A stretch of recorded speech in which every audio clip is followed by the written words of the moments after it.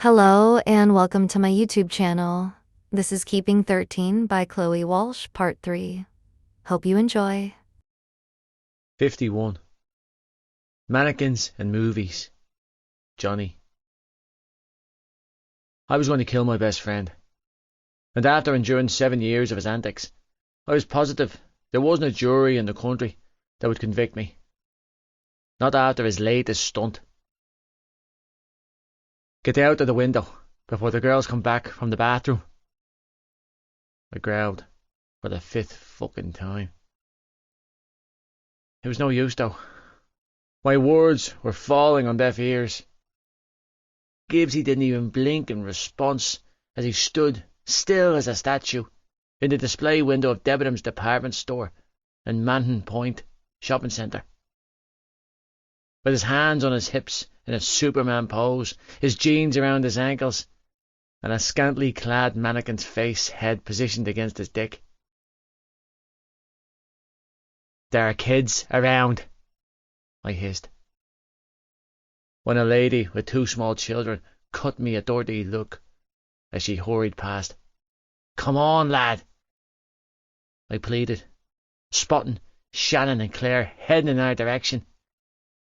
Just come out, and I'll buy you a combo. I want an extra large combo, with minstrels, he stated, before turning to stone once more. Fine, I agreed, flustered, waving back at Shannon. No problem, just get out of the window before you get us lifted by security. Grinning widely, Gibbsy pulled up his jeans and climbed out of the window, laughing to himself. Lad, you're so easy to get their eyes out of. Just get out of the shop, I growled, repressing the urge to strangle him. What are you two doing? Claire asked, eyeing us suspiciously. Where are you shopping? Maybe, Gibbsy teased. Do you want me to have been shopping? Definitely not, I muttered, making a beeline for my girlfriend. Grateful to have her here so I didn't have to sit next to that gobshite for an entire film. You all set? Yeah. Smiling brightly, Shannon nodded and tucked into my side. I'm ready when you are. Slinging an arm over her shoulder, we strolled into the lobby of the cinema complex to queue up for our tickets. I've been in the cinema countless times with Gibbsy and Claire down through the years, and was more than prepared for the argument that ensued when I asked the dreaded, "What are we going to watch?" question. It was the same fight they had before every bleeding film. Like an old married couple, they threw down right there in front of the ticket booth. You're wrong, Jared, Claire growled, folding her arms across her chest. I'm telling you, we need to go see The Wedding Date. I'm not listening to you, we shot back, glaring right back at her. Not after The Notebook escapade. That was a great movie, she choked out, clutching her chest. You have no taste. You cried, he spat. For days? So did you, she shot back, louder than me. Exactly, Gibbsy ground out, which is why I'm not listening to you again. Yes, you are. No, I'm not doing it, he told her. I'm not, Claire. Not this time. Tapping her foot, she pouted up at him. Don't give me that look, Gibbsy warned her. It's not working this time. It's my turn to pick. What about Sin City? I offered. No, they both shot back in unison. We are seeing the House of Wax. No, we're not. Yes, we are. Anyone want to ask what me and Shannon want to watch? I asked. No. They both barked again. Shannon chuckled into my side. They're so funny. Claire, it's my turn, Gibbsy hissed. You picked for the last 10 fucking years. No, I haven't, she countered. You made me go see the Pokemon movie. Because you made me watch the Spice Girls movie, Gibbsy shot back, looking appalled. Do you know how much shit I got off the lads for that, huh? Okay, Claire coaxed. Just let me pick tonight, and I swear you can choose next time. Gibbsy's eyes bulged. That's what you said last time. She rolled her eyes. I didn't mean it last time. No, Gibbsy growled, standing firm. We're watching my film tonight. Claire, mine, me. What I pick. He pointed a finger at her. And you're going to like it. Fine. She deadpanned. No, Gibbsy growled, frustrated. Don't say fine. That's a dangerous word when it comes out of your mouth. I said it's fine, Jared, Claire said flatly. Pick the film. I don't care. You're lying, he accused. It's not fine, and you're going to make me suffer. Do what you want, Jared. Stop mind-fucking me. Fine. Don't say that. Fine. Fine. He threw his hands up in the air. Fucking fine. You win. Turning to the man sitting behind the counter, he said, 2 tickets for the wedding date, please. And a container for her to store my balls in. Sighing wearily, he gestured over his shoulder to me. And that poor bastard behind me will have the same. Yay! Claire squealed, happily, and wrapped her arms around his waist. You're going to love it. It's not fair, but whatever, Gibbsy muttered, as he paid the man and handed Claire the tickets, stepping aside for me to pay and collect mine and Shannon's tickets. Doesn't ever matter what I want. You're the best. Pressing a kiss to his cheek, she stepped back, waving the tickets in the air. I'll share my popcorn with you. He grunted, with his nose cocked in the air. I'm not hungry anymore. Oh, come on, you big cranky baby, she coaxed, grabbing his hand. You're hungry and you know it. Let's beat the food queue. Gibbsy relented with a huff and let Claire drag him off in the direction of the concession stands. Fine, but you get the Maltesers and I'll get the minstrels. That way we have it covered. Obviously, she snorted. Do you want something to eat? I asked, turning to look at Shannon. She shrugged and tucked her hair behind her ear. I don't know. You don't know? I arched a brow. Are you hungry? Are you getting something? She answered my question with one of her own. I might. I watched her carefully. Only if you get something. She blew out a small breath, cheeks reddening. If you're sure. Is this about money? I came right out and asked her. Because I already told you, I'm paying. Looking embarrassed, she glanced down at her feet, then back up at me. I'll eat some of your popcorn, if you're getting some. Knowing that was all I would get out of her, I nodded and led her to the food court and ordered a large tub of popcorn, a large Coke, and a bottle of water. Thank you, she whispered, as we trailed through the complex after Gibbsy and Claire. I really appreciate it. If you thank me for buying you a bleeding Coke, I'm going to throw a tantrum worse than Gibbs. Handing her the Coke, I pulled the door to screen one open and gestured for her to go ahead of me. I mean it, Shan. like the one in the kitchen earlier. She sniggered, hurrying inside. With your parents? Ugh, I shuddered and followed after. Don't remind me. It's okay, she teased. When the lights go out, I'll make you feel better. Do you promise? I muttered under my breath. I promise, she whispered, squeezing my ass. Jesus. 52. His daughter, Shannon.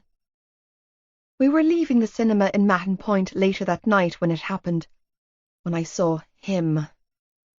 Johnny, Gibbsy and Claire were walking alongside me, deep in conversation about the movie we just watched, but I couldn't hear a word they were saying over the sound of my pulse hammering violently. My feet faltered, my body stiffened to the point where I couldn't move another step.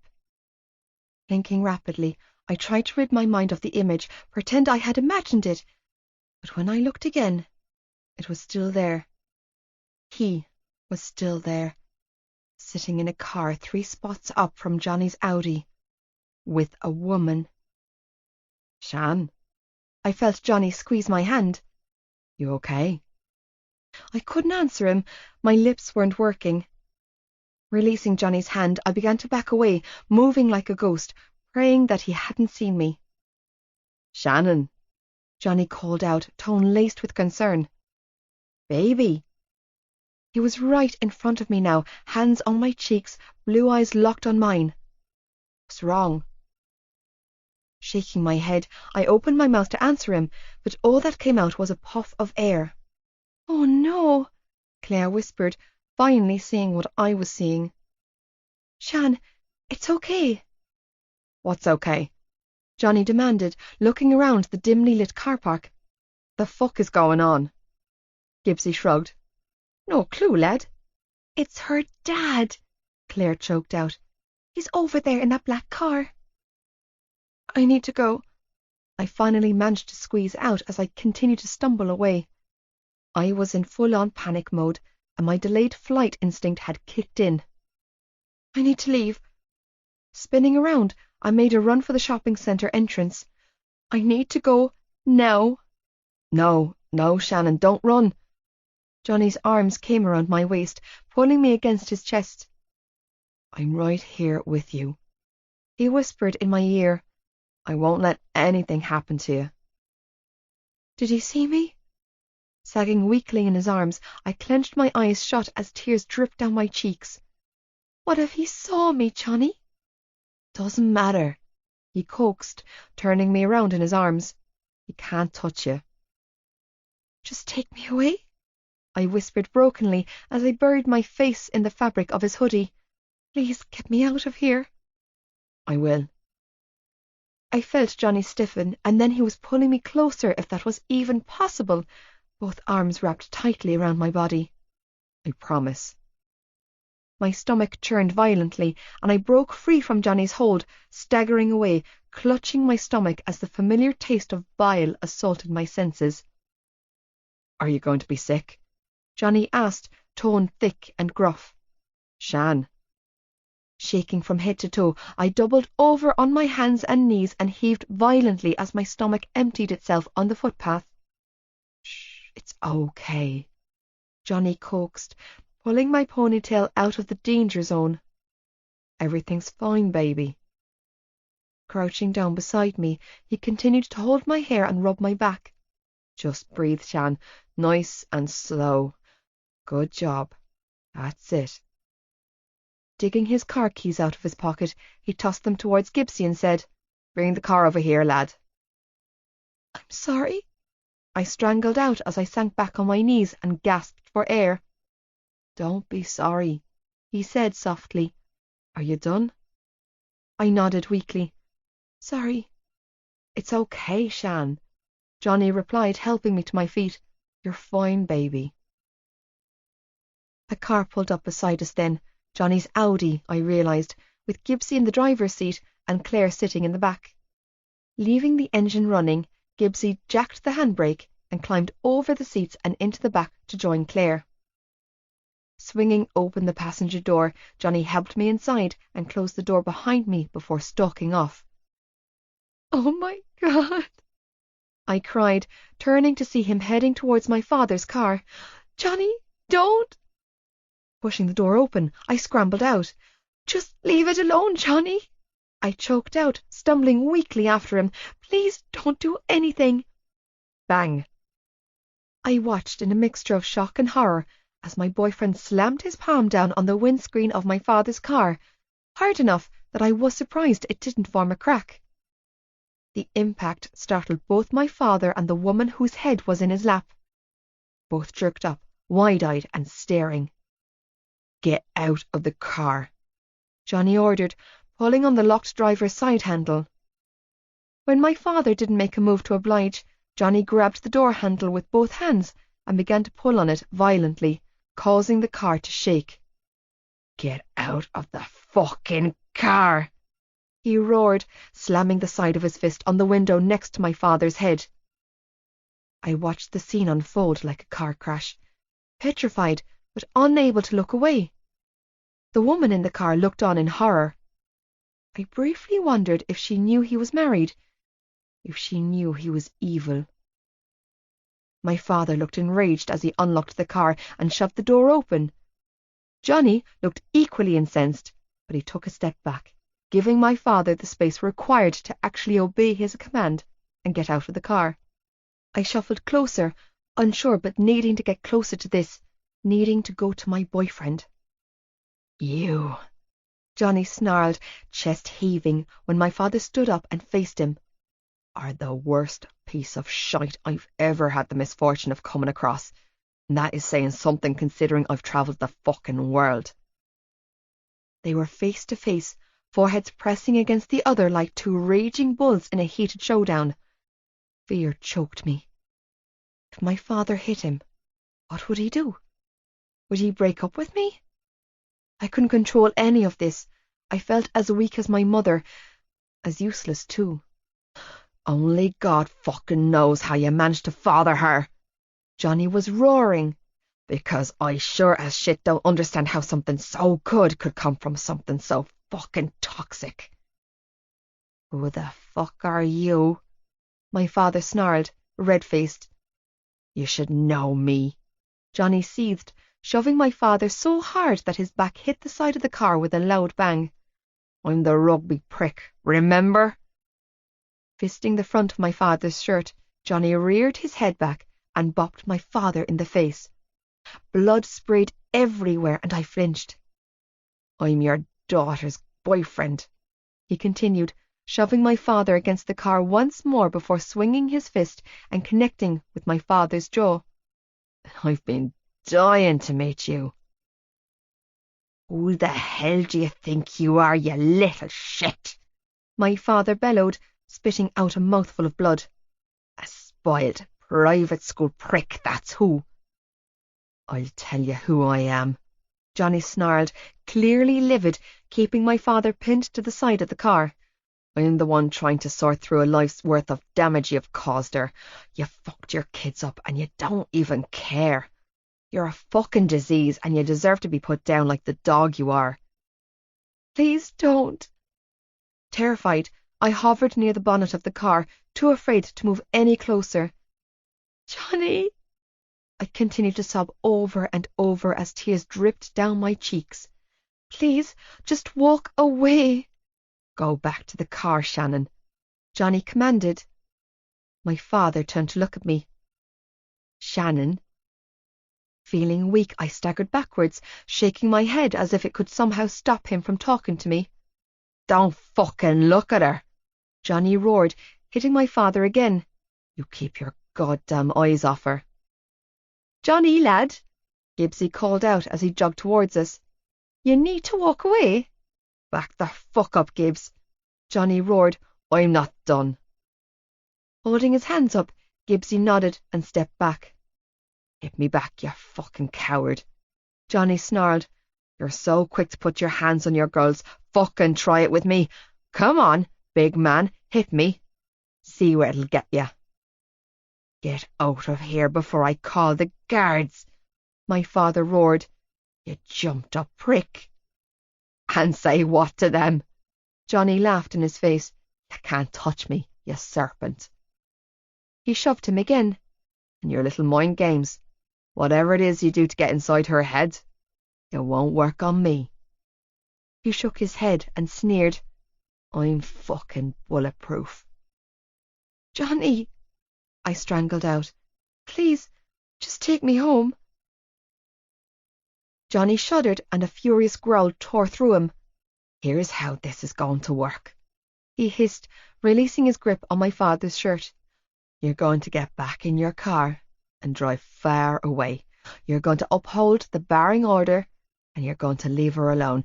You're going to stay far away from your daughter's house and you're going to continue ignoring her, and I'm going to continue fixing the holes you've put in her. And if you ever touch her again, I'll know about it. One fucking bruise. I'll see it, and I'll know who put it there. He snarled, chest heaving. And then I'll come for you. When I do, God himself won't save you. He shoved him again. Are we clear, you poisonous piece of shit? My father didn't respond, and, for a moment, I was terrified Johnny wouldn't walk away. But he did. Turning stiffly, he walked over to where I was cowering and held out his hand. Taking a step forward, I braced myself and placed my hand in his, feeling the commitment he was offering me wrap around my body like ivy. His touch calmed something deep down inside of me, soothing the terror enveloping me from being in my father's presence again. I knew I was right about you, girl. Dad sneered, brown eyes narrowed on me. You're no daughter of mine. She is your daughter, you sick fuck. Releasing my hand, Johnny spun around and stalked back to where my father was opening the door. But you're no father to anyone, he snarled, throwing one final, unmerciful punch to his jaw that knocked my father to the ground. See this piece of shit? Johnny demanded, glaring in the window at the woman screaming in the car. He abuses women and children, so you should think about running while you still can.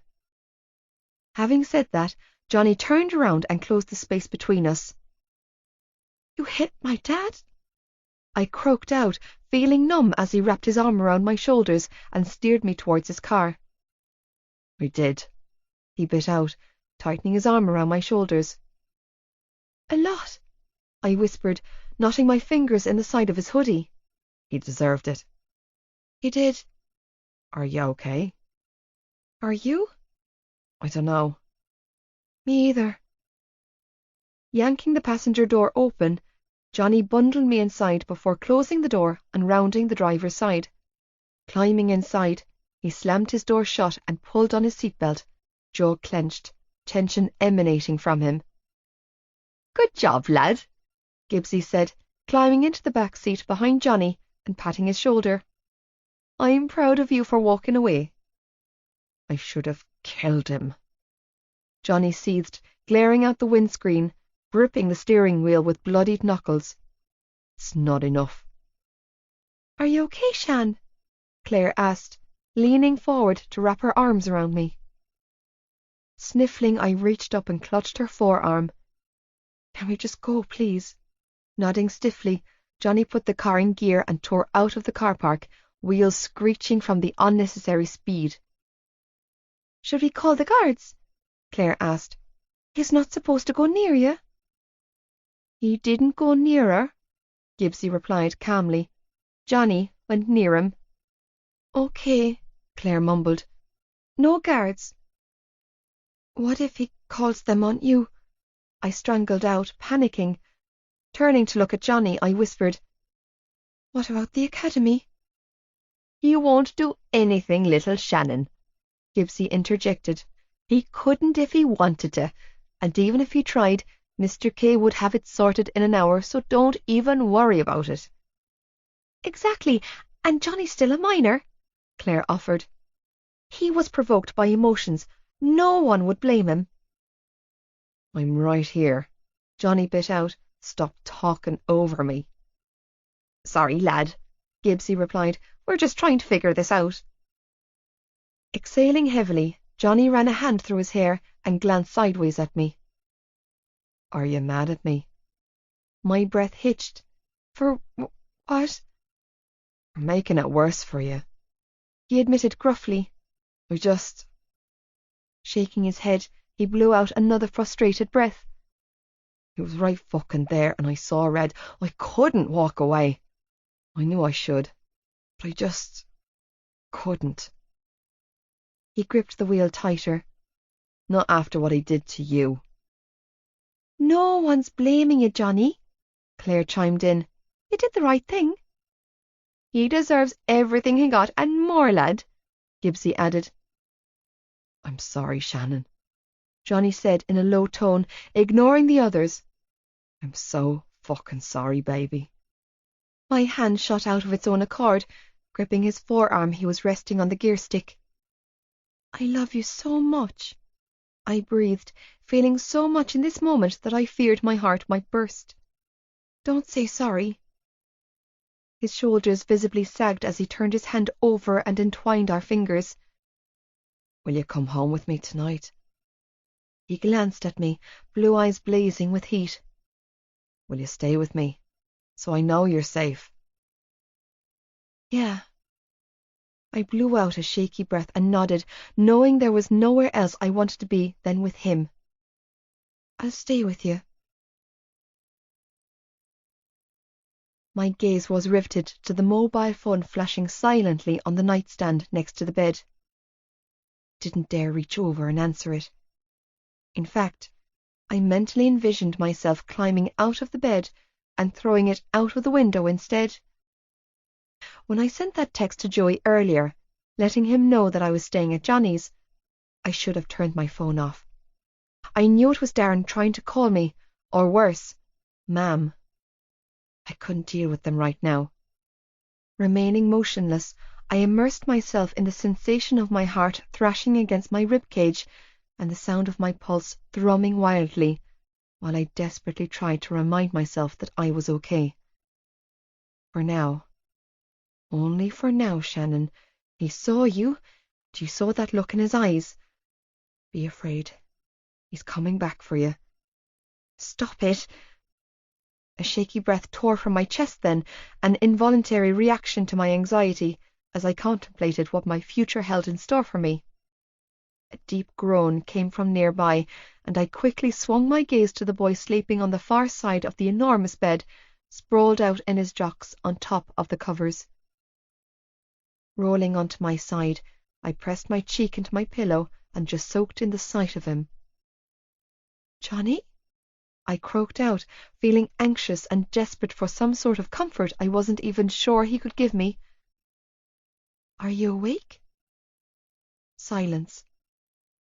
Chewing on my lip, I debated my next move. Should I get up? Go for a walk? Try to wake him? My thoughts were scattered when I felt a warm hand cover mine. Hi, Shannon, he whispered, eyes open now and locked on mine. Hi, Johnny, I breathed, shivering from the physical contact. Can't sleep. I shook my head. Scared? I nodded, unable to speak now. His hand tightened around mine.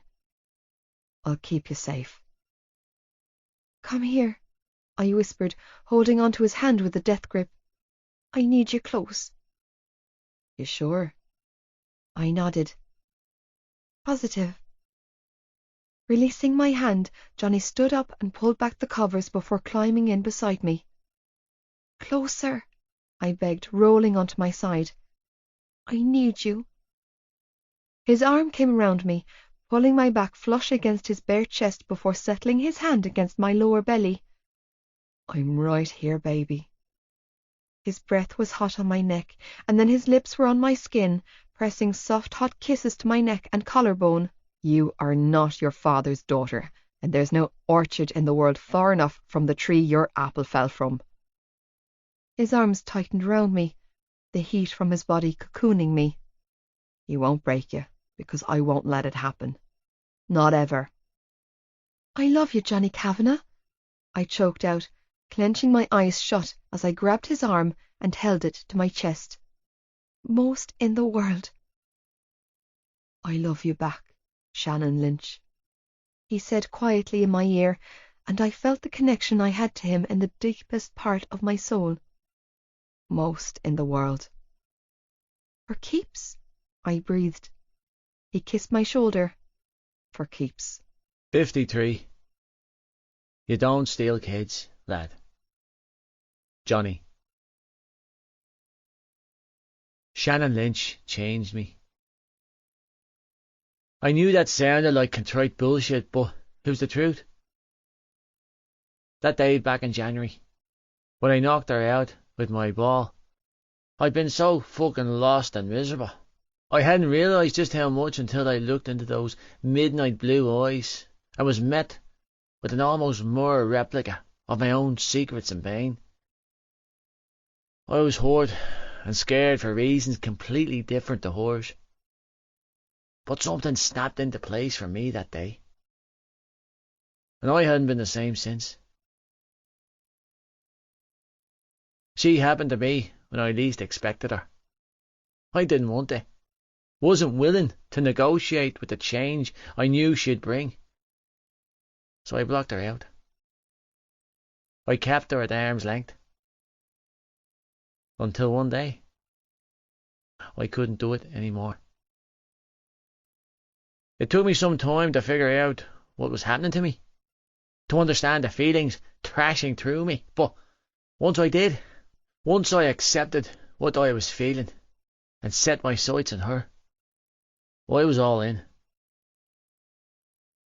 5 months had passed since the day she burst into my life, throwing everything in a spin, and my feelings for her were deeper than ever. I honest to God felt like I was drowning in everything she was. Her pain, her smiles, her horrible fucking family, her playful personality, the one that peeked out when we were all alone together. I was completely caught up in her. I was fairly sure that neither of us had a clue of what we were doing.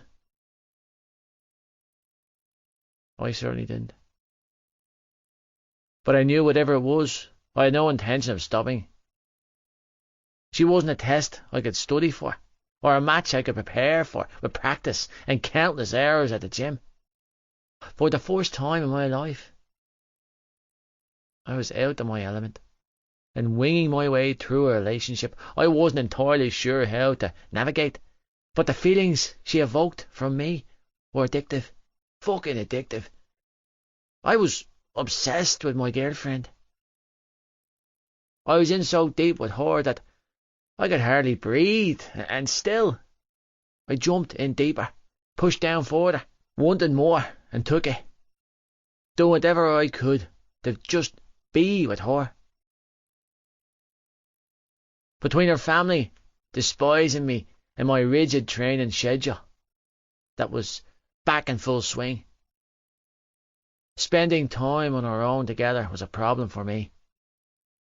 I was struggling to find a balance between rugby and my girlfriend, and most days I fluctuated between working myself to the bone in the gym or on the pitch and wanting to blow off training, get in my car and go pick her up.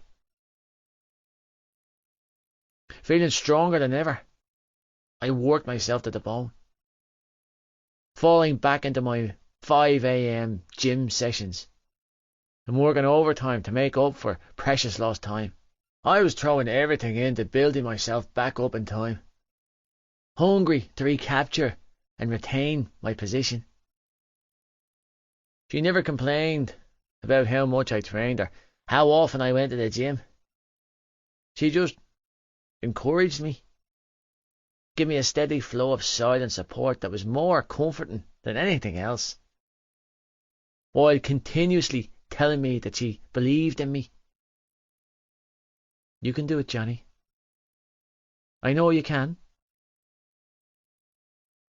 Her words were powerful to me. They affected me deeper than I realised.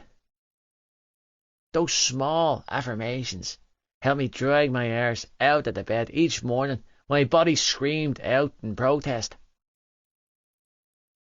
I tried not to think about what the future held for us, about what would happen when that call came through. Because for the first time in my life, I was invested in something other than rugby. I invested in her. Before I met Shannon, I wouldn't have considered myself to be an impulsive person. But something had rewired itself in my brain, morphing me into a reckless, unthinking idiot. I knew I messed up with her father a few weeks back, but in fairness, how the hell could I walk away? How could anyone let him walk away? Someone needed to make the monster pay. The sound of my phone ringing cut through my thoughts when I pulled the car over outside Shannon's house before taking it out of my pocket to answer it. Glancing at the screen, I smirked when I saw Shannon's name flash on the screen. "Hi, Shannon." "Hi, Johnny," came her soft reply. "How was training?" "Same as always." Sighing contently, I leaned back in my seat. "I'm outside." "Oh no," she mumbled. "I'm not there." "That's okay," I replied, pushing down the surge of disappointment churning inside of me. "I'm actually at Claire's house," she said down the line. "We're going shopping." "Shopping?" I smirked to myself and plucked a piece of fluff off my tie. "You got anything nice in mind to buy?" "Oh, no, not me," she replied, voice muffled. "But I can't come over later tonight, if that's still okay with you. Hughie said he'd drop me to your house if you still want me to come over." "You better come over," I teased. "Otherwise, I'm going to have to come and scale the side of your house to break you out." She laughed softly. "Oh, hang on." The sound of ruffling and muffled whispers filled my ears before Shannon came back to the phone. "Claire wants to know if Gibbsy is with you." "No, he drove to training today," I replied, glancing down at my watch. "He should be home soon. Did you get that?" I heard Shannon say to Claire. "I miss you," she added then, directing this part to me. "A lot." "I miss you too, baby." "You two are disgusting." Claire's voice snickered down the line. "You saw each other at school yesterday." Something caught my eye in the front window of Shannon's house then, distracting me from the conversation. Arching up, I peered over the wall, watching as the curtains twitched again. "Who's home, Shan?" I asked, curious. "Huh?" "At your house," I asked. "You said Darren was in Belfast this weekend for work." "Oh, he is," she replied. "So there's nobody home?" "There shouldn't be," she replied. "Oh." I watched as the curtains twitched around, and then a little blonde head popped out, and then quickly disappeared. "Why?" she hurried to ask, panic evident in her voice. "Is there something wrong?" "Nope," I replied, keeping my voice calm as I climbed out of the car. "I'm just heading home now, so I'm going to have to hang up." "Okay. Thanks for calling." "You called me, Shan," I reminded her as I rounded the garden wall heading for the house. "Oh, yeah, right, sorry." "Don't worry about it." I chuckled to myself, imagining her blushing. "I'll see you later, okay?" "Bye, Johnny." "Bye, baby." Hanging up, I slid my phone into my pocket and crouched down in front of the window. Less than a minute later, the net curtain twitched, and a pair of big chocolate-coloured eyes locked on mine. Sean, I mentally noted as the toddler stared through the glass at me, face solemn and streaked with dirt. "Hey," I mouthed, waving at him. He didn't respond. He just stood there, staring back at me, unsure of what to do. I placed my hand against the window pane and held my breath. Seconds ticked by, and just when I thought the baby had turned to stone, he pressed a small chubby hand against the glass, mirroring mine. Smiling, I slowly stood back up, knowing that I needed to get back in my car and far away from this house, but moving towards the front door anyway. Knocking softly, I waited for a response, forcing down the urge to storm inside and demand to know what the fuck was going on. Finally, the door opened inwards, and I was faced with the same tiny blonde boy from the window. "Hey, Sean," I said in my best coaxing voice. "How are you?"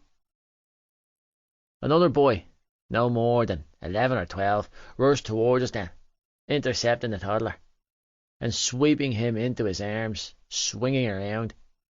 He locked his mistrusting glare on me. "Get out!" "How's it going?"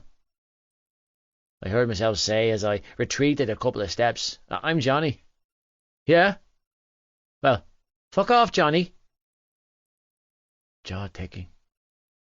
I swallowed down a snarky response and tried again. "You're Tig, right?" I hoped like fuck I had the name right. "I'm your sister's boyfriend. And I know your brother, Joey, too." A third boy appeared then, peeking around what I knew was their kitchen doorway. "You're that Johnny?"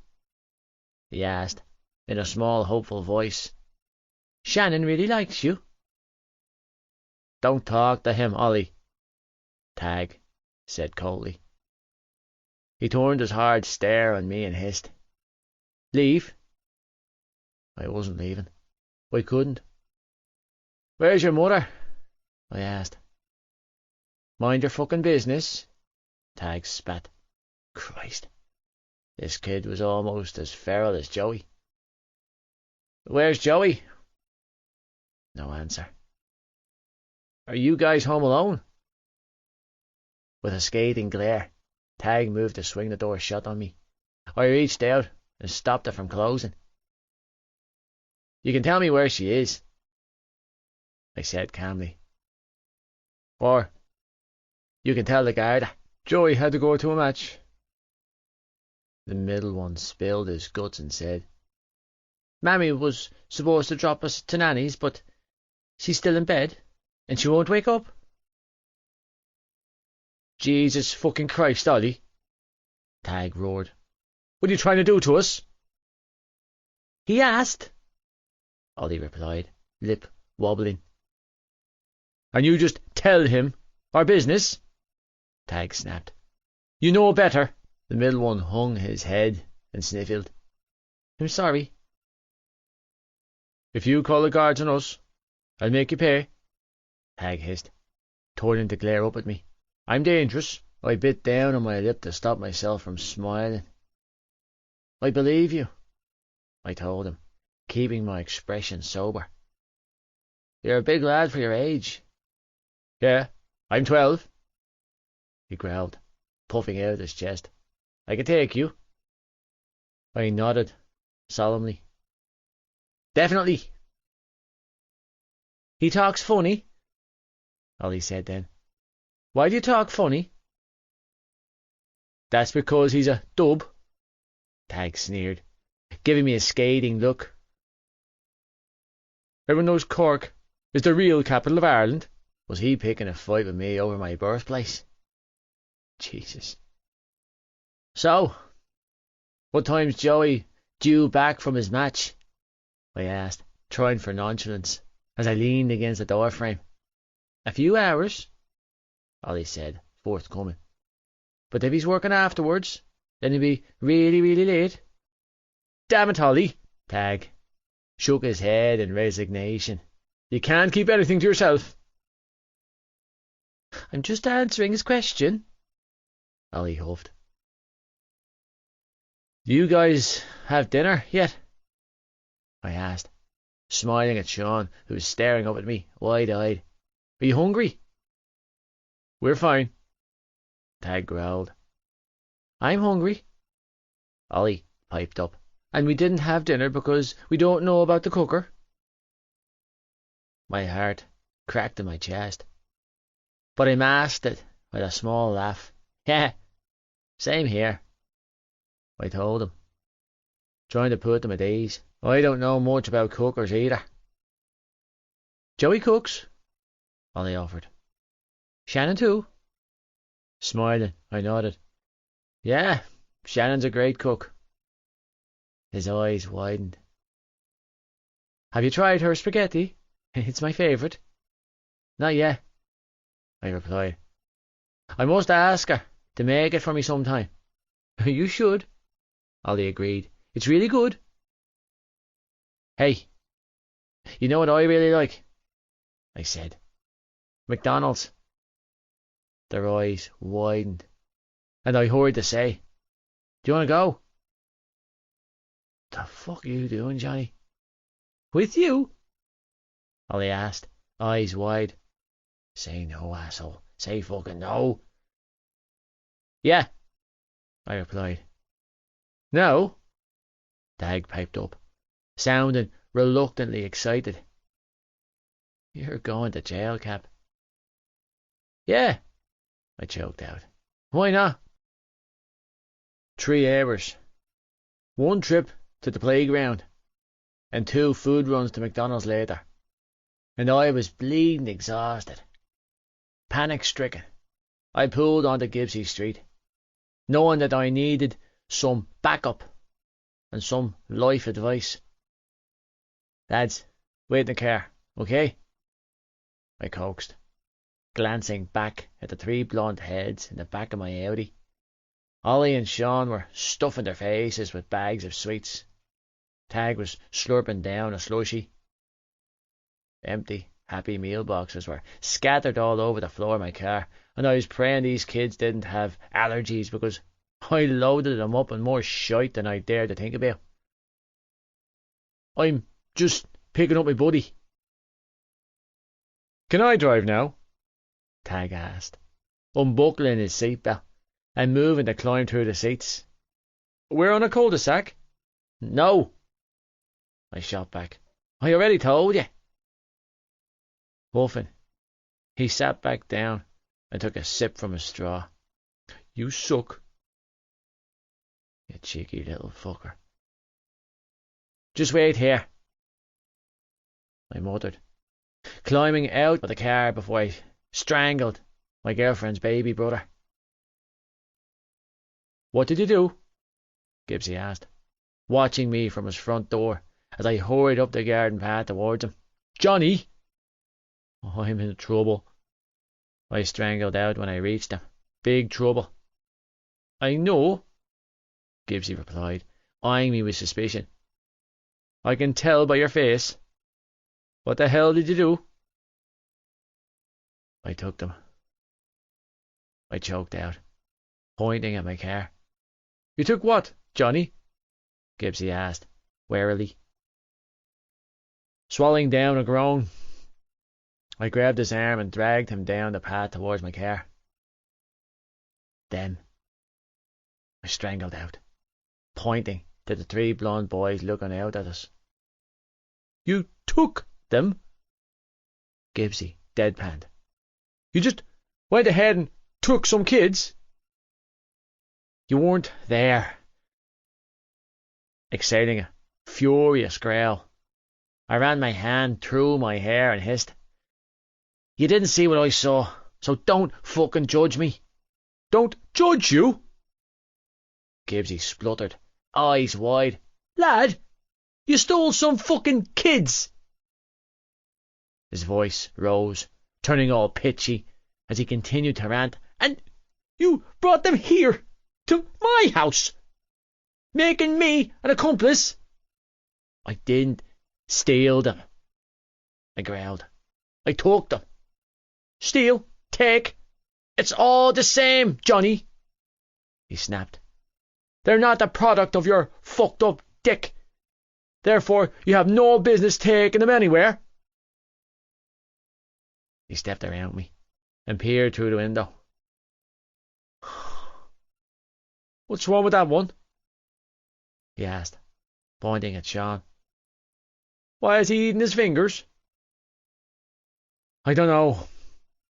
He doesn't talk," I groaned, flustered. "I don't know what the fuck I should do next." "Take them back to wherever playground you found them in." "It's a little more complicated than that," I bit out, grinning and giving the boys 2 thumbs up. Ollie and Sean waved back at me. Tag gave me the middle finger. "We can drop that one back," I muttered under my breath. "Look," I said, turning back to Gibbsy. "Can we bring them inside?" "Inside my house?" Gibbsy balked. "Yeah, because that doesn't sound at all predatory and fucked up. 2 17-year-old lads bringing 3 small boys into the house." "Can we?" Gibbsy gaped at me, like I'd lost my mind. And the truth was I probably had. But I was in this now, and I was rolling with it. "Fuck no!" "Then what am I supposed to do with them? Take them back?" I shook my head. "I can't do that." "You don't steal children," he hissed. "It's like the fundamental rule of life." "I wasn't thinking." "You have issues," Gibbsy accused, sounding horrified. "You have serious fucking issues with taking things that aren't yours. You're like a kleptomaniac, but with humans." "I know," I choked out. "I'm going to work on it, but I need you to help me with these ones." "Why?" he demanded. "What aren't you telling me, Johnny?" "Christ! I can't help you if you don't tell me what's going on." "They're Shannon's brothers." Turning my back on the car, I whispered. "They were all alone, lad. Their ma was in bed. They were hungry. I couldn't leave them there." I shrugged, helplessly. "How can I take them back to that house?" I pointed back to the car. "That one's only a baby." "Shite." Gibbsy dropped his head and groaned. "Should we call Shannon?" "No," I snapped, flustered. "She's having a good day for once in her life. I'm not reckoning that with more shite." "Then we'll take them back to your house," he replied. "Your mam's at home. She'll know what to do with them." "She's gonna kill me," I mumbled dejectedly. "Yep," Gibbs replied, clapping me on my back. "And me with you." "Whoa!" Tag and Ollie chorused when we pulled up outside my house a little while later. "Your house is huge." "None of you are afraid of dogs, right?" I asked as Bonnie, Cupcake and Suki bounded around in the back garden. "Nope," Ollie replied, pushing the door open and running straight for the dogs. "I like the black one," Tag stated as he hurried out after his brother. "Her name's Suki," I told him, climbing out after. "She's old, so be gentle with her. Hey, Suki!" Tag called out, running across the grass to where Ollie was rolling around my mother's 2 golden retrievers. "What are we going to do with this one?" Gibbsy asked, as he leaned against the side of the car and pointed to Sean, who was still sitting in the back seat, chewing on his fingers. Why does he keep eating himself? He's not eating himself, Gibbs, I snapped, feeling oddly defensive of him. He's just nervous. This is all new to him, so just leave him alone, will ya? Jesus, Gibbsy muttered, holding his hands up. Sorry, Dad. Ignoring my best friend, I walked around to the back door and crouched down. Hey, buddy, I coaxed, making eye contact with him. You want to come inside with me? Sean stared at me for a long moment before crawling over the seats and slapping a small hand into mine. Uncertain, I looked at his small face and plastered on what I hoped was a reassuring smile. Good boy. Helping him out of the car. I had to hunch while we walked, so I didn't pull the kid's arm out of his socket. You know, if the rugby ever fails, you'd make a mighty fine childcare provider. Gibbsy sniggered, holding the back door of the house open for me. Fuck off, I mouthed, as I helped Shannon's youngest brother over the back step, and threw a few Hail Marys up for self-preservation purposes. Ma! I called out, blessing myself, as I pushed the kitchen door inwards and found my mother sitting at the island with one of her work portfolios laid open. I have a problem, and I need your help. Try 3 problems, Gibbsy mused. 3 huge fucking problems. But don't panic, I hurriedly add. Little ears are listening. Her gaze went straight to the toddler, whose hand I was holding, and then to Gibbsy before back to me. Oh, Johnny, what have you done? Pushing back her stool, she stood up and walked over to us. Who owns this child? This is Shannon's baby brother, I explained as calmly as I could, careful not to spook the small child clinging to my hand. There's 2 more where he came from, in your garden, Gibbsy offered up. Johnny stole them. You stole her children? Mam strangled out, paling. Yep. So you might want to call your husband and see if he's familiar with child abduction cases, Gibbsy replied for me. And full disclaimer here, for once, this was not my idea. This is Sean, I said, eyeballing my mother, keeping my voice soft and gentle. I crouched down beside him and spoke directly to him. Sean, this is my mummy. Her name's Adele. Sean stared up at my mother, shoving his entire fist into his mouth this time. He likes to eat his hand, Gibbsy offered, like that was important information. But Johnny reckons it's okay. Shrugging, he added, Don't know much about kids myself. All I have at home is a cat. Jared, go down to the office and get my husband for me, Mam whispered. Hurry now, love. Will do, Gibbsy replied, before racing down the hallway towards my father's home office. Now, crouching down in front of Sean, Mam smiled brightly. Hello, Sean, love. How are you? Sean watched her carefully, not making a sound. Does he speak? Mam asked gently, casting a quick glance to me. I shook my head. Don't think so. Johnny, another small voice called out. Can I feed your dogs? Yeah. Do you have a lead so I can take Suki for a walk? Seconds later, Ollie and Teg came barrelling into the kitchen, bright-eyed and rosy-cheeked. The minute they locked eyes on my mother, they stiffened and bunched together. "Lads, this is my ma," I explained. "Adele." "Hello, boys," Mam said softly, smiling warmly at their brothers.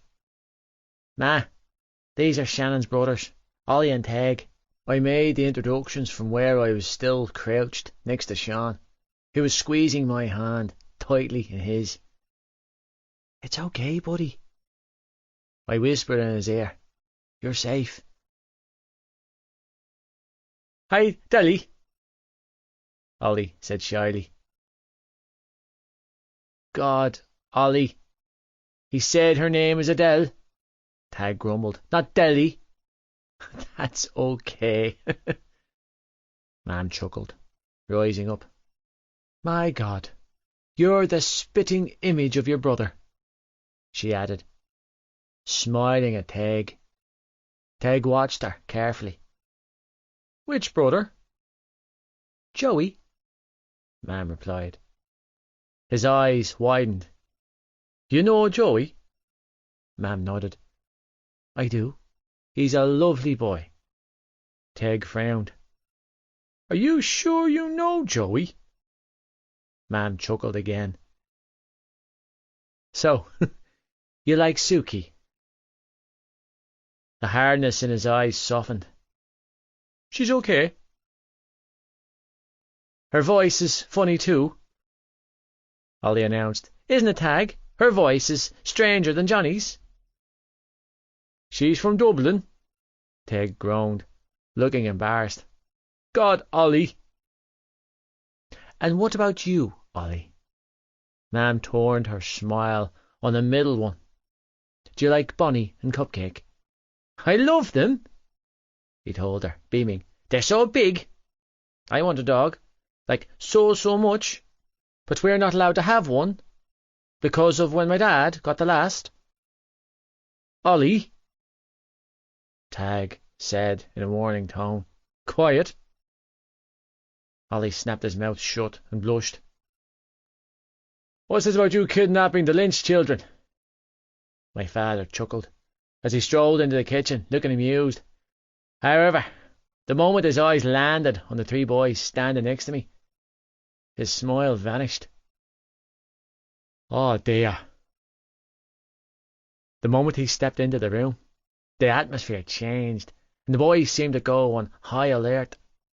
Ollie and Teg both took a step towards me, with Teg shifting Ollie behind him.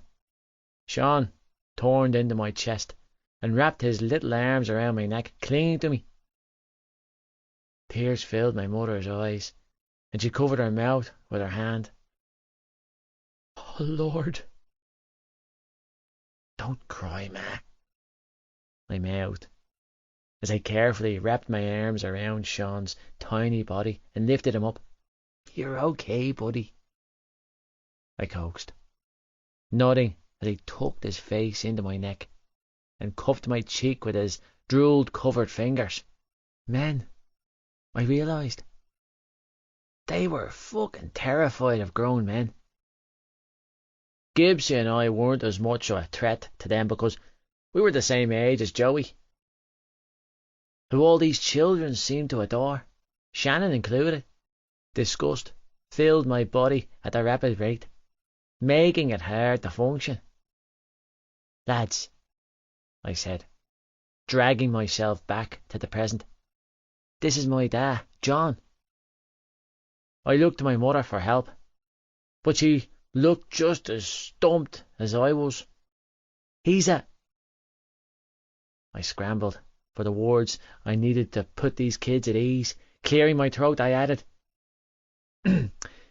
"He's a big Egypt, lads, but he's completely harmless." Their eyes widened in shock, as if they couldn't believe what I had just said. "That's right," Mam said, catching on quickly. Taking my father by the hand, she led him over to the island and shoved him down on a stool so he wasn't so intimidating standing at his full 6'2" height. He's our fool, aren't you, John? She added, ruffling his hair. A big old softy. Hi, John, Ollie said, eyeing my father wearily, and offering him a small wave. I'm Ollie. Hello, Ollie, Dad replied, smiling at the middle-inch boy. It's lovely to meet you. Did you hear that, Teg? Ollie said, jabbing Teg in the ribs. He talks the same as us. Because he's from Cork, Tag muttered, shaking his head. Obviously. Hello, Teg, Dad added. How are you doing? Fine, Teg replied, wearily. Thanks. Dad smiled. So, what did Johnny do, lads? He took us to McDonald's, Ollie blurted out. 2 times? Twice, Teg corrected with a heavy sigh. Say twice, Ollie. And the playground, Ollie continued, unperturbed. And we met that weird guy over there. He paused to point at Gibbsy. Well, Teg says he's weird. I think so too. But he's also kind of nice. Grinning, he added. He give me a $5. Thanks, kid. Gibbsy chuckled. I think you're kind of nice too. Oh, so you boys aren't hungry? Mam asked as she opened the fridge. Not even for some? She let her words trail off as she pulled a huge chocolate cake from the fridge. Dessert? Whoa! Ollie gasped, moving straight for her, all fears of my father forgotten now that there was cake involved. We're allowed to have some, Daddy. Adele, Tag muttered, pinching the bridge of his nose. Not deli. Only the 3 biggest pieces, Mam replied, making her eyes go all wide with fake excitement. How does that sound? Ollie nodded eagerly. It was Teg's birthday last month, and he didn't get a cake. He loves chocolate, don't you, Teg?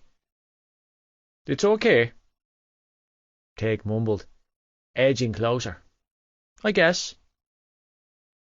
Well, come over here with me, and we'll cut it up, Mam announced, tone cheerful, but eyes watering. And I'll get some ice cream to go with it. Oh, my God! Ollie exclaimed, trailing after my mother. Your mam is the best, Johnny. And you, Mam said, as she set the cake down on the counter and lifted Ollie onto a stool. Remind me just of your sister. Stroking his hair, she smiled down at him. And you are just as sweet. Ollie beamed up at her. I am? Mam nodded. Yes, you are. Teg snickered, joining Ollie at the island. You look like Shannon. So? Ollie huffed, keeping his gaze trained on the cake Mam was cutting. I'm sweet. You want some cake, Shan? I asked, and his head popped up, eyes trailing his brother's. I bet it's nice. He doesn't talk much, Tag explained, eyes widening when my mother placed a huge slice of cake in front of him. He only says, like, 7 words. It's true, Ollie agreed, picking up his slice of cake with his hand and taking a huge bite. And he hasn't said anything since Daddy hurt Shannon. Ollie, Teg groaned, shoulders slumping. Stop talking. It's okay, boys, Mam coaxed, voice shaking a little as she set the plate of cake down in front of Dad. We don't have to talk about that today. Hey, Gibbsy interjected then, winking at Teg Don't you be eating all that cake, Fatty. I want some. Teig snorted. You look like you've had enough cake for a month. I'll have you know that it takes hours in the gym to look as good as I do. Gibbsy shot back, joining them at the opposite side of the counter, taking the stool next to my father. Yeah, Teig snickered between bites of his cake, again using his hands and not the fork beside him. Hours with your head in the fridge. Gibbsy threw his head back and laughed. You're a cheeky little fucker. Jared, Mam said, giving Gibbsy a grateful smile as she set a plate of cake in front of him. No bad language. Sorry, Mummy Kay, Gibbsy replied with a sheepish grin before stabbing into his cake with relish. I'll get the ice cream, Mam announced then, before hurrying into the utility room, smothering a sob as she went. Will we get some? I asked Sean, who was now physically gravitating towards the food. Yeah?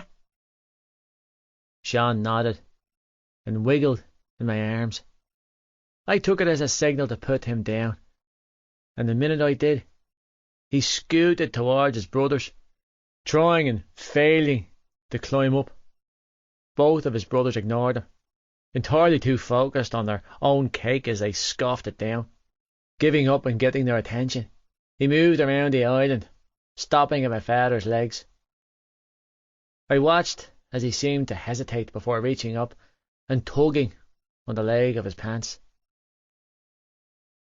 Wordlessly, my father reached down and lifted him onto his lap, not making a big deal of it, as he set his plate of cake in front of Sean. Diving for the cake, Sean started to shove it in his mouth, sitting contently on my father's lap as he ate. Ollie and Teig turned to watch their little brother, both eyeing my father with weary curiosity. When Mam walked into the kitchen with a tub of ice cream, she quickly backpedaled out again, shaking my head. I followed her into the utility to find her sobbing against the freezer. God love them, she whispered, tears dripping down her cheeks. Oh, Johnny, those poor babies. I know, Ma, I replied, keeping my voice low. But don't be crying. You'll freak them out. It's just terrible, she choked out. How anyone could do that to those babies. Ma, stop, closing the space between us. I placed my hands on her shoulders and sighed. Feed them, I encouraged. Fill them up with ice cream and all that shite you gave us when we were small. They don't need any more tears. You're right. Sniffling, she wiped her cheeks with the back of her hand and forced a smile. No more tears. Adele, Dad said, popping his head around the door with Sean balancing on his hip.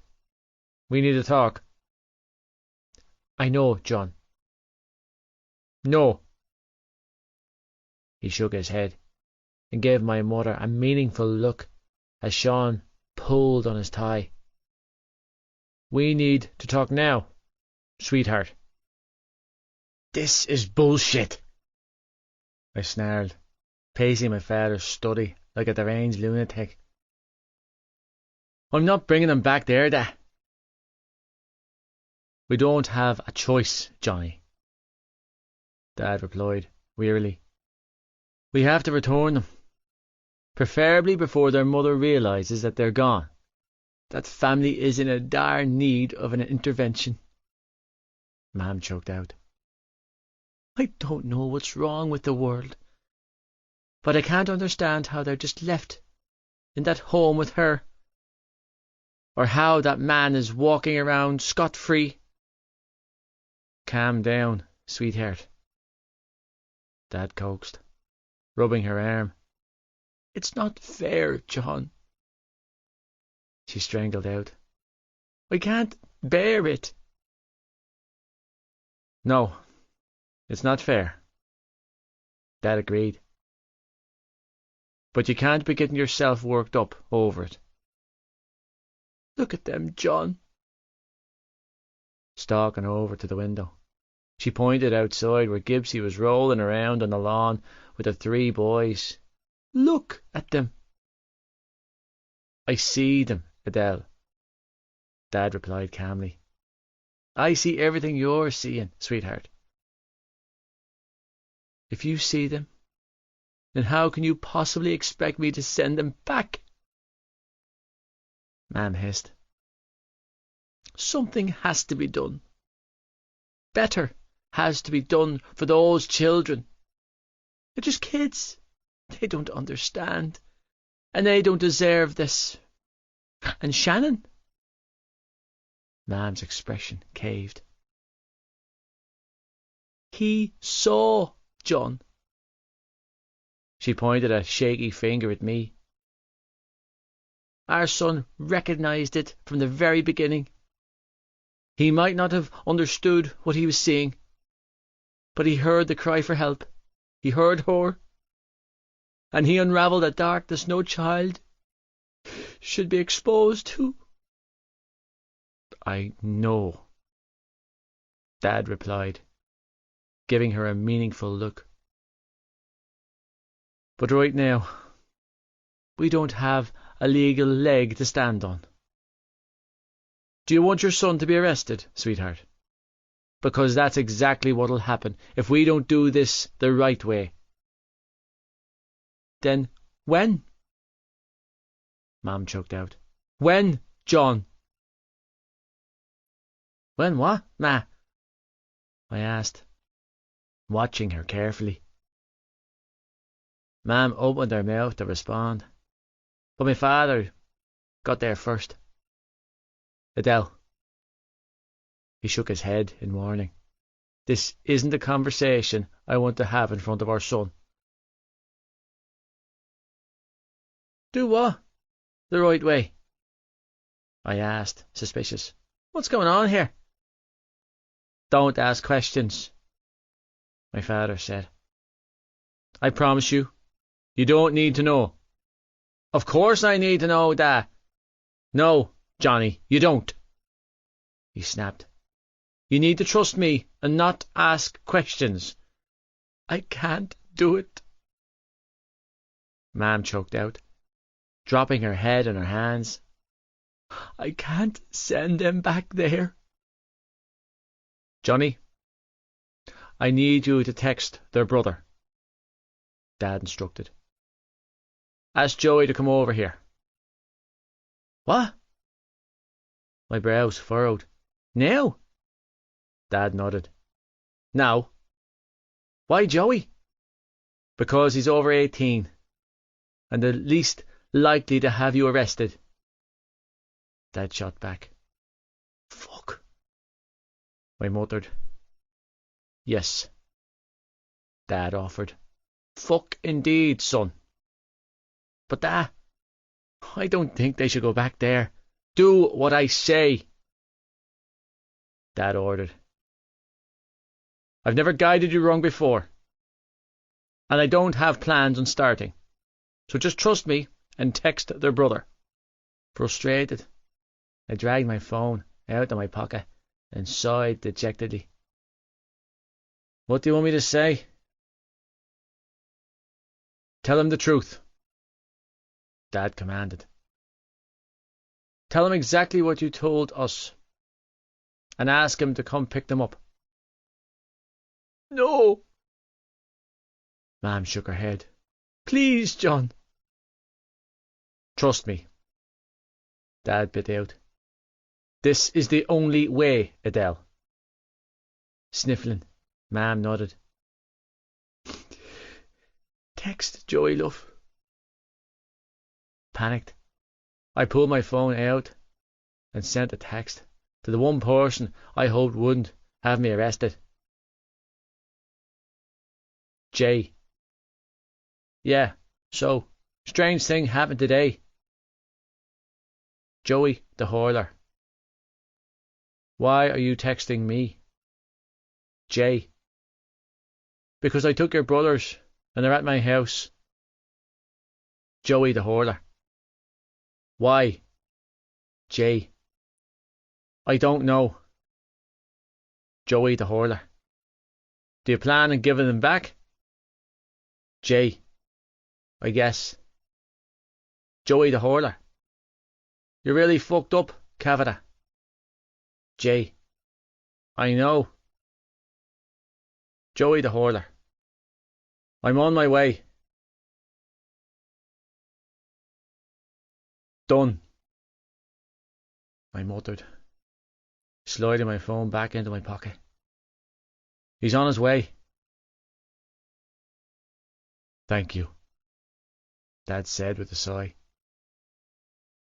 Don't thank me, Dad, I muttered. Not for doing the wrong thing. Mom glanced between me and my father before sighing heavily. You did the right thing, Johnny. Shoulders sagging, she walked over to where I was standing and wrapped her arms around my waist. Everything will be okay. Pressing a kiss to my shoulder, she added, I'll put the kettle on, before walking out of the kitchen. What's going on, Dad? I demanded, feeling out of the loop. What aren't you telling me? I don't tell you a lot of things, my father replied evenly. Parent-child privilege. You know what I mean, Dad, I snapped.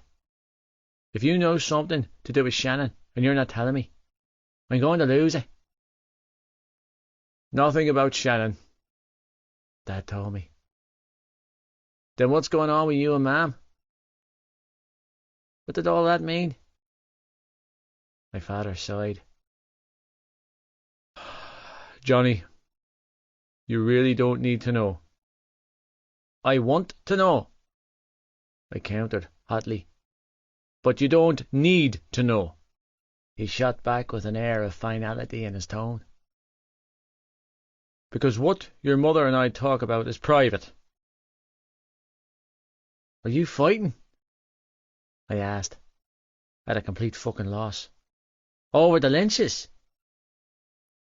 If we are, then that is also private, Dad shot back, not missing a beat.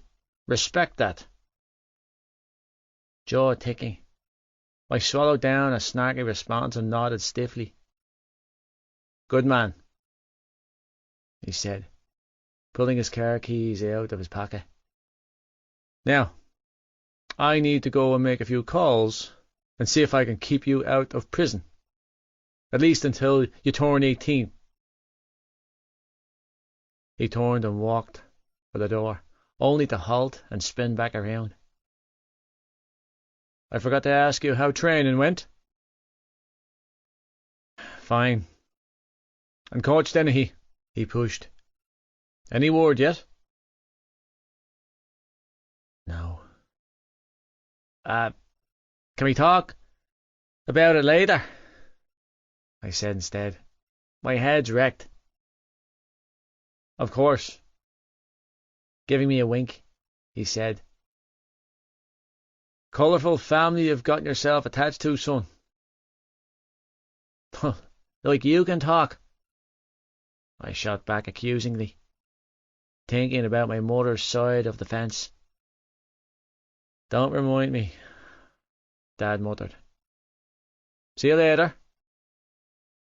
Yeah.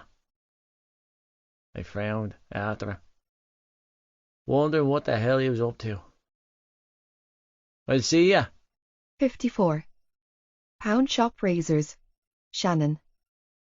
We are living our best lives, girls, Claire announced as she dumped the contents of her day's worth of shopping onto her bed and grinned. Now it's makeover time. No, Lizzie grumbled, flopping down on the bed, looking thoroughly exhausted. Forget it, I'm not doing anything else for the rest of the evening. Oh, yes, you are, Claire chirped. We're having makeovers, and that includes you, Grumpy Pants. Claire, Lizzie snapped, you dragged us all over the city shopping for 7 hours. I am exhausted. I'm kind of with Lizzie on this. Sinking down on the floor, I pulled off my runners and rubbed my feet. It's already 7 in the evening, and I'm really tired. And I want to go see Johnny. Exactly. I didn't traipse all over Cork City buying all of this crap just for it to go to waste, Claire growled, tapping her foot. You're both getting makeovers, and you're both going to love them. Exhaling a heavy sigh in defeat, I climbed to my feet and nodded. Fine, I'll do the makeover. Yay! Claire squealed, clapping her hands. Thank you, Shannon. Turncoat, Lizzie muttered under her breath. For that, you're going first, Claire countered, grinning devilishly at Lizzie. And I'm starting with that unibrow. She doesn't have a unibrow, I chuckled, sifting through the pile of goodies on the bed. No, I don't have a unibrow, Shan, but she'll have a fist to her face if she comes anywhere near me with the tweezers, Lizzie shot back. Why do we need razors? I asked, picking up the packet of razors and a can of shaving foam. Because we're going gardening, girls, Claire replied breezily. Down under.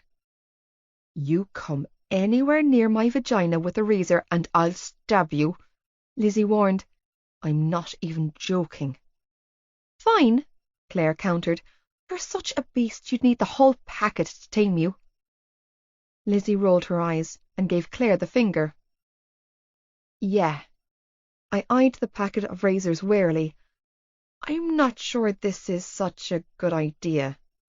It's a terrible idea, Lizzie interjected. You shouldn't be shaving down there anyway. That's what waxing is for. Well, I can't afford waxing, Claire huffed. I'm not a millionaire, Lizzie. So you're going to mangle yourself with pound shop razors?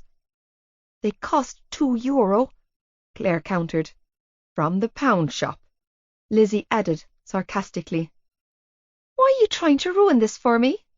Claire demanded, glaring at Lizzie. This is supposed to be a fun, bonding moment. Have you ever shaved down there before, Claire? Lizzie asked. Claire frowned. No. Well, if you had, you'd know that I'm not trying to ruin anything for you. I'm trying to save you both from friction burn, Lizzie drawled. But whatever. Go right ahead and scalp yourself. Just don't come running to me when you're walking around like a constipated cowboy. Well, I think it's a great idea, Claire encouraged. Of course you do, Lizzie mocked. God, you're so clueless. Ignore her, Shan, Claire said, turning her back to Lizzie and giving me a bright smile. We can do it together. I'm not doing that with you, I laughed. That's strange, Claire. I didn't mean doing it sitting side by side in the bathtub, she snickered. We'll take turns. Well, if you two are planning on going all Edward Scissorhands on your fannies for the evening, I'm off home to catch up on my soaps, Lizzie announced as she climbed off the bed and strolled towards the door. Have the first aid kit on hand, Shan. You're going to need it, she added before sauntering out of the room. My eyes widened. First aid kit? Claire rolled her eyes. She's lying. Oh, God, I don't know about this, I mumbled, feeling uncertain. Come on, Claire coaxed. Live dangerously. Are you sure? Why not? Grinning devilishly, she shrugged her shoulders. I'll even go first. 20 minutes later, Claire hobbled back into her bedroom, cheeks flushed, legs spread apart. "Bathroom's free, Shan," she bit out as she thrust the can of shaving foam into my hands. "Oh my God," I gasped. "Are you okay?" "All good," she replied with a grimace as she gingerly lowered herself onto the mattress. "It's your turn." "Claire, I really don't know about this." I eyed her suspiciously and the way she was fanning herself. "You look like you're in pain." "Shannon, I did this for you." She narrowed her eyes. "It's your turn." My mouth fell open. "No, you didn't." "Yes, I did," she accused. "I'm trying to help you. This was my not-so-subtle way of doing it." "How?" I gaped at her. "How in the name of God is this going to help me?" "With Johnny," she explained. "You're going to his house tonight, aren't you?" "Yeah." "Exactly," she replied. "What do I need to shave my pooch for? I don't have a boyfriend." "Your pooch?" I frowned. "You call it a pooch. Pooch, puss, meh, it's all the same," she replied, waving a dismissive hand around. "The point is, I don't need to shave. Nobody is sticking their face in my knickers." "You promised you wouldn't tell anyone," I strangled out, blushing. "And I didn't," she shot back. "We're alone." I huffed out a breath. "Well, I think you're lying to me." Claire's eyes widened. "Excuse me?" "You heard me," I told her. "I think Gibbsy is very familiar with your knickers." "Oh!" She clutched her chest with her hand and gaped at me in horror. "You lie." "You lie," I countered, "and you're using my vagina as a cover-up for your nighttime antics with the boy across the street." "I am not." "I don't believe you." "Come on, Shan," she pleaded then. "You're my best friend. You can't leave me on my own in this." Ugh. Fine. Grabbing the disposable razors, I skulked into her bathroom. "But if this goes wrong, I'm holding you responsible." "Good luck," she called after me. Learn to say no, Shannon. In future, just say no. "I need to tell you something," was the first thing Johnny said when he opened his front door and pulled me into his house. His hair was standing up like he had dragged his fingers through it 1,000,000 times, making him look gorgeously dishevelled. Catching a hold of my hand, he sprinted down the hallway, heading straight for the staircase. "It's so bad, Shan," he strangled out, dragging me up the staircase. "So fucking bad, baby." "Okay, but I really need to show you something first," I strangled out, wincing in discomfort as he moved at top speed, not stopping until we were inside his bedroom with the door closed behind us. "It's so bad, Johnny," I whimpered, removing my jacket. "Like, the worst kind of bad ever." "Oh, mine's worse, Shan," he muttered, pacing the floor. "Trust me, it's like insanely bad." "Can you just look at mine first?" I begged, feeling close to a panic attack. "I stole your brother's baby," he blurted out and then froze. "Sorry," he squeezed out. "I love you." Grimacing like he was in physical pain, he added, "Please don't break up with me." Huh? It took me a moment to register what he had said before my mouth fell open. "What?" "I'm so sorry," he groaned, diving onto his bed. "I don't know what came over me," he added, face planting the mattress. "I don't normally do this shite. That's what Gibbsy's for." "My brothers," I frowned. "My baby brothers." Johnny popped his head up and nodded slowly. "All of them?" "All of them," he confirmed grimly. "But I gave them back again." I shook my head, feeling at a loss. "Does my mum know?" "No, thank Jesus," he muttered. "Joey came and got them before she noticed they were gone." "Was he mad?" No. Johnny frowned, more amused than mad. Wait. I held a hand up, feeling all confused. They were supposed to be with Nanny today. That's it, Johnny agreed, springing off the bed. That's what they said, but she was in bed, Shan, and they were all on their own. Pacing resumed, he continued to explain, hands flying around as he moved. I was on the phone with you, and then I saw the baby in the window, and he was just looking right at me. I couldn't fucking walk away. He's so small, and he's got these big puppy eyes. So I took him, and then I took the other ones for good measure. The big one has a serious attitude problem, by the way. Anyway, I brought them to McDonald's and the playground, and I'm pretty sure I overfed them. Then Gibbsy said it looked like I was a paedophile, so I got all freaked out about that. So I brought them home and gave them to my ma. He blew out a ragged breath, expression guilty. Are you mad at me? That's a lot of information to process, Johnny, I mumbled, pressing my fingers to my temples. I know, he groaned, running his hands through his hair. Oh. Are you in trouble? He paused to frown at me. Huh? Are you in trouble? I repeated, panicking. You're sure she doesn't know you took them? No, I'm not in trouble, he replied, watching me warily. Joey said they won't say a word about it. Oh, thank God, I strangled out, clutching my chest. You're not mad at me? He asked in a cautious tone, edging closer. No, I'm not mad. I knew I should take a moment to consider everything he had just told me, or demand to know why my brothers hadn't gone with Nanny, or why my mother was in bed when she was supposed to be watching them, but I honestly couldn't concentrate on anything other than the fire in my pants. But I really need your help. Concern flickered in his eyes.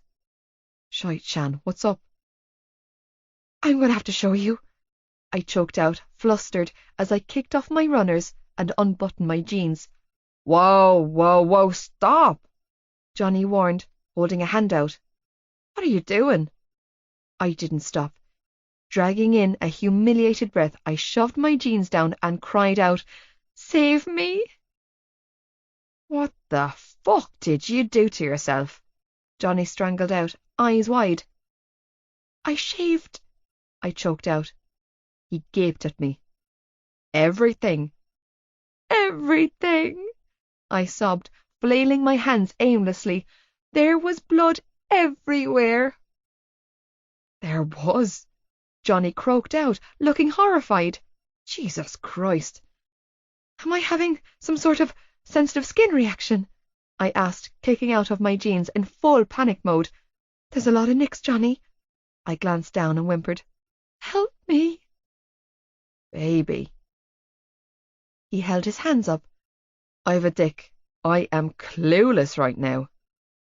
But it's bad, right? I asked, feeling anxious. It's really bad. It shouldn't look like that, should it? It's burning. Like I'm on fire. I don't know, he shot back, voice rising several octaves. How am I supposed to know? Because you've seen more of them than I have, I cried. So just tell me straight, Johnny. Is it bad? Ah, no. Not really. I mean, it's... Johnny frowned and rubbed his jaw with his hand. It's not that bad. Don't lie to me, I warned him. Let me get a better look at what we're dealing with here. I watched in horror as Johnny crouched down to get a better look before straightening back to his full height and shaking his head. Yeah, Shan, it's pretty bad. I told you it was, I wailed, slipping my underwear back into place and groaning loudly when the friction made it worse. I'm never listening to Claire Biggs again, I added. Stupid pound shop razors. Pound shop razors. Johnny half laughed, half groaned. You do know there are like salons and beauticians you can go to for shite like that. Yeah, well, I'm shy, I huffed, flopping down on his bed. How can I just show someone that? He shot me a disbelieving look. You don't count, I snapped, flustered. My poor pussy, Johnny said with a sigh as he sank down on the bed beside me. You're a butcher. Exhaling a strangled sob, I fell onto my back. It hurts. Mirroring my actions, Johnny flopped down on his back beside me. I know, baby. He placed a hand on my thigh and gave me a reassuring squeeze. But it'll grow back. How long do you think it takes? He twisted to face me. Do you want me to shave my balls? What? I gaped at him. No. Then stop asking me about something I have no clue about. He shot back. I'm sorry. I blushed beetroot red. You always know things.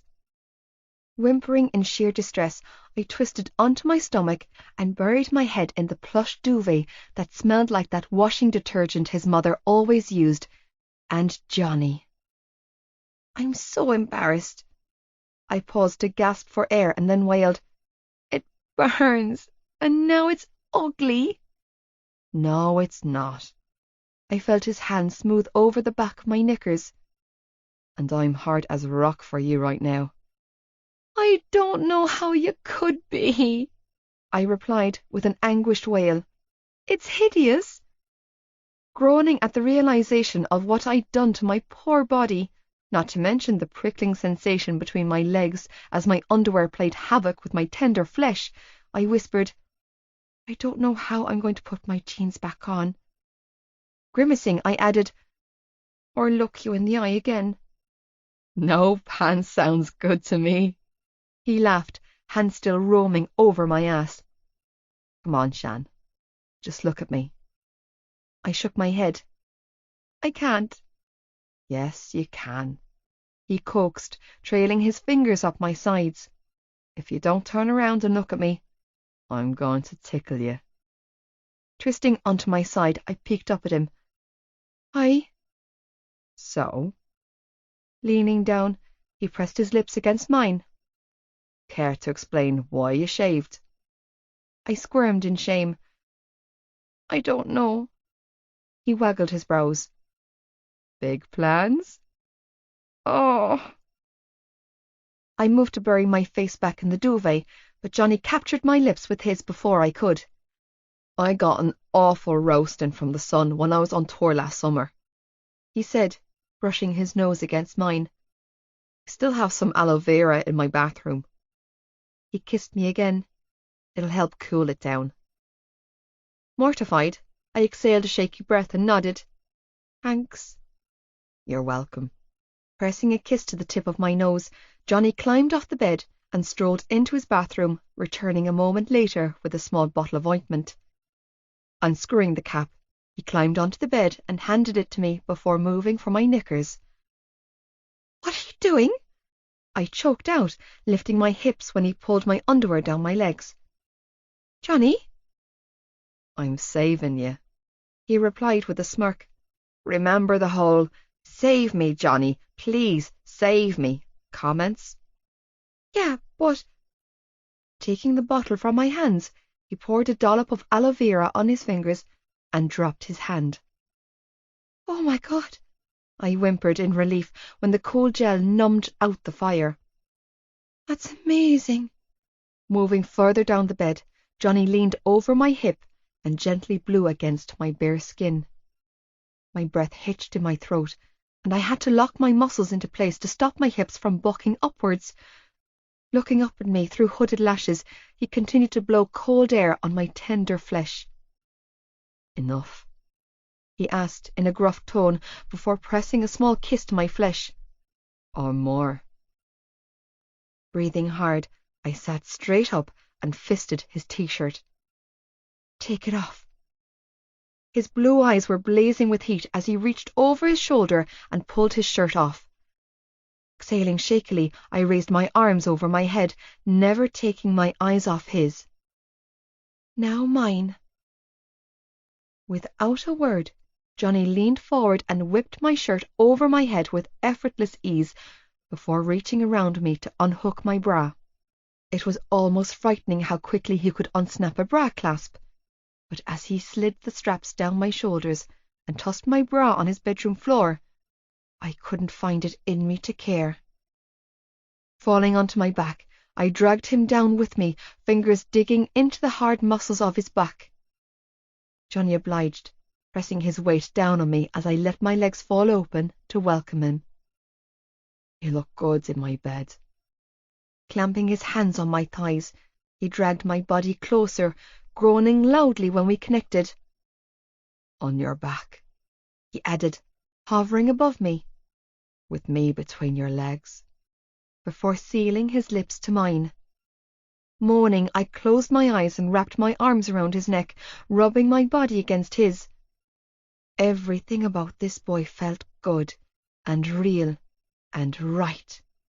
His lips were everywhere, on my neck, my breasts, my belly. I could feel him all over my skin, and still it wasn't enough. Bucking restlessly, I cried out when I felt his fingers slide inside me, making the ache growing inside of me almost unbearable. Clutching his shoulders, I rocked into his touch, wanting everything he would give me. This is a bad idea, Johnny said in a raspy voice before his mouth crashed down on mine, his tongue dueling with mine almost violently. I should stop, he growled, increasing the speed of his fingers as he thrust inside of me. Worst fucking idea ever. I love your bad ideas, I whispered, reaching for the waistband of his sweatpants. Don't stop. When he didn't move to stop me like he usually did, I pushed them down his hips. I want you. He groaned and plunged his tongue into my mouth, holding himself up on his elbow so I could push them over his erection. I fucking love you, he whispered, kicking his sweats all the way off. My breath hitched in my throat when I moved my hand over the front of his boxers and felt how thick and long he was. You're big, I whispered, breathing hard and fast. Like, really, really big. Fuck, don't say that, he growled, attacking my neck with hungry kisses. You'll make me explode. But you are, I panted, rocking into his touch as the familiar jolts of pleasure rippled through me. And I'm going to... Closing my eyes, I rocked against his hand as a wave of bliss consumed my whole body, setting my skin on fire and causing my muscles to contract and spasm. Johnny! Shh! Pulling my bottom lip between his teeth, he tugged gently before thrusting his tongue inside my mouth, fingers moving at a perfect rhythm as my body slowly grew lax beneath him. Don't worry, he whispered, lips moving to suckle on my neck. I'll keep my dick in my jocks. I don't want you to keep it in your jocks. He stiffened. What? I want you. He stilled for a moment, then raised himself up on his elbows to look at me. You're serious? Yeah. His eyes searched mine, uncertainty flashing across his features as he slid his fingers out of me and reached for the waistband of his black Calvin Kleins. Are you sure? I'm sure. I nodded, feeling my heart racing wildly in my chest. I want all of you. 55. Don't open the door. Johnny. What was I doing? What the hell was I doing? I couldn't think straight. All I could see was Shannon sprawled out naked on my bed. And every doubt, fear, and concern I knew I should be feeling flew clean out the window. You're sure? I asked her again, needing the reassurance. You're really, really sure? Shivering beneath me, she nodded, wide-eyed and flushed. I'm ready, Johnny. But you're sore?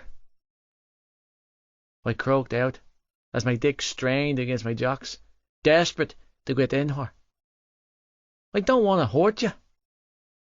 You won't hurt me, she whispered, reaching up to cut my jaw. I want this. Fuck. Fuck! Exhaling shakily, I climbed off her and stood up, knowing that it was way too soon, but resigned to doing it anyway.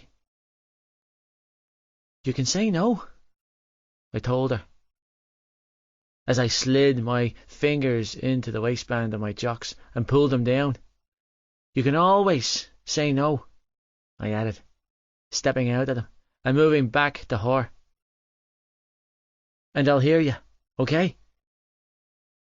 Nodding, Shannon pulled herself up on her elbows, attention riveted to my dick that was standing at full mast. Yeah, so this is my dick, I stated, and then mentally kicked the shite out of myself for saying something so fucking stupid. Like, I need to label a cock and balls. Jesus Christ. Yep. Shannon blew out a shaky breath and sat all the way up. That's your dick, all right? I held my breath as she reached out and stroked a finger over the head, and of course my dick jerked and twitched from the contact. It moved. Her gaze flicked up to meet mine by itself. You're encouraging it, I choked out, feeling weak at the knees as I took a step closer. Touch it, and it's going to get all kinds of fucking notions. She trailed her fingertips over my scars, then and exhaled another loud breath. You're so beautiful, Johnny. Leaning forward, she pressed a kiss to the jagged line on my pelvis before placing another one on the other scar, much lower. I love you so much. I love you too, I bit out through clenched teeth, hands balled into fists at my sides. There were no words to explain the sensations that flooded my body when she put her lips on me. Deciding to sit down before I collapsed, I lowered myself down on the bed and pulled Shannon down so that we were on our sides, facing each other. We don't have to do anything, okay? I said, cupping her cheek. I'm happy just being here with you. Johnny, she whispered, mirroring my movements by cupping my cheek. My breath caught in my throat. Yeah, Shan? Shh. And then she kissed me. And I lost it. Whatever sliver of self-control I'd been clinging to snapped the instant she decided it would be a good idea to put her lips on mine. Pushing me onto my back, Shannon climbed on top of me, never once breaking our kiss.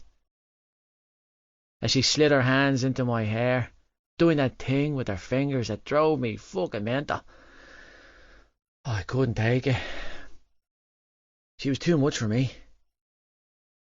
Rolling onto her back, I settled between her legs, kissing her deeply as I stretched a hand out and reached for my bedside locker, slapping around aimlessly.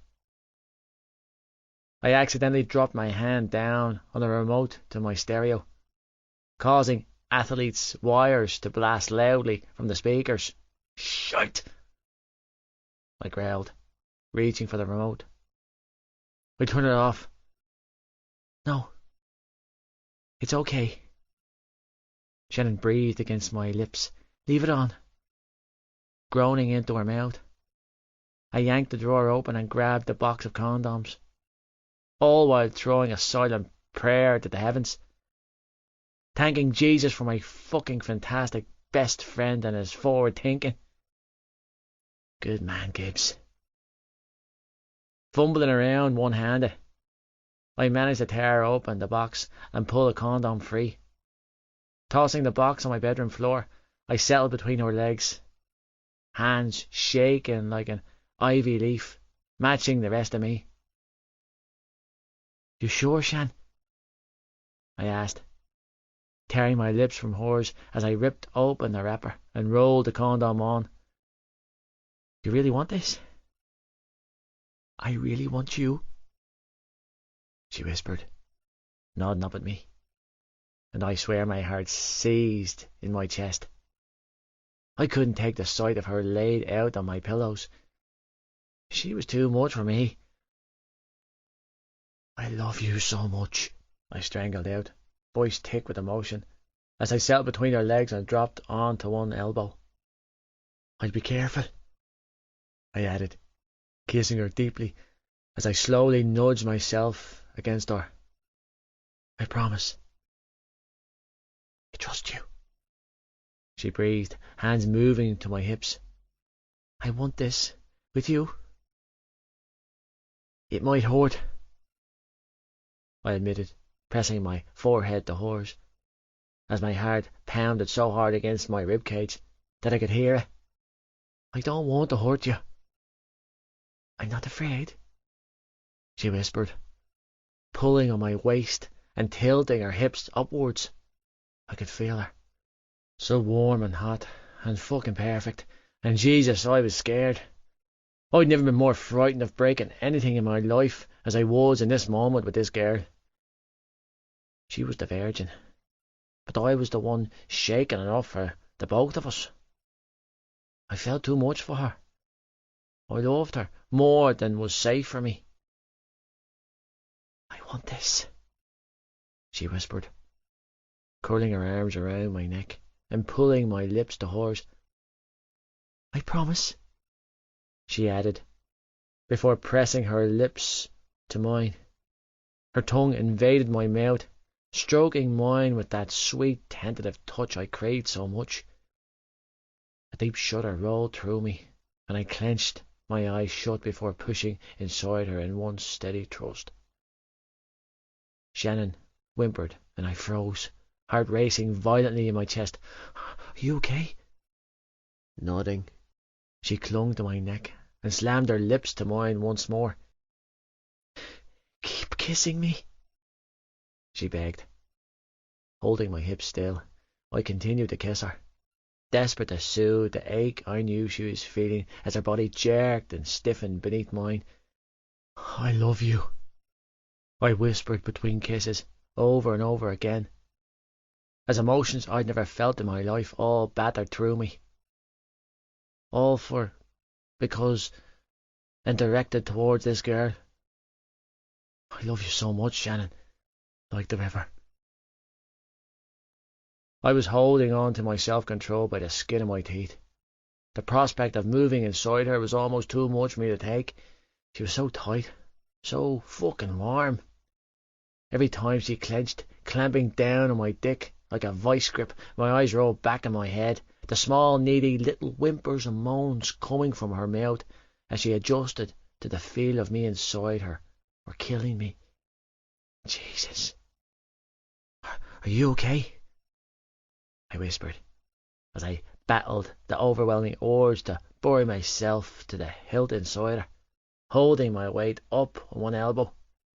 I cupped her cheek with my free hand and stroked her nose with mine, watching her face with lustful eyes. Shan? Pressing my forehead to hers, I released a shuddering breath. Can I move you? Not yet, she breathed, digging her nails into my shoulder blades as she clung to my body. It's okay, I soothed, kissing her lips and then moving to her neck. You're so beautiful. Johnny. Her words broke off, and she arched her hips upwards, causing me to slide deeper inside her. I couldn't stop the groan that tore from my throat when she squeezed me harder and my balls tightened. I want you, she whispered, slowly thrusting herself upwards. I want you to move in me. You sure? I croaked out, eyes glued to hers. Yeah, it's good now, Shannon breathed, cheeks flushed. You feel good in me? Oh, fuck. Exhaling a ragged breath, I leaned down and kissed her as I slowly pulled out, before sinking back inside her, chest heaving with the effort it was taking to not come. Is that okay? Moaning into my mouth, Shannon nodded and rocked her hips against mine as we built up a slow, gentle rhythm. Trailing my hand down her body, I hissed her tie around my waist, causing us both to moan. When the move made everything feel deeper, tighter, more connected. You feel so good, she whispered, trembling beneath me. Releasing the death grip she had on my neck, she relaxed into the mattress and trailed her hands down my chest and over my sides. You're so beautiful. Jesus Christ, she was killing me. You're the beautiful one, I growled, moving a little faster, as the familiar swell of pleasure began to build. Fuck! I groaned, claiming her hips once more. Shannon, I need... Fuck! I need... Bang, bang, bang. Johnny, love. Dad's back with the Chinese. He got your chicken balls. No, dear God, no. That bleeding music will deafen you. Did I lock the door? Did I? I couldn't fucking remember. Johnny, Shannon hissed, eyes wide in horror, as she slapped at my chest. Your door. Don't open the door! I roared abruptly, pulling out at Shannon, then panicking when she winced in pain. Oh, shite, Shan, baby. Are you okay? The door. Shannon strangled out. Stop the door. Johnny, can you hear me, love? Ma'am called out. I'm coming in. No! I roared over the music. Just fucking wait a second, please. What are we going to do? Shannon whimpered, flapping like a caged bird on my bed. I don't know. Shaking my head, I glanced around, feeling helpless. What a disaster. Fuck! Johnny, are you coming down for your chicken balls? Give me a bleeding minute, ma! I called out, as I grabbed the sides of my duvet and wrapped my girlfriend up like a tackle before rolling her under my bed. Stay down, Shan, I told her. I'll sort this. Stumbling over the remote, I slammed my hand down on the stereo, cutting the music before moving for the door. Johnny! Shannon whisper hissed from under my bed. What? You're naked? Shite! Rolling the blood-stained condom off my still fully erect dick, I flung it across the room and lunged for my dresser, pulling out a pair of jocks and quickly slapped them on, adjusting my raging fucking hair on. I inhaled a steadying breath and walked over to the door. You took an awful long time to answer the door, Ma'am stated, eyeing me suspiciously. Yeah, sorry about that. Flustered and breathing hard, I nodded and feigned a yawn, desperately trying to steady my breathing. I was sleeping. You were sleeping? I nodded. At 8:30 in the evening? Ma'am arched a disbelieving brow. With your music blaring? I shrugged. I'm tired. I bet you are. She moved a step forward, and I quickly intercepted her, blocking her path. What are you doing? Nothing, I lied, moving my body like a bleeding octopus when she tried to peer around me. What are you doing? Checking for dirty washing, Ma'am replied. Let me in. I don't have any washing, Ma, and I don't want any Chinese. Smiling at her, I attempted to close my bedroom door, but she held a hand up, stopping me in my tracks. What's going on? Nothing. Nothing, she repeated, giving me a don't bullshit me look before stepping around me and marching right into my bedroom. I held my breath, while mentally debating if Shannon would break up with me if I hauled ass and ran while I still could, because this woman was going to cut my dick off. Are you alone? Of course.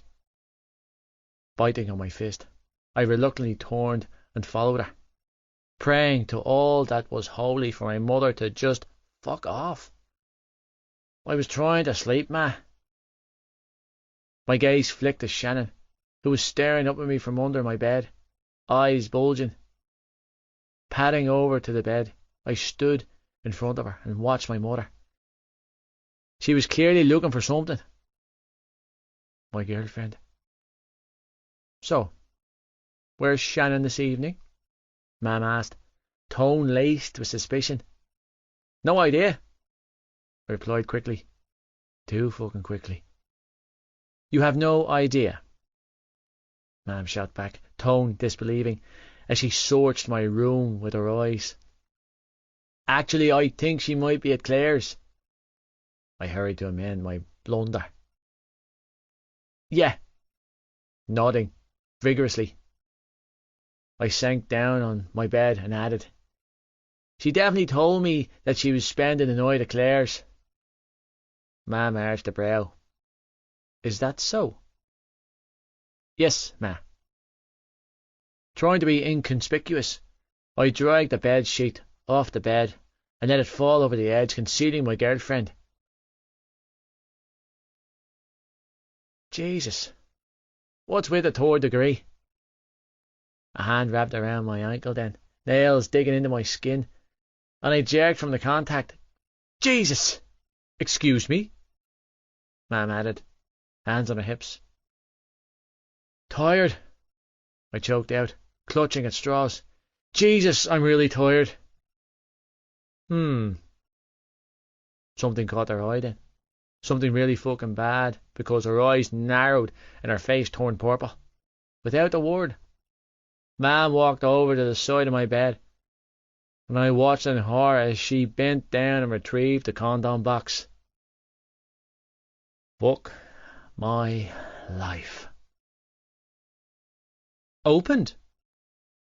Mam growled, as she stalked back to where I was slumped and tossed the box on my lap. Now, where is the girl to go with the Johnnies, Johnny? I hung my head, knowing that I was thoroughly fucked. I'm here, Miss Kavanagh. Shannon croaked out, peeking out from between my legs. Sorry? Shannon. Man blew out a ragged breath. Come out from under the bed, please. I kind of can't, Miss Kavanagh.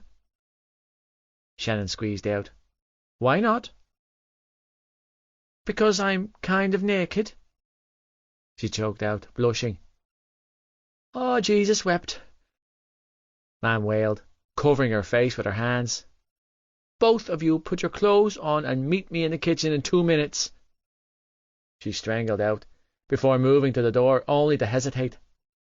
And give me those, she snapped, as she stalked back to where I was sitting and snatched the box of condoms out of my hands. Swatting the back of my head with the condom box, she hissed, You little toe rag, before marching back out of the room, screaming, John, call the parish priest. That child of yours needs confession. 56. I made you a promise. Shannon. I planned on dying a slow death. The cause of my untimely demise? Mortification. Never in my life had I been so embarrassed as I was when I stepped through the kitchen doorway and came face to face with both of Johnny's parents just minutes after losing my virginity in what had been the best and then worst moment of my life. I need to talk to you about something.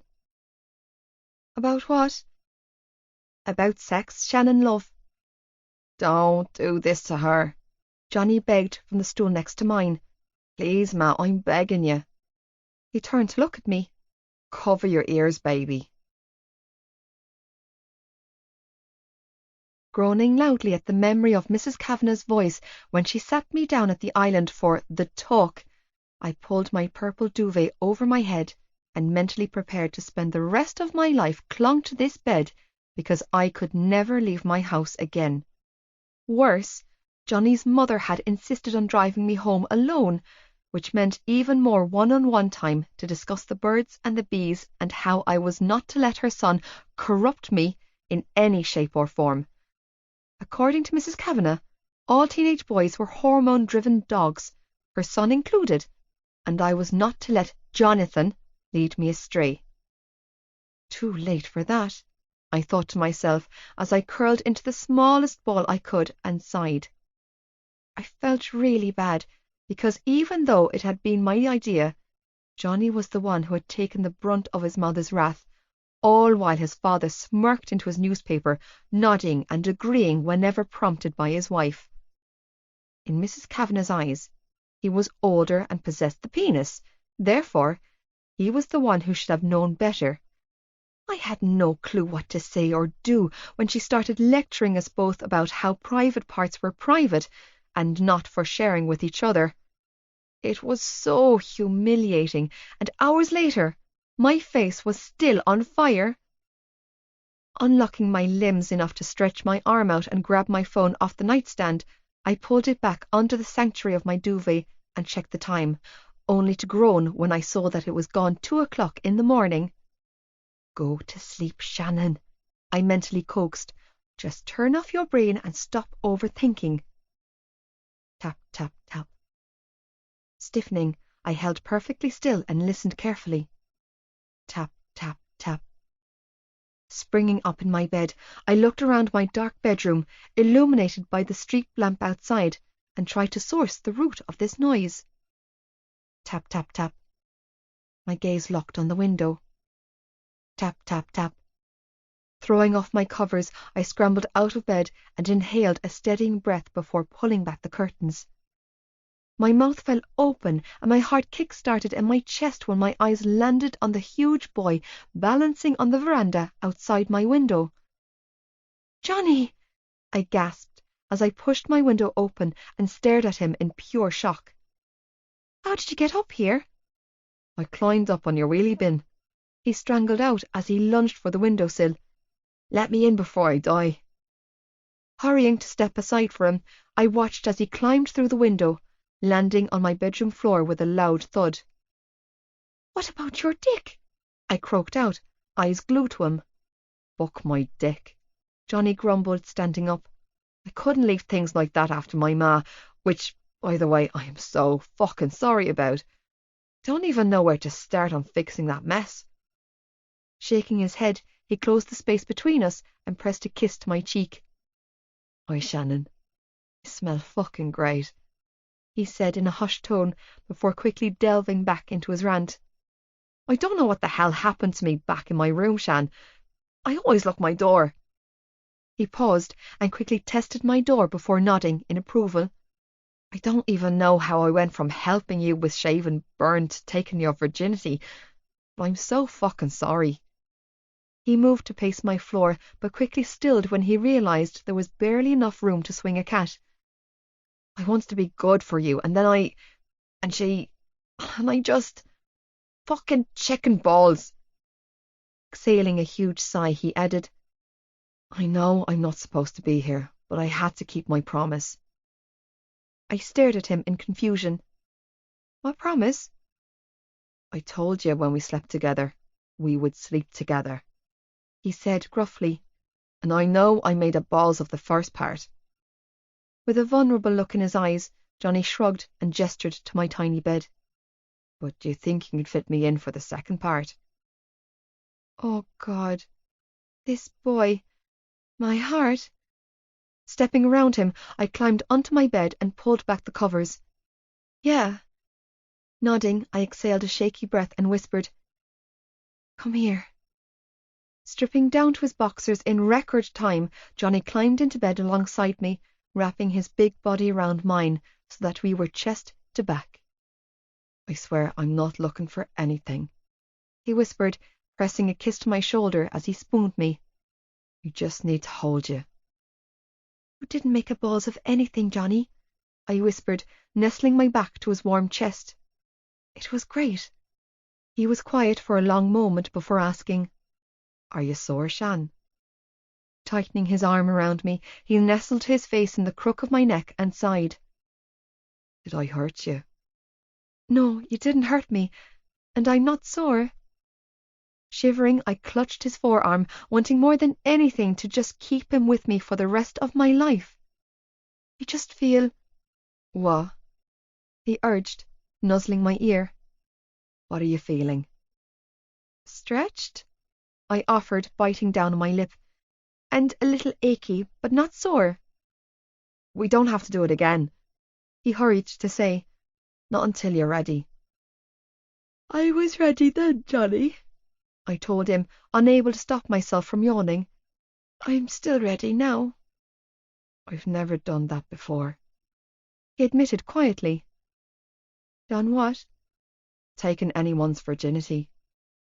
He exhaled a heavy sigh, and the vibration from his chest rippled through me.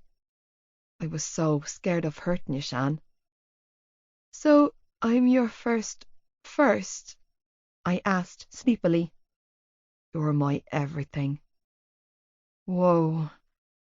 "Night, Shan," he whispered. I closed my eyes and grinned. "Night, Johnny." 57. Chest pains. Johnny.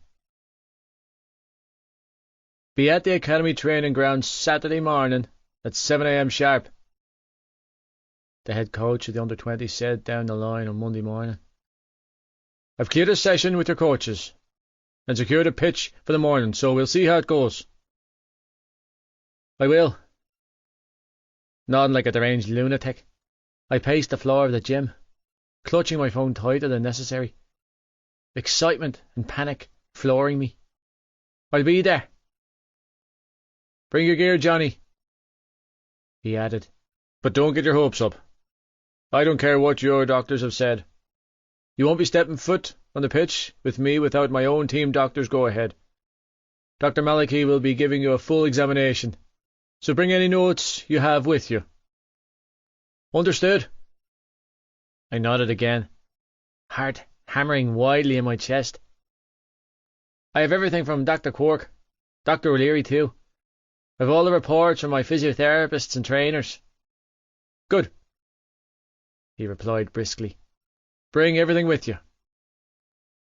"I'm ready, coach." "I've been ready for weeks. I'm good to go." "I hope you are, kid," my coach replied. "I sincerely do." "If I am—" Pausing, I grimaced, trying to find the right words to phrase my next question. "If Dr. Malachy gives me the go-ahead, do you think let's just get you through the next round of medicals, and we'll talk about the squad then?" He cut me off by saying, "You have a lot of conditioning to catch up on, but I will say that O'Donnell and Gilbert will be travelling down with me. They're interested in you, Johnny. They want to make their own assessments." He paused for a long moment before adding, "I don't have to explain what an opportunity this is. It's not every day the senior management travel down for an under-20 player. With Daly and Johnson both out on long-term injury, they're down to 2 centres for the summer tour next month in South Africa. If they're coming to watch you, I need you to take it seriously. If you're not fit, then you need to tell me now, kid. Wasting their time isn't going to bode well in your favour, or mine."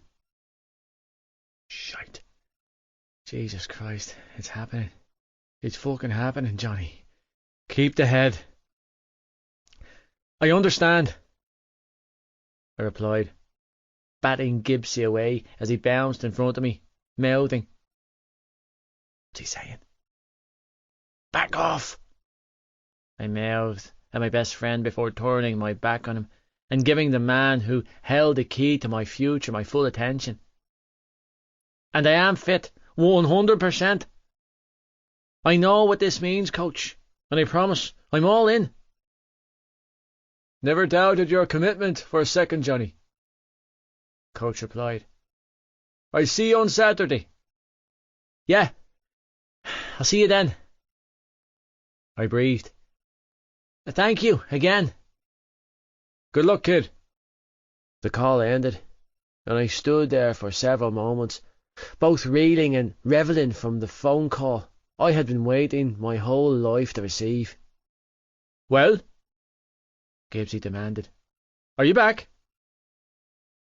I'm back, I confirmed, blowing out a shaky breath, swinging around to face him. I couldn't wipe the smile from my face. I'm fucking back, Gibbs. Damn fucking straight you are. A huge smile spread across his face. You fucking did it, Cap. Enveloping me in a hug, Gibbsy laughed. Looks like I need to buy a ticket to France this summer, because my best friend is going to the fucking under-20s. Nothing's conformed yet, I replied, trying to keep a steady head and not lose the run of myself. I've got a lot of work to do, and only 2 weeks to do it. Psst, Gibbsy countered, waving me off. You're going to France with the under-20s next month, and I'm going on the piss in celebration. Vive la France! O'Donnell is coming to see me on Saturday, Gibbs, I whispered, feeling my heart race at 100 miles an hour. Gilbert too. They're down a couple of centres for the senior campaign in South Africa. Gibbsy's eyes widened. Holy shit, Johnny! I nodded, feeling a huge wave of emotion wash through me. I know. Does that mean? Don't say it, I strangled out, holding out a hand. Don't jinx me. But that's what it means, right? Gibbsy pushed, eyes alight with pride. You'll be in France with the under-20s for the first half of June, and then on to South Africa for the second half. His voice rose with excitement. With the senior fucking team, Johnny! I might not make it onto either team, I muttered, trying to keep my feet firmly on the ground. It wasn't working, though. My heart rate was spiking, and panic was setting in. They might pass me over. For who? Cormac Ryan? Ha! Gibbsy scoffed. You're the fucking best, lad. I don't know, I hissed, feeling a little weak.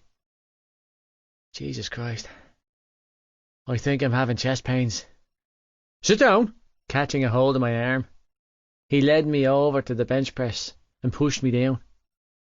Just put your head down and breathe. Jesus, I'm dying, I groaned, pressing my hand to my chest. Gibbs, I think I'm having a heart attack.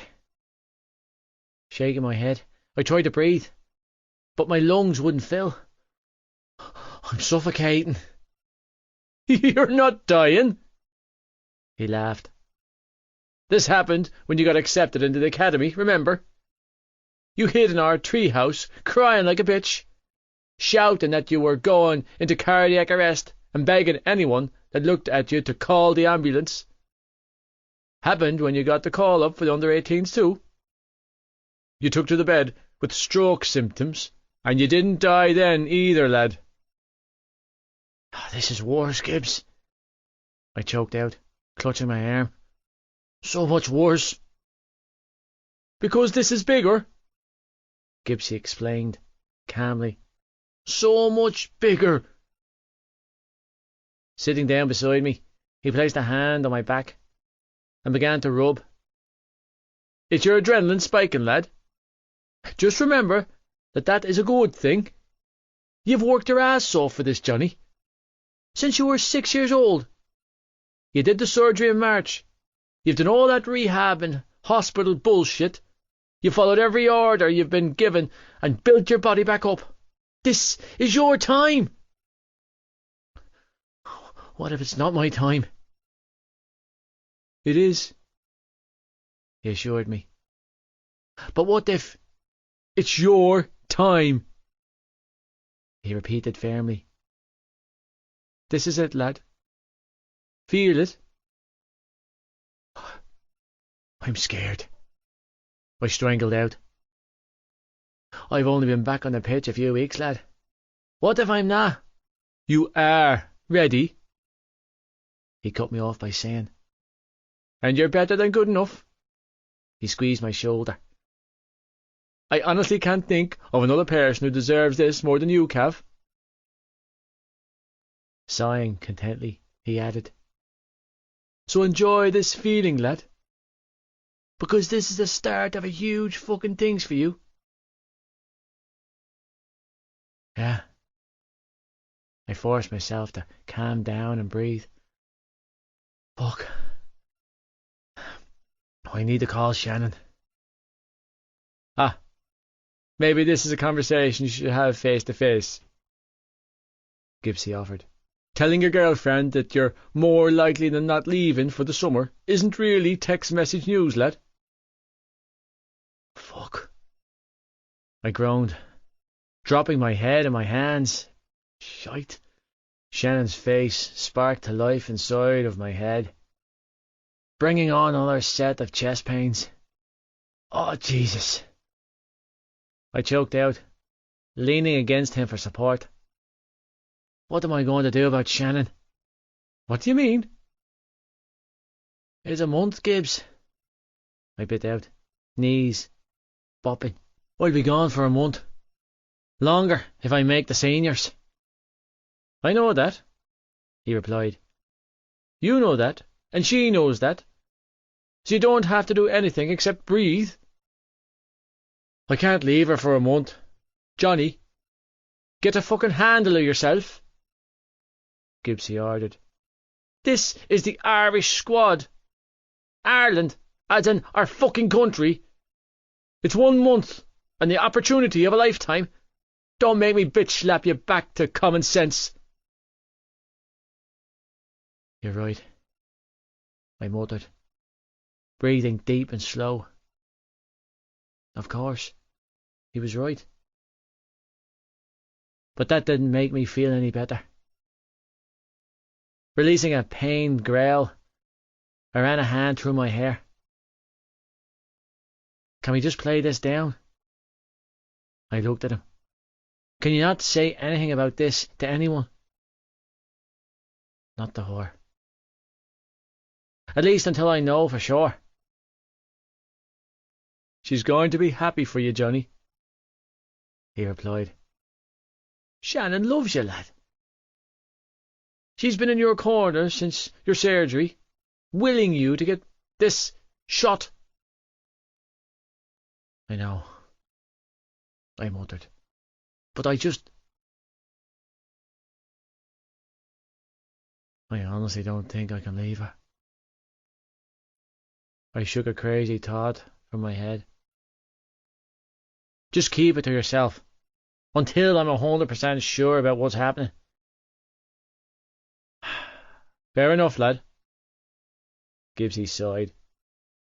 My lips are sealed. Thanks. Shoulders sagging.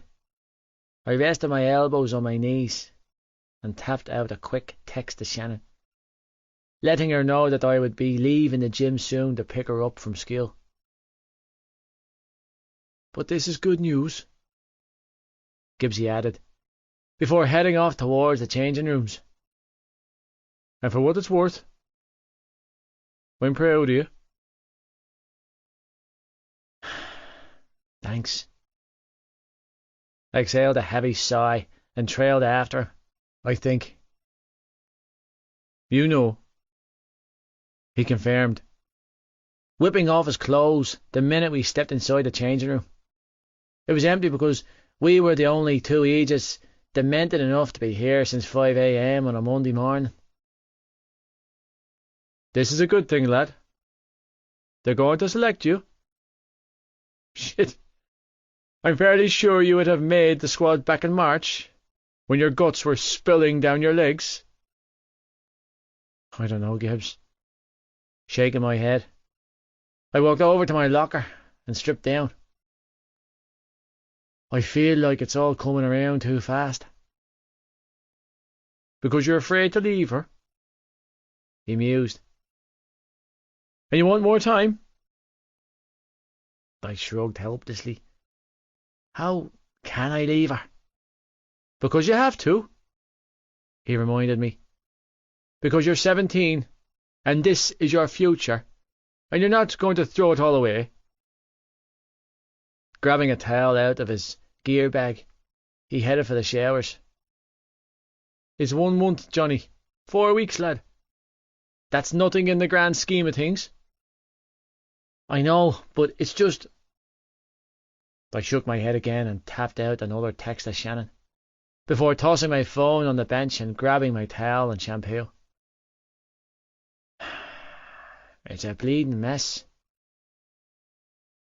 This is what I've been saying all along, Gibbsy called out from behind one of the shower stalls. Don't get mixed up in anything serious when you're still in school. It's a recipe for disaster, lad.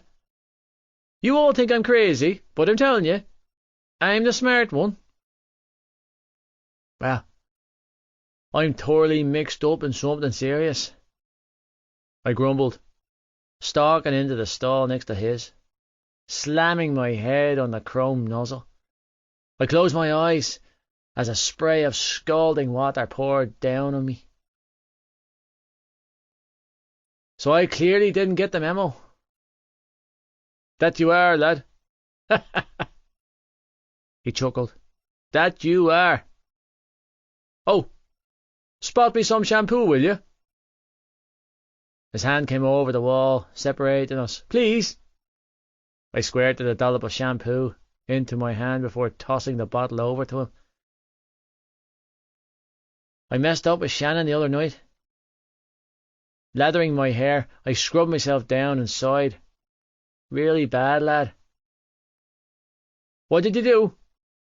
He asked from the other side of the wall. Something stupid. Come on, Gibbsy coaxed. Tell me all about it, buddy. Get it off your chest. I can't say it, I muttered, grimacing. I'm too fucking disgusted with myself. What did you do? He laughed. Fuck her in the car or something? I hung my head in shame. Your silence is speaking volumes, he teased. Come on, lad. Whatever it was, it can't be that bad. It was so bad, Gibbs, I strangled out. I can't even. Whoa! The shower curtain around me sprang open. Did you get your hole? Gibbsy shot in front of me, naked and covered in suds. Well, did you fuck her? Get out, you bollocks! I snapped, dragging the curtain back into place. And I didn't get my hole. Jesus, don't say it that way. Sorry. I forgot you're a little sensitive about how I word things that involve your little girlfriend. Dragging the curtain back, he rolled his eyes and gave me an expectant look. Did you make love to her? I grimaced. Holy shit. His eyes widened. You made love? Snapping my mouth shut, I switched off the water and sighed heavily. We shouldn't be having this conversation. It's not right. Fuck that! He shot back, looking affronted. You had sex with your girlfriend, and you weren't going to tell me? When did this happen? Saturday night, I choked out, feeling heat creep up my back. And don't look at me like that. Like what? He huffed. Like I betrayed you. I am betrayed, he growled. You don't get to keep juicy news like that from me. I should have known about this first thing on Sunday morning. Jesus, Gibbs. Stepping around him, I grabbed my towel off the floor and stalked back to the changing area. You're ridiculous. So, you had sex with her? He asked, following after me. Come on, Johnny, tell me. It wasn't like that. I snapped, flustered. Did you penetrate her with your penis? He demanded. Because if you did, then that's exactly what it was like. Fine. We had sex. I choked out. Help me now. Lad! He grinned widely. I'm so proud of you. No. I pointed an accusing finger at him. Don't be proud of me for being a reckless idiot. I am so proud of you, buddy, he countered. This is the proudest I've ever been of you. Exhaling wearily, I sank down on the bench next to my locker. I don't know what happened to me. I do, Gibbsy snorted, as he towelled himself off. You got naked with a fucking fabulous looking girl and banged your brains out. Tossing his towel on the bed, he slipped on a pair of jocks and laughed. No wonder you don't want to go on tour anymore. You got a taste of more of little Shannon, didn't you? He waggled his brows. And now you're starving. Gibbs, I hissed, cringing. Don't say it like that. Wait. He eyed me suspiciously. Did you wrap it up? Yes, I bit out. With the condoms I made you buy? I nodded. He grinned. Did you silently thank me? Listen to me, fucker. I'm older than you. I growled. I was scoring with girls while you were still waiting for your voice to break.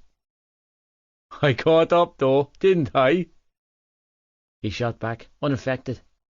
And you're welcome. I bought you your first box of condoms, I hissed. So enough of the you're welcome comments, because I've had your back plenty of times. Fair point.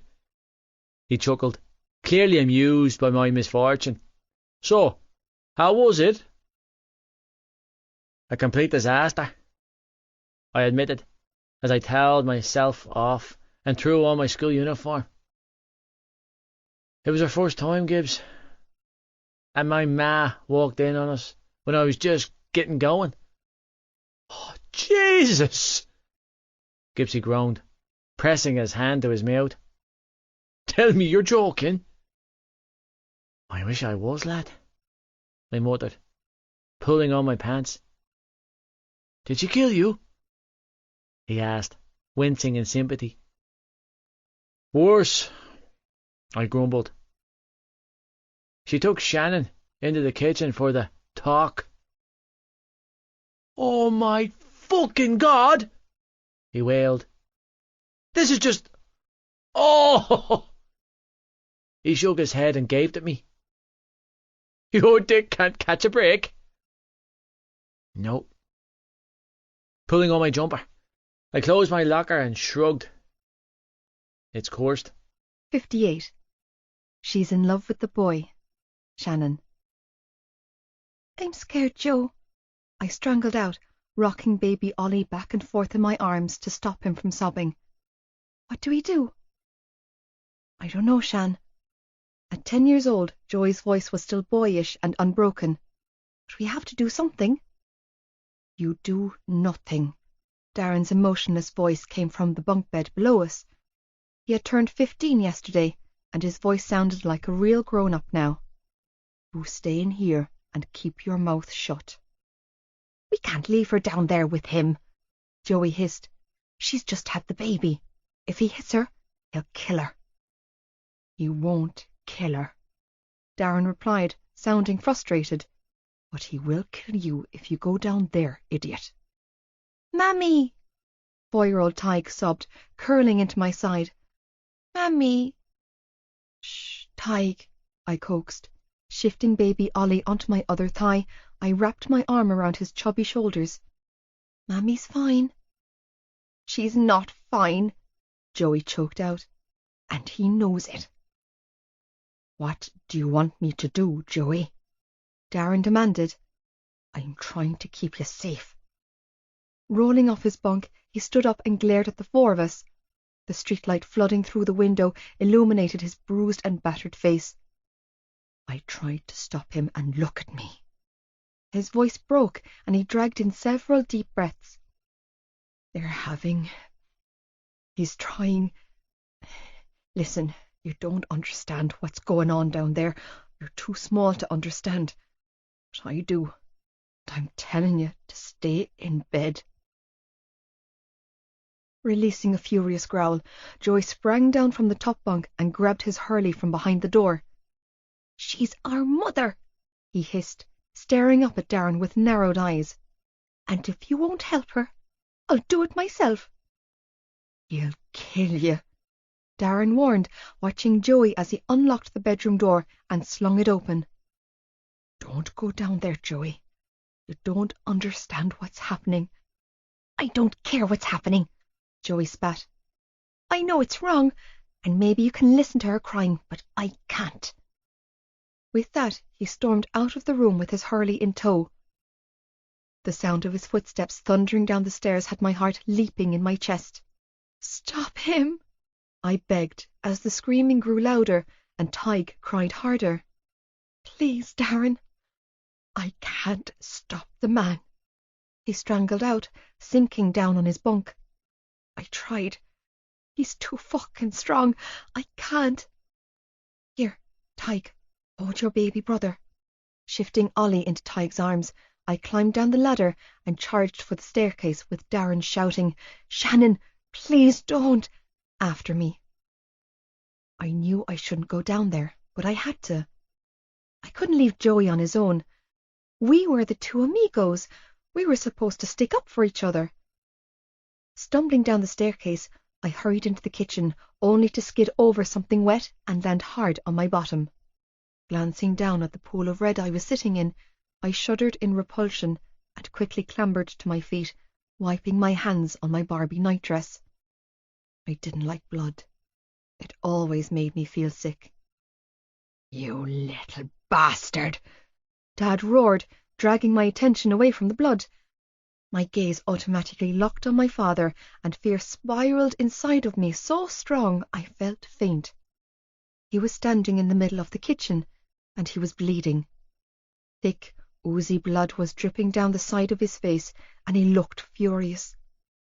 His jeans were hanging open, something I found very strange. What was he doing with his jeans open? "Look at you," Dad sneered, glowering at Joey. "A little fucking mammy's boy." "Get the fuck away from my mother," Joey hissed as he stood in front of our mother and stared back at Dad. He was gripping his bloodied Hurley in both hands, stance protective. "Or the next time, I'll kill you." Dad laughed cruelly.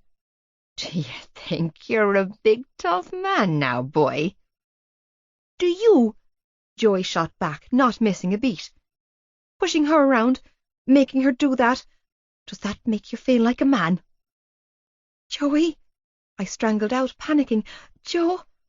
"Go back upstairs, Shan," Joey instructed, tightening his grip on his Hurley, never once taking his eyes off Dad.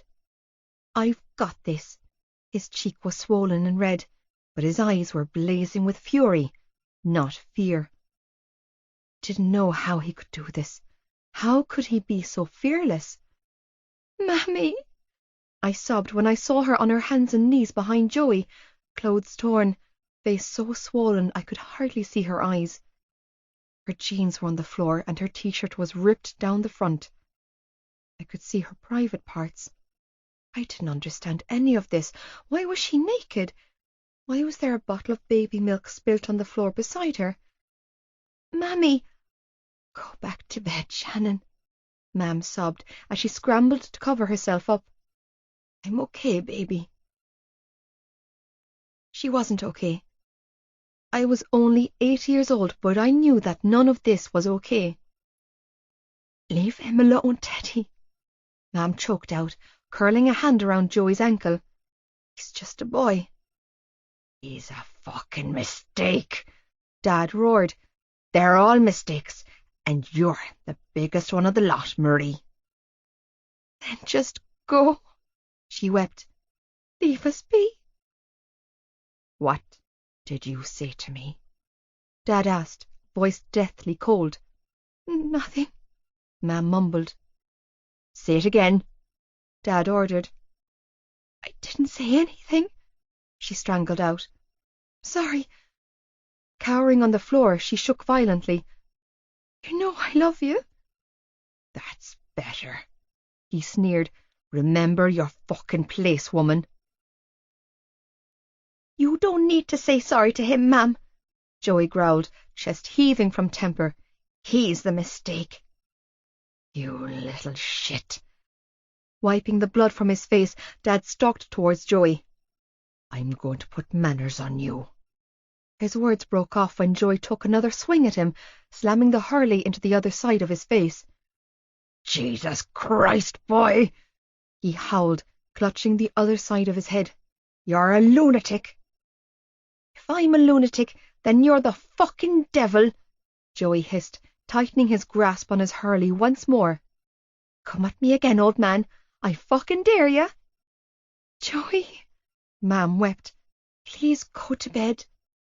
Are you serious? Joey strangled out. He was trying to make you. Just go to bed, baby, she sobbed. You're only making everything worse. Worse? Joey spluttered, looking wounded.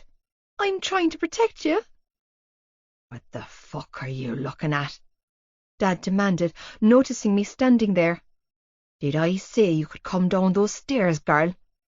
Panicked, I shook my head and backed up until my back hit the fridge. No, Daddy. Then what are you doing down here? He slurred, taking a menacing stagger towards me. Think you're a hero like that little cunt. His hand shot out, gripping my arm. You want to take a swing at me too? He shook me roughly, causing my head to snap back. Mark my words, Marie, this runt will be as bad as you. Get your hands off my sister, Joey snarled, rushing at Dad. Unlike before, Dad was ready for him. Keeping one hand wrapped around my arm, he caught Joey by the throat.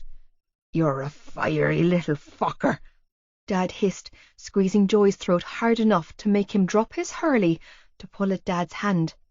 Yeah, that's right, boy. You're not strong enough to take me on yet. Back off. Darren's voice filled the air, commanding and deep, as he thundered into the kitchen. His eyes went straight to Mam, and a shudder rolled through him. You're a fucking monster, he strangled out. Get out of here, Darren, Dad barked. You have a match in the morning. A match? Darren shook his head in outrage. Let them go. His hands were balled into fists at his sides, and he was shaking violently. They're only children. Then they should be in bed, Dad barked. Not down here interfering in my business. Fuck you, Joey strangled out, kicking and lashing at our father. Ass hole. Well, shit. Dad laughed and shook his head. This one. He inclined his head towards the son whose throat he was clutching. Has more balls than brains. Let them go, Darren repeated coldly. If you want me at that match tomorrow, you better take your hands off those kids. Dad stared at him for a long moment before releasing Joey and me. It'll be a good match, he said, doing a complete 180. We should win, he added, if you're on form. Coughing and spluttering, Joey charged for our father again, but Darren blocked his way. Go to bed. Tears filled Joey's eyes. But he just... Take Shannon and go to bed, Darren repeated, giving Joey a hard look. Now. Furious, Joey looked to our mother. Don't do this, ma'am, he begged. Don't brush this under the table. Do what he said, Joey, she sniffled, offering him a small smile. Everything's going to be okay. No, Joey choked out. It won't be. Reaching for my hand, he dragged me to the door. He's going to leave us, Shannon, he whispered, low enough so that only I could hear him. He'll be gone soon. Daddy? I asked, hopeful. No. Joey shook his head, half dragging me up the staircase. Darren won't leave us, I replied, feeling sick at the thought. He said he'd never leave us. I saw it, Joey hissed, in his eyes. He's going to leave. He doesn't care, Shannon. He's just waiting until he finishes school, and then he'll be gone. I shook my head. But he can't go. Don't worry, he said, stopping outside his bedroom door. No matter what happens, we'll stick together. You promise? Jerking awake with a start on Monday morning, I kicked the bed covers off my sweat-soaked body and just laid there, still as a statue, waiting for my pounding heart to return to its normal rhythm. The back of my neck was slick with sweat, and I could feel the cold beads trickling down my skin. Shivering, I focused on one singular spot on my bedroom ceiling and breathed in and out, deep and slow, until my heart stopped trying to thrash its way out of my ribcage. Every night since coming home from the hospital, I'd woken up to the exact same nightmare. Memory, my brain reminded me. They're only nightmares if they're not real. Why my brain seemed to be stuck on one specific night 8 years ago was obvious, and the fear of the unknown had me paralyzed to my mattress most mornings, drenched in a cold sheen of sweat and burning in my own personal hell. In the throes of my panic, I came to the conclusion that my brother was psychic. It was either that, or he was a living, breathing lie detector, because everything Joey had ever predicted, good, bad, or indifferent, down through the years had come to pass. He had this spooky ability to look at a situation, feel out the lies, taste the danger, and then submit his prediction with crushing words and eerie accuracy. Like Joey predicted, Darren was beginning to crack under the pressure of living under this roof. He was withdrawing from the family life, and he was taking more and more extended work trips to Belfast. We hadn't even met his boyfriend, Alex, which only proved to me that he had no intention of blending his real life in Belfast with his temporary one in Cork. Patricia and her team of social workers had scaled back on their visits. Content with our progress, they popped in once every couple of weeks rather than every other day, like Joey predicted. And just like Joey predicted, our father was currently walking around Ballylagan, a free man. It had been a couple of weeks since Dad and Johnny's confrontation outside the cinema, and while the piece of paper downstairs in the kitchen assured us that he couldn't come back here, the woman who birthed me gave me room for pause. Everything was changing. My life was in a spin, and the only thing that seemed to be still and calming in the middle of the carnage was the boy whose t-shirt I was wearing. My phone pinged then, right on time, and I practically fell out of bed in my rush to swipe it off the charger. Every time I heard my phone vibrate or saw the screen light up, I was immediately attacked by an onslaught of butterflies in my stomach. My heart fluttered. Palms turned slick from sweat. I was completely enraptured with them. It wasn't good or safe or sensible, but it was exactly how I felt, and I craved the danger. I longed for the text messages and secret meetings. I longed for him.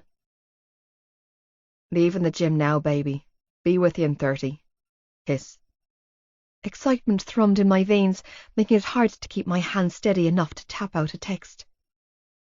How did it go? Are you sore? Were you careful? Kiss. I clutched my phone to my chest and waited impatiently. Less than a minute later, my phone sounded. All good. Stop worrying. Kiss. I couldn't help it. I was worried. I was always worried about him. My phone sounded again. Stop. Kiss. Smiling like a dope, I tapped out another text. I can't help it. Kiss. You can give me a thorough examination when I get there, just to put your mind at ease. Winky face.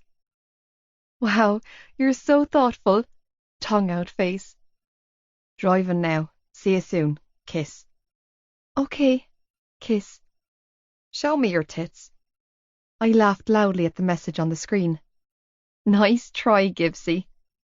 Fuck. Hey, little Shannon. Setting my phone down, I hurried out of my room and dove into the shower before any of my brothers could get in there. Pulling my hair up in a messy bun to keep it dry, I lathered myself up with body wash and let my mind wander. Like usual, my thoughts automatically drifted to Johnny. Always Johnny. Today was May 9th, the second week of summer, and as the days were growing longer, my feelings were growing predominantly stronger for him. Saturday night changed everything for me. Being with him in that way made it all feel so much deeper now. My feelings for him threatened to overthrow all common sense. Shannon? Mam's voice filled my ears as she rapped against the bathroom door. I thought we made it clear that you were to travel with Darren to and from school. Excitement bubbled up inside of me. He's here. Switching off the shower, I wrapped a towel around my body and hurried back to my bedroom to get dressed, dutifully ignoring my mother as I went. Slamming my bedroom door shut in her face, I dressed in record time, pulling my hair out of its bun and dragging a hairbrush through it. Sliding my phone into my shirt pocket, I slipped on my shoes, grabbed my school bag, and swung my door open once more. When I ask you a question, I expect an answer, Mam said, standing in the doorway with her hands on her hips. What is he doing here? He picks me up for school every morning, I reminded her. You already know this. Or at least, you would know if you weren't at work or in bed all the time. And you already know that you're supposed to go with Darren, Mam shot back, brows furrowed. Resisting the urge to roll my eyes at her, I stepped around her and moved for the banister. While Mam had given up on the Garda threats, Johnny was in no way tolerated or welcome in our home. She didn't acknowledge him or our relationship. She pretended he didn't exist at all, which was fine by me because I was doing the same thing with her. Shannon Lynch.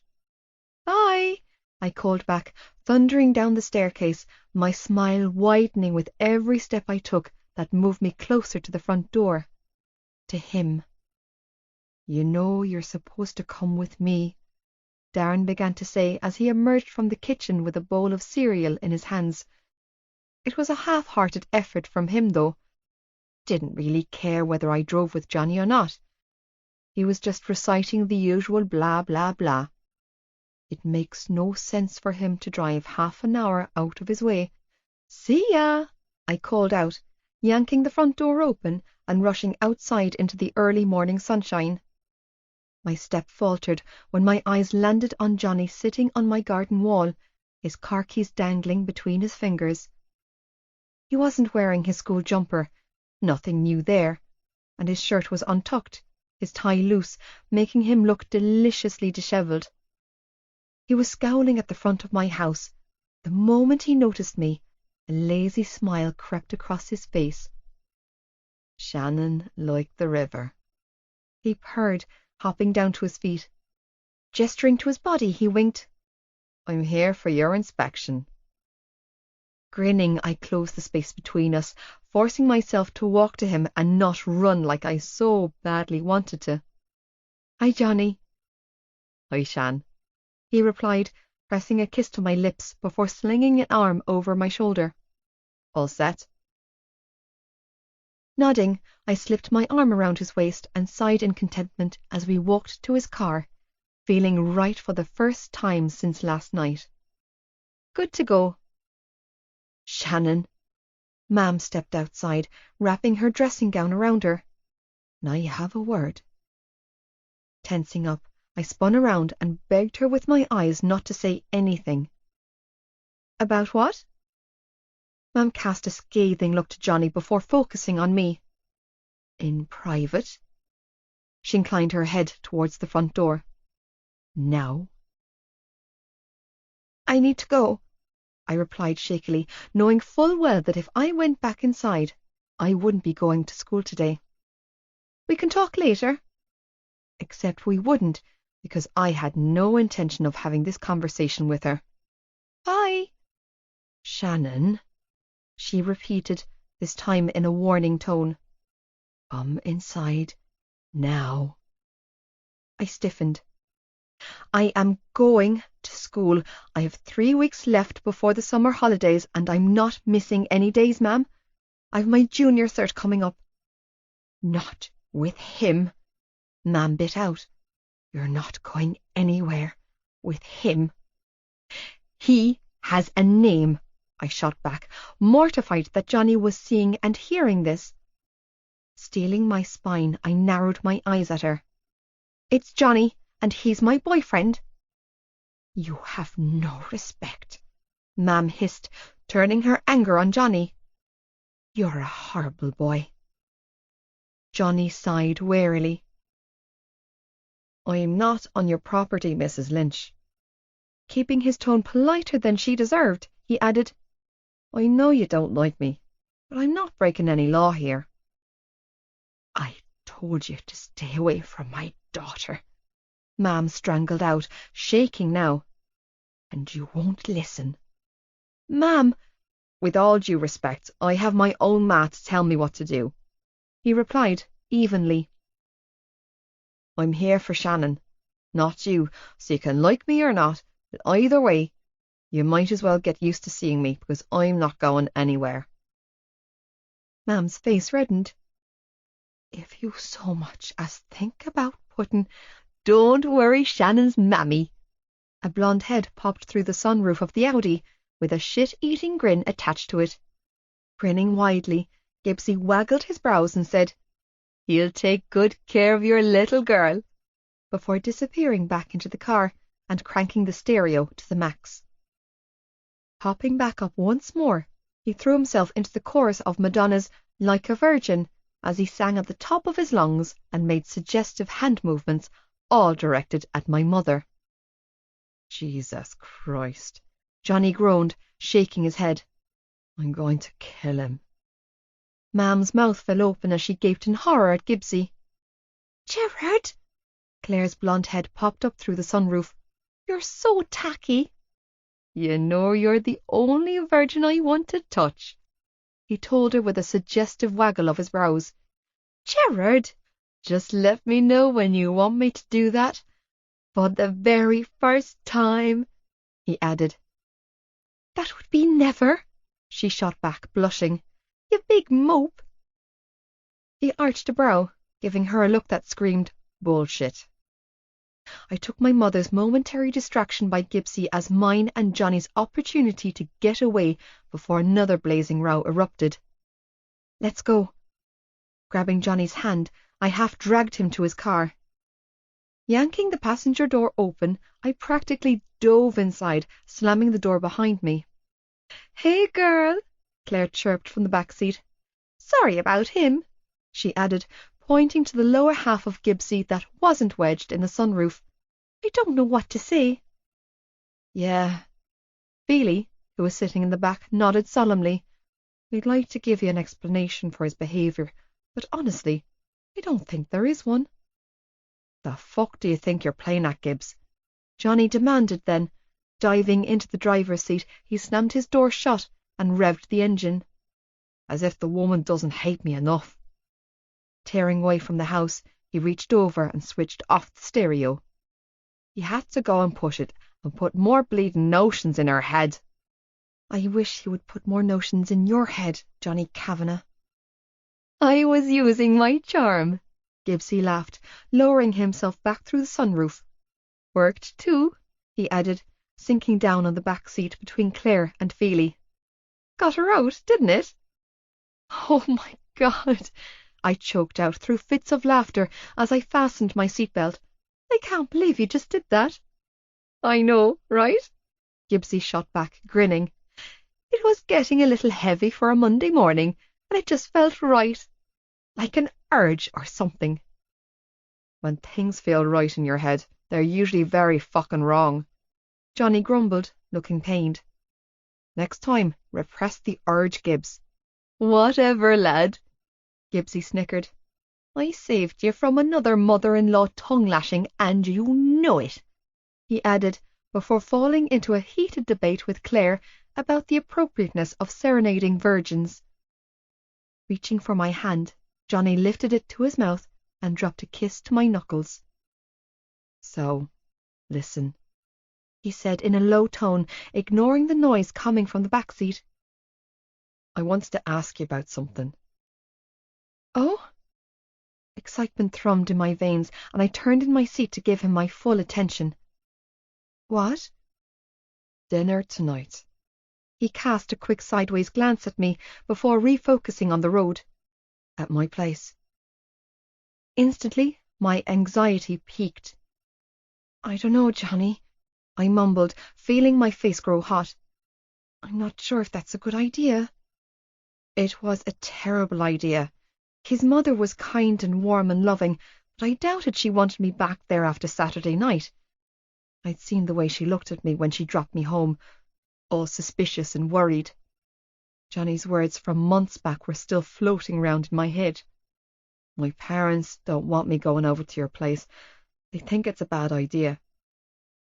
It didn't take a genius to read between the lines of that statement and know that I was the bad idea.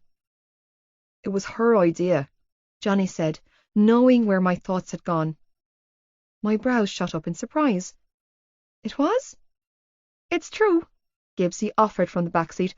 Mammy Kay has been tormenting him to bring you home again.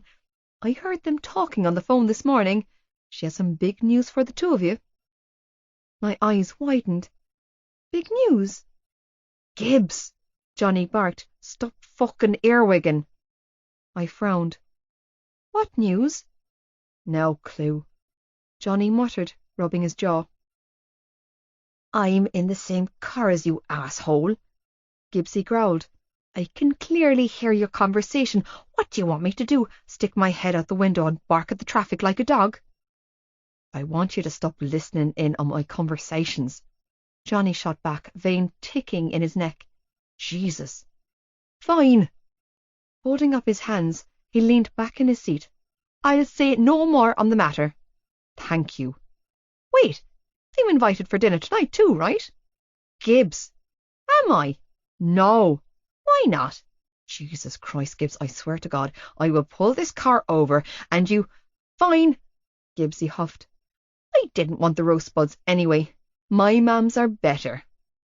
Gerard, Claire coaxed, it's okay, you can have dinner with me. Can I eat you?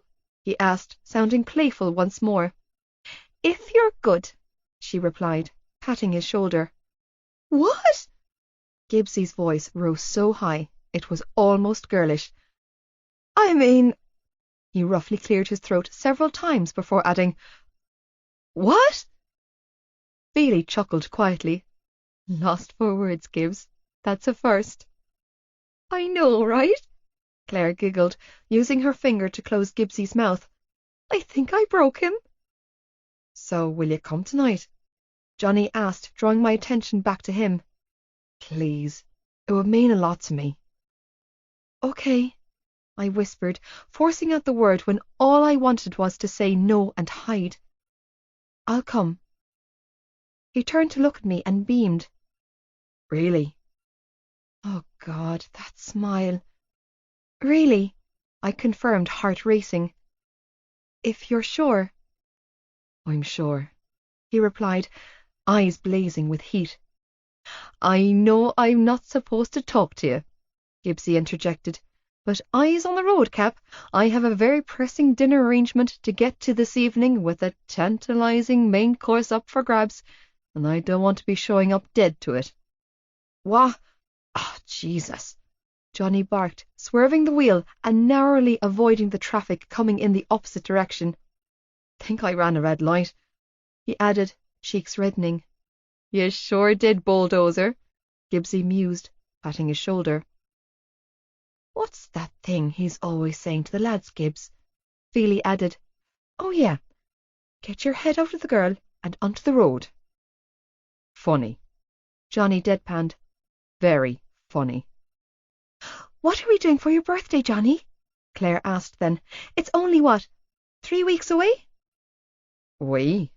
Johnny arched a brow. I didn't know we kind of friends, Claire. Claire made a psh noise. Your girlfriend is my best friend, Johnny Kavanagh, which means I'm going to be at your party. I'm going to be a lot of places you are, like your car right now. So get on board with it and tell me what you want for your present. I'm turning 18, not 8. Johnny laughed. And I'm not having a party, so don't buy me any bleeding presents. Oh yes, you fucking are having a party, Gibbsy countered. A big one, with cake, cocktail sausages, and a shit ton of tequila. Tequila again? Feely glared at Gibbsy. Really? Listen, I'm not going to sit here and apologise for something that happened 1,000,000 years ago, Gibbsy huffed. I puked on your dog, Feely. It was a genuine mistake. I've done it to Suki 1,000,000 times, and you don't see her giving me the cold shoulder. I haven't done it since, so can we please move past it? I don't have a dog. That was my mother you puked on, Feely snapped, sounding outraged. And it was last Christmas, not 1,000,000 years ago, asshole. What? Gibbsy frowned. That was your mum? Yes, asshole. Ah, lad, I'm so fucking sorry, Gibbsy strangled out, slapping a hand across his mouth. I thought she was a dog. Not making it any better, Gibbs, Johnny mused, lips twitching. I didn't mean that she looks like a dog, Gibbsy quickly corrected. But she was so soft and furry. Repress it, Johnny ordered. Gibbsy frowned. Hey, is that why your parents won't let you step foot inside the house anymore? Feely filled in, giving him a dirty look. Yes, Gibbs, that's exactly why. An uncomfortable silence enveloped us then, one Claire thankfully broke by clearing her throat and saying, Anyway, moving on from Jared's less than stellar regurgitation antics, I think we should do something for your 18th, Johnny. And if you don't want to have a party, we could go camping. Johnny's brows furrowed. Camping? Camping, Claire confirmed, tone laced with excitement. School will be over by then. The weather should be good. You all have cars so we could go anywhere we wanted. Best of all, Shan, Lizzie and I don't start our junior cert until the week after your birthday. Grinning, she added, It's a win-win. Babe, you're a genius, Gibbsy declared. I fucking love camping. What do you think, Shan? Johnny asked, casting a sideways glance at me. Would you go? Does a bear shit in the woods? Of course she'll go, Gibbsy answered for me. Right, little Shannon? Don't put words in her mouth, Johnny growled. She doesn't have to. I'll go, I blurted out, excited. Johnny's brows shot up. You will? I nodded. Absolutely. But your mam will say no, I agreed, squeezing his hand. But it's your 18th and I'm still going. Then it's settled, Claire chimed in, clapping her hands together. We're going camping. 59. Enough. Shannon. We better go back to class, Johnny groaned, breaking our kiss. It was the end of big lunch, and we were hidden behind the school greenhouse, where we spent the second half of lunch break together most days. Like usual, I was sitting on the wall surrounding the vegetable garden, and like usual, Johnny was standing between my legs, with his hands clamped on my hips and his tongue in my mouth. You can go straight to my place after school, he offered, pressing another searing kiss to my lips. Do something before dinner. I didn't want dinner unless he was on the menu. What kind of something? I asked, voice a little breathless, as I traced my fingers down the hard ridges and grooves of his stomach. What have you got in mind? I don't know, he replied gruffly, hands moving to my ass. We could play a little GTA, or talk. He squeezed tightly, and I moaned. Whatever you want, Shan. Dropping his face to my neck, he suckled hard on my flesh. "Shite, I think I marked you," he muttered, jerking his head back, eyes locked on my neck. Grinning sheepishly, he added, "Sorry." "Sure you are." He looked about as far from sorry as a person could get. "I believe you." "How are you feeling?" he asked then. Smiling softly, he grazed my hip with his fingers. "You okay?" "I'm fine," I whispered, tugging him closer. "Stop worrying." "I can't help it," he groaned. "I'm always worried about you." "I wanted what happened, Johnny," I reassured him. "I still do." His eyes darkened. "Yeah?" Shivering, I nodded. "Yeah." "I don't know what I'm going to do with you, Shannon Lynch," he admitted in a husky voice. "You make me lose my head." "Good," I teased. "I like it when you turn your brain off." The second bell sounded, letting us know that we had 2 minutes to get to class. But I remained exactly where I was, gripping his waist with my thighs and mentally begging him to stay, stay, stay. 1 hour of lunch wasn't enough. It was never enough time with him, but I reluctantly released him when he mumbled something about a French test. Johnny helped me off the wall and then secured my hand in his as we made our way back to school. "You nervous about dinner?" I nodded. "Terrified." "She won't bring it up," he promised, tracing his thumb over my knuckles. "So don't even worry about that, Shan." "Will your dad be there too?" I asked, voice small. "Yeah," he replied, holding the door open for me to step inside. "He's still trying to make more of an effort and be more present." He rolled his eyes at the notion. "She's still driving me around the bend, Shan. It's worse than ever. The closer we get to June, the more of a weeping mess she becomes." He added with a shudder, "It's all, 'How's your willy, love?' and 'Are your testicles swelling again?' Or else she's reading out statistics on head injuries in rugby." I knew exactly how his mother felt. The closer we got to June, the more I became a weeping mess too. I was just careful to do it when Johnny wasn't around. I didn't have the luxury that most girls my age had. My boyfriend would be leaving soon. I knew phone calls were coming in from the Scouts, whether he told me about them or not. I knew we were on borrowed time, moving closer and closer to the goodbye that kept me up at night, to the day he would leave and I would stay. "So, what do you think about Claire said in the car this morning?" I asked, dragging myself from my depressing thoughts, pulling him to a stop outside the girls' bathroom. I squeezed his hand and smiled up at him. "The camping trip for your birthday. Are you excited?" "Only if you're going." Johnny looked down at me and frowned. "I'm not going if you're not." "I'm going, Johnny." Hail, rain, or snow. "I'm not missing your birthday." "Oh, yeah?" He grinned. "Are you going to share a tent with me?" "That depends," I teased, grinning back at him. "Can you pitch a tent?" Johnny gave me a knowing smirk, and my face flamed in embarrassment. "Not that kind of tent," I quickly amended, blushing. "You're so cute," he chuckled with a shake of his head. "I'll meet you here after last class, okay? We can head back to my place together." "No, I'll need to go home first and get changed." "You look perfect as you are," he argued. "Better than perfect." Grinning, he hooked an arm around my waist and dragged me flush against him. "In fact, you look like dinner." I sagged against him, feeling my body grow hot and achy. "I still need to go home first and check in on Joey." Pressing my hands against his chest, I took a safe step back before I lost all common sense and did something reckless.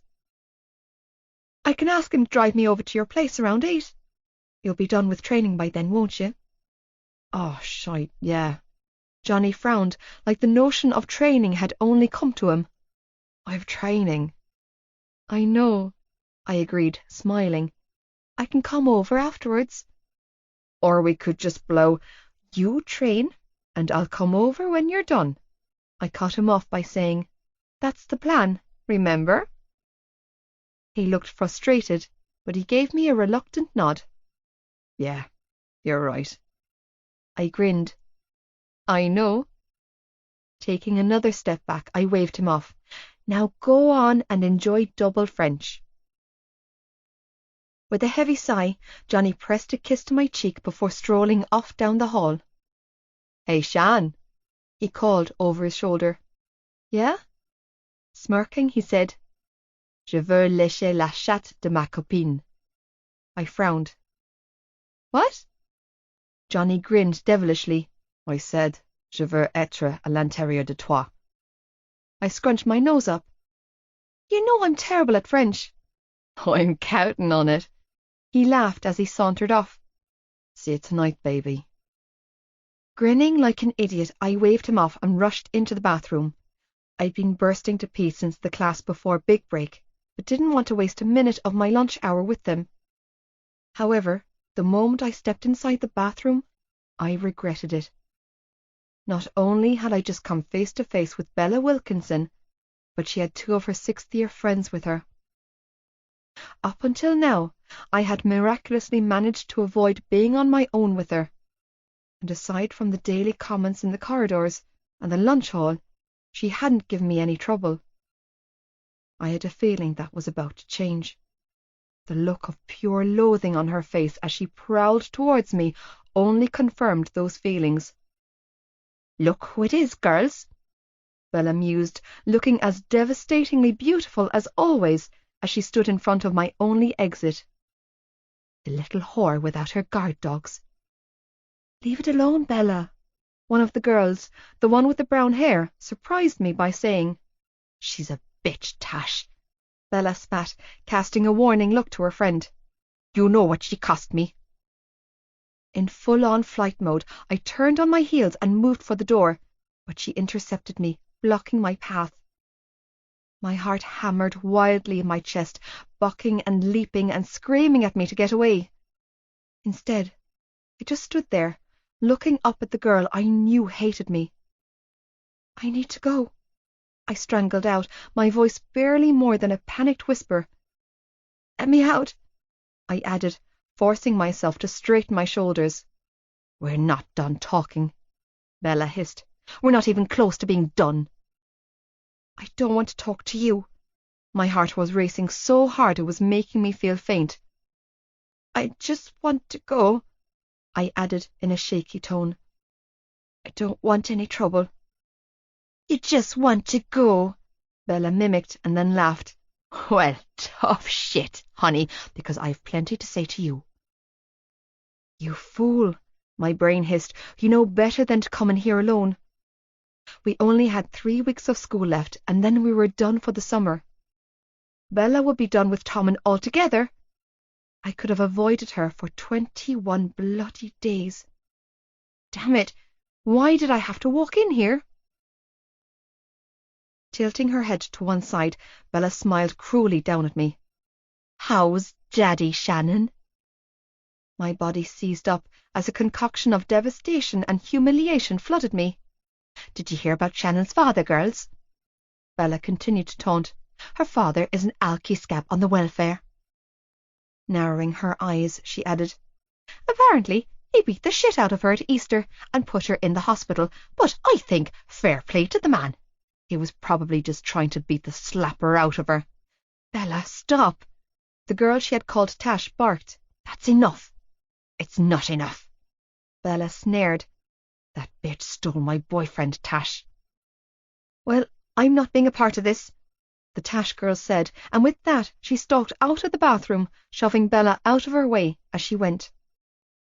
The other girl, the blonde one leaning against the sink, didn't say anything at all.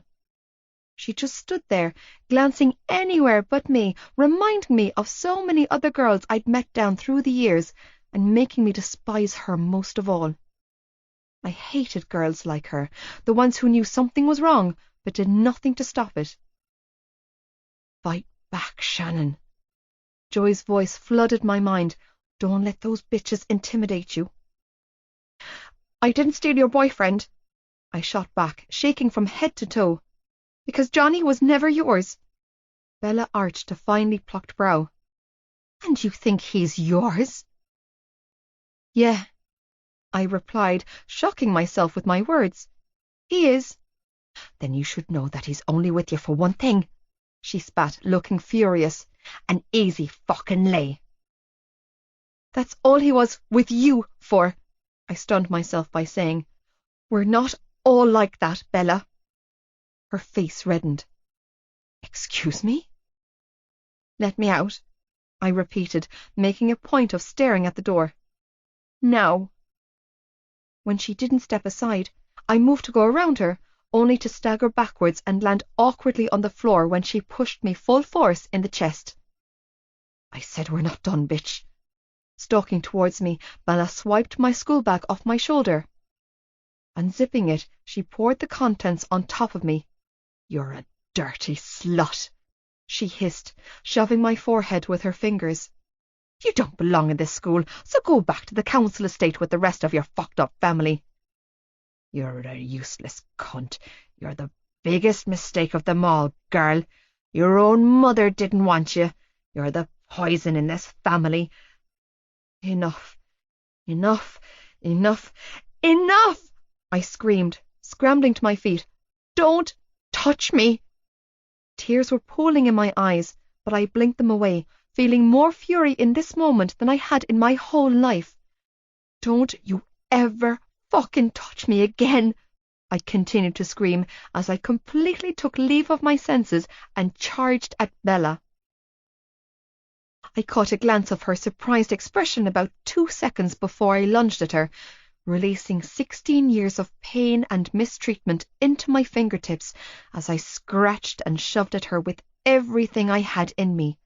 She was too big for me, and I knew I didn't have a hope in hell of finishing what she started, but for once in my life I was fighting back.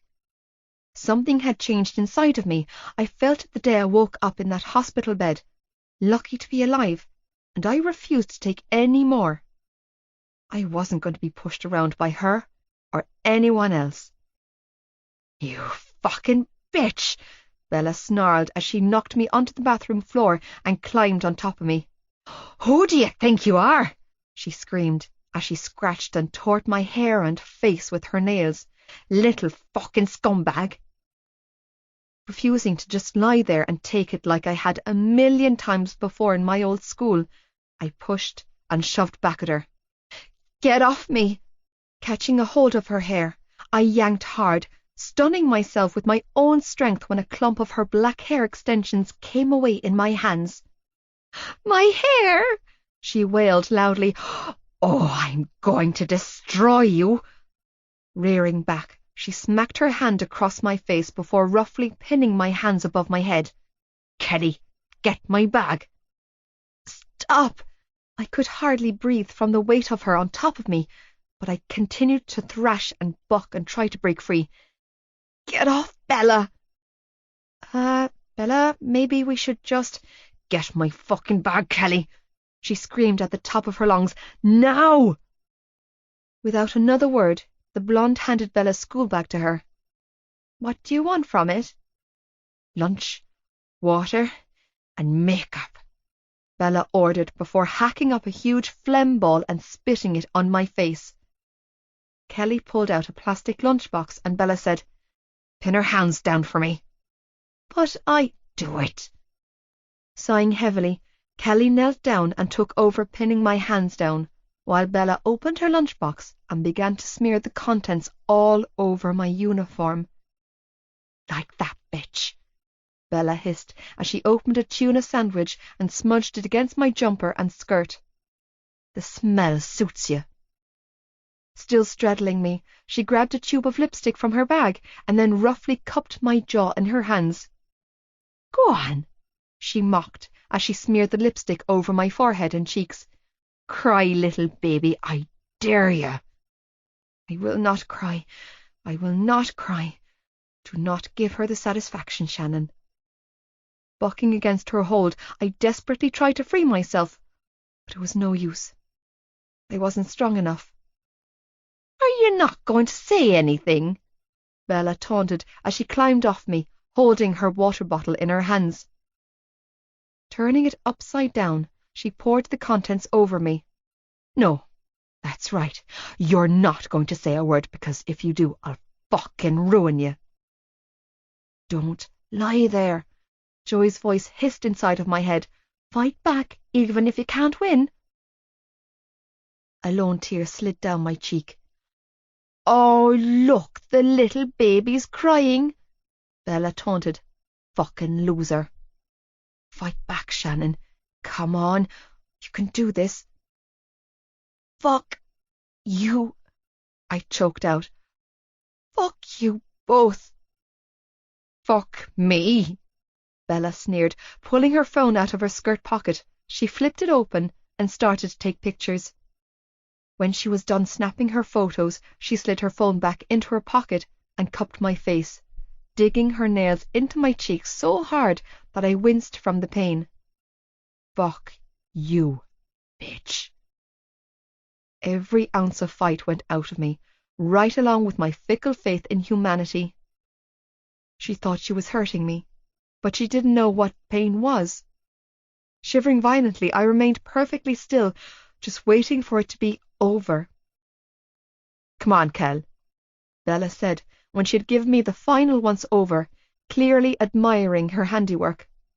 Let's leave the bitch here. I'm so sorry, the blonde girl named Kelly whispered in my ear before hurrying to her feet and following Bella out of the bathroom. Numb to the bone, I remained exactly where I was for several minutes, counting the ceiling cubes above me before finally dragging myself to my feet. Every inch of my body ached. My lungs were burning, but it was my pride that had taken the hardest blow. Humiliated and trembling, I pulled my phone out of my shirt pocket and sobbed in relief when I realized it hadn't been soaked along with the rest of me. Clutching my phone in my hand, I staggered over to the sink and heaved violently until everything inside of my body was swirling down the drain. Panting, I clutched the basin with my free hand and forced myself to look at my reflection. Tiny trickles of blood tinged my cheeks from where her nails had been, and I wasn't even surprised to see what she had written on my face. BJ13 was scrawled across my forehead to match calves on my left cheek and slut on my right. Tearing my gaze from the mirror, I focused on my phone, and with shaky hands I dialed the number I knew off by heart. Please pick up. Please pick up. Please don't be in class and pick up. Shan? His familiar voice came down the line. What's going on? Joey. Clenching my eyes shut, I shuddered violently. I need you to come get me. 60. Flying fists. Johnny. I was used to seeing a lot of strange things go down at Toman. Hell, I couldn't count the weird encounters I had in this place down through the years. But the sight of a lad in a BCS uniform stalking through the car park towards me after last class of the day was definitely a new thing for me. It took me a few moments to register the lad, wearing the grey jumper with the public school crest as Joey Lynch, and a second too long to register that the arm he was rearing back was intended for me. His fist connected with my face so fast that my head snapped sideways. "What the fuck did you do?" he demanded, looking livid. "If you hurt her, I'm going to burn you alive and piss all over your bones." "What are you talking about?" I roared, spitting out a mouthful of blood. I was about done with this whole family, and while up until the punch to the jaw, I actually liked Joey, I had a feeling that was about to change. "I didn't do anything to anyone." A huge crowd was forming around us, cheering and hollering like bleeding idiots. "She's inside that school somewhere, crying," Joey snarled. "She called me to come and get her. slamming his hands against my chest. He stalked towards me. "You wouldn't happen to know anything about that now, would you?" "No, I fucking wouldn't," I snarled, shoving him away from me. He needed to step back, and fast, because he was pushing my patience out to sea, and I was packing about 4 inches of height and 4 stone of muscle on him. "Back the fuck up, Lynch." "Or what?" he sneered, moving for me again. "What are you going to do, Kavanagh?" "Whoa, whoa, whoa," Hughie commanded, as I jumped into the mix, running through the car park to step in between us. "Just calm down, lads." "I am calm," I roared, clearly not calm. "He's the prick who walked over here and hit me in the face." "Because you hurt my sister," Joey shot back. "I didn't hurt your sister," I snarled. "I would never hurt your sister." "Well, someone fucking did something," Joey roared, before lunging for me once more. This time, it was Gibbsy who intercepted Joey from behind. "Howdy, buddy," he said in a friendly tone, as he wrapped his arms around him and dragged him away from me. "I see we're in the old front-to-back position again." "Get the fuck off me, Gussie," Joey snapped, wrestling against his hold. "It's Gibbsy," he replied calmly, "and no can do. You can't be going around hitting my centre, Joey. He's got some important business to attend to this Saturday, and it'd be terribly irresponsible of me to let you go right now." "Joey!" a female voice called out above the noise of the crowd. Seconds later, a blonde appeared in my line of vision, moving straight for Joey. His girlfriend, I noted. Aoife. "What are you doing, Joey?" she puffed out, stepping in front of him. "I thought we said no fighting." Catching a hold of his face, she forced him to look at her. "Ask questions first, remember?" "I forgot, baby," he muttered, sagging enough that Gibbsy released him and took a step back. "What the hell's happening?" I demanded, feeling a mixture of fury and panic shoot through me. "Shannon called me," Joey snarled, shaking with temper. "Someone in this stuck-up school did something to her." "Did something to her?" I gaped at him in confusion. "What?" "Something happened to Shannon."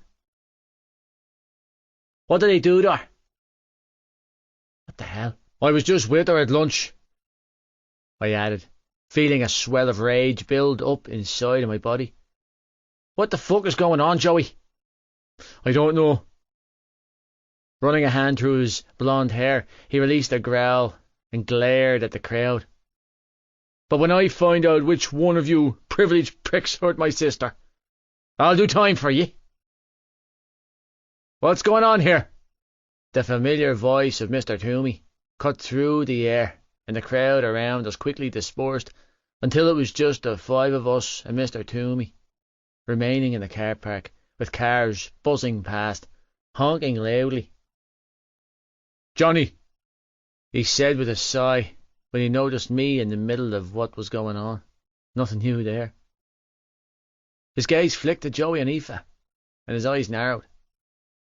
"Are you two aware that you are not permitted on school property if you're not enrolled here?" "Fuck you," Joey shot back, causing Aoife to groan in her hand. "Joe," she hissed, placing a hand on his chest. "He's their principal." "So?" Joey shrugged, unaffected. "He's not mine." Narrowing his eyes on Mr. Toomey, he spat. "I'm here to pick up my sister since your piece of shit school can't control its students and keep her safe." Mr. Toomey's brows furrowed. And your sister is Shannon Lynch. Mr. Toomey paled, and Joey lunged for the jugular like he could smell fresh blood. Yeah, that's right, he sneered. You know who I'm talking about? You made all sorts of promises to her, didn't you? About keeping your students safe. What a fucking joke you are. I beg your pardon. Mr. Toomey strangled out. I have no idea what you're talking. Hi, Joe, a small voice said, and we all swung around to find Shannon walking towards us. Her hair was drenched and clothes destroyed with food. Her face was red and blotchy, like she had scrubbed herself raw. But when I looked harder, I could see scratches and words. Her gaze flicked to me, and her expression caved. Tears pooled her eyes as she sniffled. Hi, Johnny. What the actual fuck? I demanded, stalking towards her. What happened to your face, Shannon? She shook her head and practically collapsed against me when I reached her. I want to go home, she sobbed, shaking violently. I just want to go. It's okay. Shh, just calm down. Cupping her face in my hands, I squinted my eyes and tried to make out the lipstick marks on her face. Cab slut. BJ13. Who did this to you? Joey demanded, shoving me out of the way. Or at least he attempted to. It didn't work out so well for him because I didn't move an inch. Shan, what happened? Was it her? I asked, shaking just as much as she was now. What am I saying? Of course it was her. Who? Mr. Toomey strangled out. Who did this to you, Shannon? Bella fucking Wilkinson? Gibbsy sneered. Who else? I want her out of this school, I snarled, swinging around to glare at him. She can't get away with this. You know what she's going through. She's supposed to be safe at school. Paling Mr. Toomey moved towards us. Shannon, are you saying Mrs. Wilkinson did this to you? Back the fuck up, Joey warned, taking a protective stance in front of his sister. I didn't know what he thought old Toomey was going to do, but the lad wasn't taking any chances. He was coiled tight with barely restrained feral fury, and I had a feeling the only reason he hadn't exploded already was the blonde stroke on his arm. Don't come near my sister, he added, glaring daggers at our principal. I'm warning you. Mr. Toomey's mouth fell open, and I felt a pang of sympathy for the old man to be thrown in the deep end like he had. God knows, I knew what that felt like. Being at the end of Joey Lynch's wrath wasn't a good feeling. Out of the corner of my eye, I spotted Bella and Cormac strolling through the courtyard towards the care park, all smiles. Oh, hell fucking no. You! I roared, sidestepping Shannon. I want to fucking wear with you. Johnny, don't move, Mr. Toomey warned. Johnny, don't, Shannon begged.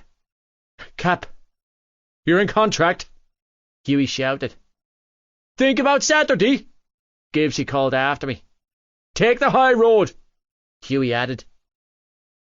Fuck your high road, I snarled, glaring after them. And fuck them too. Cormac paled as I approached. All right, Cap. What did I tell you? I demanded, stalking straight for him. Huh? What the fuck did I tell you about that bitch? Oh, Johnny, I have no idea what you're... Bang! Cormac hit the ground like a sack of potatoes before I had a chance to raise a fist. Confused, I swung round and locked eyes on Joey. "What the—" "I owe you one," he explained, with a shrug as he shook out his wrist. "Besides, I'm already getting arrested." I gave it him. "For what?" "For this," he replied before lunging at Cormac. "Get off him!"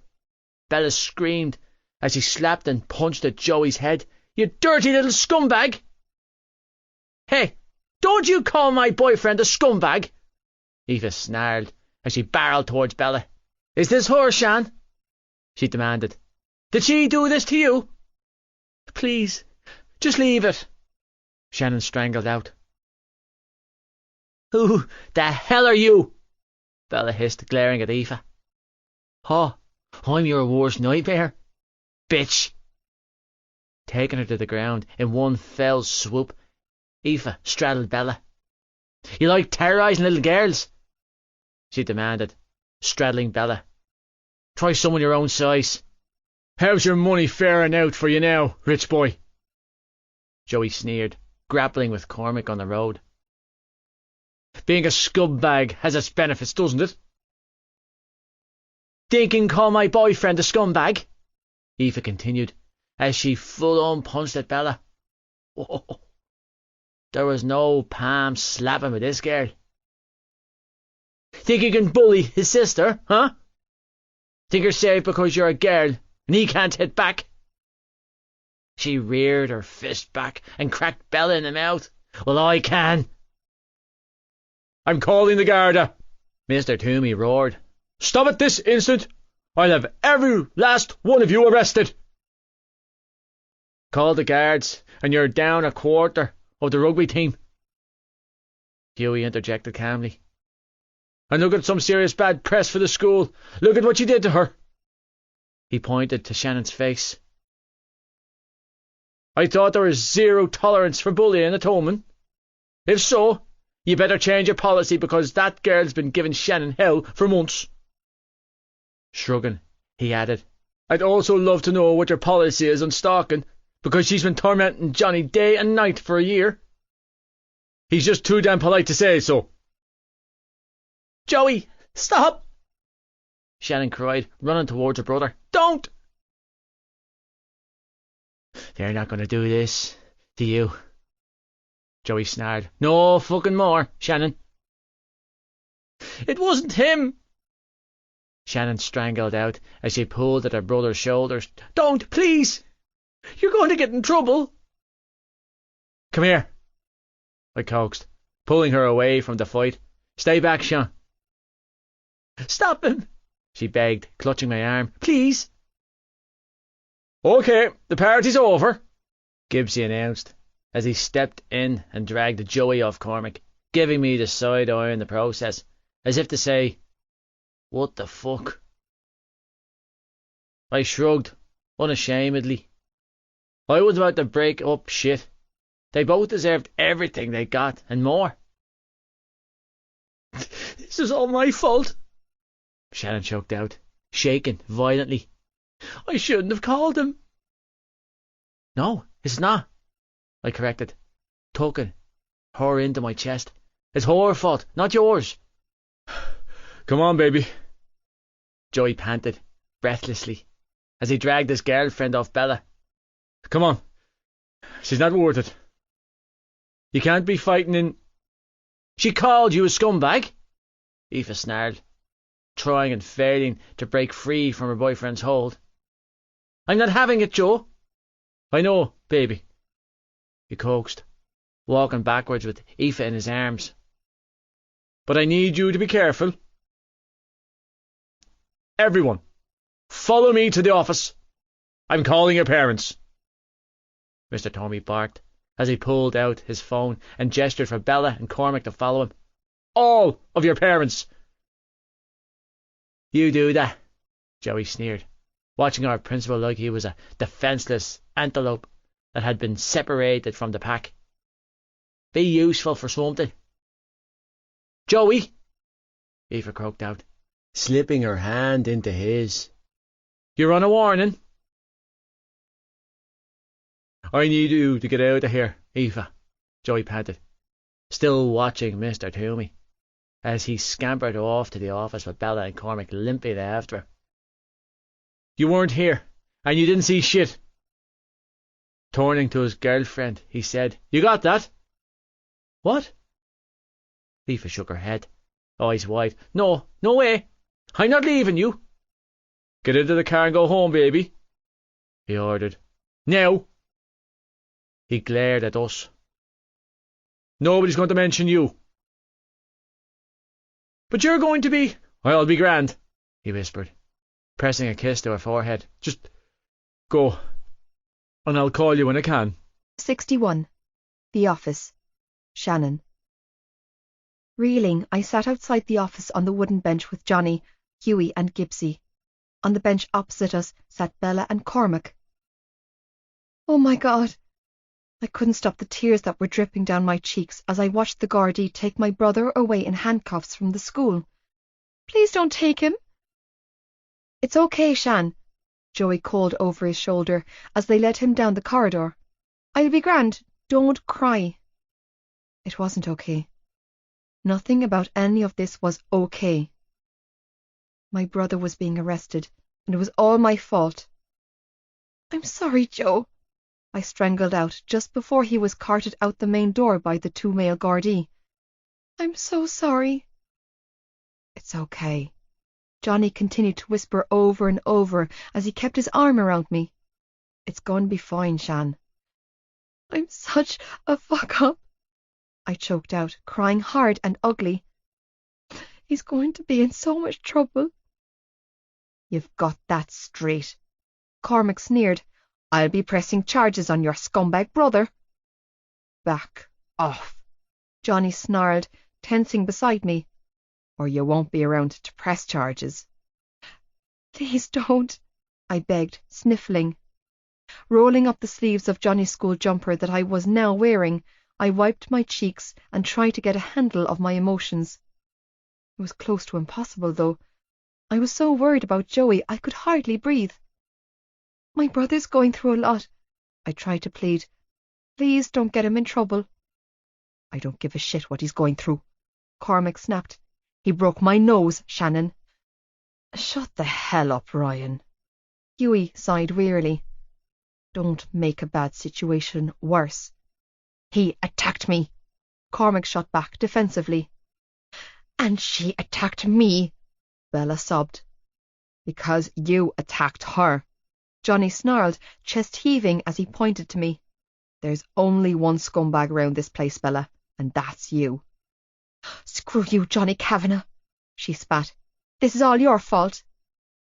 You need to keep your mouth good and shut, Gibbsy hissed. Stupid fucking girl. I'm a victim here, Bella wailed. You're a victim, Gibbsy shot back, sounding outraged. Jesus Christ, I hope your parents didn't breed any more of you because you are one septic girl. The world doesn't need another one of your kind prowling around. Go away and find some water to drown in, Gibbs, Cormac shot back, glaring at Gibbsy. Like the rest of your... Back the fuck off. Both Johnny and Hughie roared in unison. Meanwhile, Gibbsy remained rigid and silent.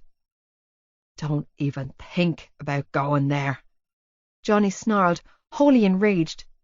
The hell is wrong with you? He called my girlfriend names. So that justifies you saying that? Johnny seethed. Don't even think about trying to make excuses, Ryan. That's bleeding despicable. From here on out, we're done, Cormac, Hughie added, shaking with temper. If you're thick enough to knock around with someone like her, then don't even bother looking in my direction, and I mean that on the pitch as well as off it. No skin off my nose, Biggs, Cormac sneered. You're so far up Cav's ass it doesn't make a difference to me. Who is she? Bella demanded then, dragging the attention back to her. The girl who attacked me. What's her name? Narrowing her eyes, she spat. I know you all know who she is. What girl? Gibbsy replied calmly. I didn't see a girl, did you, lads? Never saw any girl, Johnny agreed. But I did see Cormac hit Joey first. Cormac's eyes widened in disgust. You liar. Johnny shrugged. That's what I saw. Funny, I saw that too, Gibbsy offered. He just lunged at you, Johnny. Lynchy was protecting you. That's what I saw, Hughie agreed, and Mr. Toomey was standing behind Johnny. His view was obstructed so he couldn't see who threw the first punch. And there are no cameras in the car park, Gibbsy mused. I guess that makes it your word against ours. 5 against 2, Hughie agreed. Funny that. Karma's a beautiful thing, Gibbsy agreed with a smirk. There was 6 of you, Bella hissed. There was a girl. Nope, Gibbsy replied with a shrug. You're imagining things. You're a pack of liars, Bella hissed, furious. You do realise you caused all of this, Hughie shot back. Or do you just not care? Leave her alone, Cormac quickly came to her defence. She's hurt. She's a parasite is what she is, Gibbsy sneered. And you'd do well to get as far away from her as possible, because you're not acting like the lad we grew up with. The sound of whistling grew closer, and all 6 of us turned our heads just as Ronan McGarry, one of the boys from my year, turned the corner of the hallway. When his eyes landed on all of us sitting outside the principal's office, he did a double take. What are you all doing out? Keep walking, prick face, Johnny warned, bristling beside me. And keep your bleeding mouth shut. Ronan glared at Johnny for the longest moment before flicking his gaze to me. Causing trouble again, Shannon? A ghost of a malicious smirk teased his lips. Why am I not surprised? I said go, Johnny snarled, rising to his feet, before I mangle you. Ronan stumbled backwards so quickly that he dropped his school bag, causing Gibbsy to snicker. Ah, lad, he chuckled. Thanks for that. I needed the laugh. Shag off, Gibbs, Ronan growled, red-faced, as he grabbed his bag off the floor. I'm not afraid of him. Get out of here, you little pervert! Johnny's voice boomed loudly and was laced with authority as he took a menacing step towards Ronan. Don't think I've forgotten about what you did. Ronan backed all the way up the hall he'd just walked down before disappearing round the corner. Brilliant! Laughing hysterically, Gibbsy slapped his own thigh. I thought he was going to piss himself. The office door opened inwards then, causing them all to fall silent as our parents filed out. Well, their parents. First to emerge was Bella and Cormac's mothers. Mrs. Ryan and Cormac walked away without speaking a single word. To my absolute shock, Mrs. Wilkinson marched over to her daughter and hissed, Stand up! Pouting and huffing loudly, Bella stood up, dabbing her cut lip with a tissue. Now give me your phone. Ma'am, give me your phone. Wordlessly, Bella slid her phone out of her pocket and handed it to her mother. Mrs. Wilkinson tapped furiously at the keypad, stiffening when she found what she was looking for. She looked over at me, eyes laced with guilt, and then turned back to her daughter. Go over there and apologize for what you did to that poor girl. Oh, God! My entire body coiled tight with dread. I didn't want her to apologize to me. I didn't want her to come anywhere near me ever again. Bella groaned. But, Mom! Don't push me on this, Isabella, her mother seethed. You're lucky I'm not taking you down to the Garda station and handing you in myself. I've never been so disappointed in you as I am today. Her friend hit me, Bella squabbled, and they know who she is. I'm not surprised, Mrs. Wilkinson snapped, red-faced. After what you did to that girl, it's a miracle her guardian isn't pressing charges. Now go over there and apologise.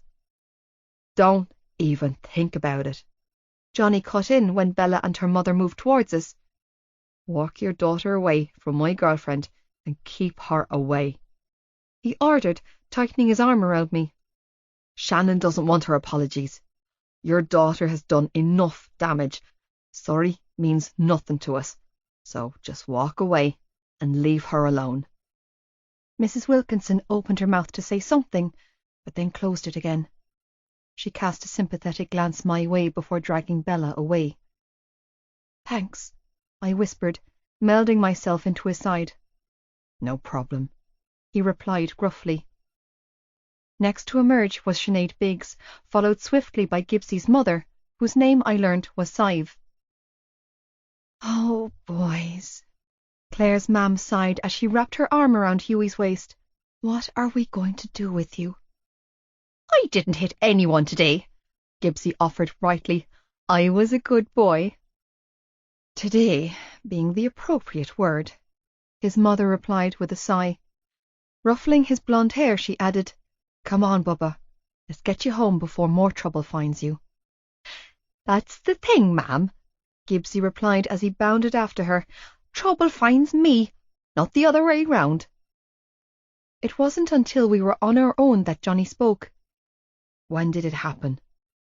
His voice was low and thick with emotion. Shifting sideways to face me, he choked out, "Did she do to you, baby?" "Doesn't matter," I mumbled, feeling bone weary. I'd already explained it all to Mr. Toomey and Darren when it was our turn to speak to him in the office earlier. "I need to know, Shan," Johnny replied. "So please, just tell me." Exhaling a tired sigh, I explained what had happened in the bathroom with Bella and her friends, leaving nothing out. Too exhausted to censor myself, I told Johnny everything, right down to the vomiting. "Why didn't you call me?" he asked when I was finished. "Or come find me. Shan, I would have—" "Because you had a French test and I didn't want to get you in trouble," I whispered, knees bopping restlessly. "I know the academy, and the scouts are watching your every move right now, and I was afraid you'd get mad and retaliate, so I called Joey because I thought he would come pick me up." My voice cracked, and a huge sob tore from my throat. "I just wanted a spin home. I didn't think he would do that." The door of Mr. Toomey's office opened again, and this time Mr. Kavanagh stepped out with both Darren and Mr. Toomey in tow. "Again, I am terribly sorry for what happened," Mr. Toomey said, extending his hand to Darren. "Please rest assured that Tommen adheres to a strict zero tolerance for bullying policy, and this matter will be dealt with immediately." When Darren didn't take his hand, Mr. Toomey's gaze flicked to me, and he grimaced. "Shannon, I saw the photographs, and I am very sorry." "So, what are you going to do about it?" Johnny asked in a tight tone of voice. "It's all well and good saying you're sorry, but that means nothing if you don't take action. Is Bella being expelled? What about Kelly? She was involved too. And Tash? She's just as bad for walking away and not stopping them." "Johnny," Mr. Toomey sighed wearily, "stay out of this." "No," Johnny erupted, springing to his feet. "3 of them cornered my girlfriend in the bathroom. 2 of them held her down and assaulted her. They're all 6th years. They're over 18. Shannon's a minor. They should all be done for assault." "Johnny," I muttered, feeling another wave of shame sweep through me. "Just let it go." "No, Shan," he shot back. "I'm not letting this go." Glaring at our principal, he hissed, "I want justice." "That's not good enough." Darren shocked me by agreeing with Johnny. "My sister was brutally assaulted by 2 girls during school, one of whom, I learn, has been bullying her for months. My brother has been arrested for defending her when your teaching staff failed to do so. We're going through hell as it stands, something you are well aware of. All you can say is that you're sorry." Darren shook his head. "Forgive me for saying this, Mr. Toomey, but what the hell are we doing paying thousands of euros in school fees if you can't do something as basic as guarantee my sister's safety at school?" "Bella has been suspended for the next 3 days," Mr. Toomey responded, cheeks flushed. "I will be bringing this incident to the attention of the Board of Management at our next meeting. We'll decide on the appropriate action to take then." "Take action by expelling her," Johnny seethed, furious. Screw a 3-day suspension. That won't do any good. She shouldn't be let back inside this school after what she did to my girlfriend. My hands are tied, Mr. Toomey replied, looking to Johnny's father for help. This is a mess, Seamus, Johnny's father stated calmly. I sincerely hope the school has sufficient legal representation, and for the Wilkinson family's sake I suggest you let them know the same. I will of course be offering my services to the Lynch family, and will be in touch when my client decides on the course of action she wishes to take, be it against Miss Wilkinson alone, or the school for their negligence and failure to safeguard a minor in their care. Mr. Toomey's mouth fell open in surprise, and I was pretty sure that his expression was a mirror image of mine and Darren's faces as we gaped at Johnny's father. Excuse me? Well, it's very clear, Seamus, Mr. Kavanagh replied in that sickly sweet voice only people with great power used. You were so quick to call the Gardaí and press charges on the Lynch boy for his role in the incident that I find it only fair, and my personal responsibility, to make my services available to their family. However, given the circumstances surrounding both Lynch children, I feel I should advise you that you will have a challenge on your hands to find a judge the length and breadth of this country unsympathetic enough to their plight to convict Joey Lynch. And believe me, I know several of those judges. Adjusting his tie, Mr. Kavanagh smiled. Have a good day, sir. Johnny grinned at his father. Meanwhile, Darren and I both continued to gape in wonder. Let's go, Mr. Kavanagh instructed in the cool, calm and collected tone of his as he turned to his son. Your mother needs me to pick up pepper sauce for dinner, and I have to take a trip to the Garda station before I— Oh, wait. Mr. Toomey strangled out. Mr. Kavanagh, can you step back into my office, please? Johnny's father made a big deal of checking his watch and sighing before reluctantly nodding. I can give you 15 minutes. Yes, thank you. Mr. Toomey sagged in relief and scurried back into his office. Shooting fish in a barrel, da, Johnny quipped. Chuckling softly, Mr. Kavanagh winked at his son before following Mr. Toomey. Pausing in the doorway of the office, he turned to Darren and said, I'll have your brother home by 10 tonight. Thank you very much. Exhaling heavily, Darren strode over to Mr. Kavanagh and extended his hand. I'm very sorry for the way my family— Irrelevant, Johnny's father replied, shaking Darren's hand. We all need a little mercy sometimes. Flicking his sharp gaze to Johnny, he said, Bring that pepper sauce home to your mother before you go to training, son. He looked to me then and gave me a soft smile. I hope one day we will meet under happy circumstances, Shannon. With that, Mr. Kavanagh sauntered into the office, letting the door swing shut behind him. He's going to torture him, Johnny chuckled as he strolled over to where I was sitting and pulled me to my feet. Don't worry, Shan, he added, wrapping an arm around my waist. He'll get this sorted. I blew out a ragged breath. Can't believe he did that for us. Neither can I, Darren muttered, rubbing his jaw. I told you my parents love you, Johnny coaxed, taking my hand in his. Do you believe me now? Trembling, I squeezed his hand and sagged against his chest. I'm sorry. Don't even say that, he whispered, wrapping me up in his arms. I smell like fish, I warned him. You'll get it on your clothes too. I don't care, he whispered, dropping a kiss to my hair. I love fish, I love you, and I still want to eat you for dinner. Not as much as chicken, I sniffled. I fucking love chicken, he agreed with a chuckle. Everything's okay, Shan. Stepping back, he cupped my face in his hands and stared down at me. Do you hear me? I shrugged weakly. I hear you. You're going to be okay, he said gruffly, blue eyes locked on mine. And so is Joey. I don't think I'm going to make it to dinner tonight, Johnny, I squeezed out. That's okay, he replied, dropping his hands to rest on my shoulders. We'll do it another time. Stroking his thumbs over my collarbone, he added, I'm going to make this right for you. I sagged against him. Doesn't matter.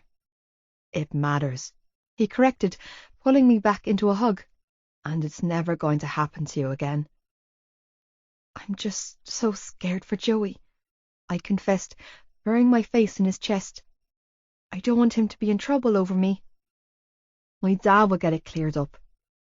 He pressed a kiss to the top of my head.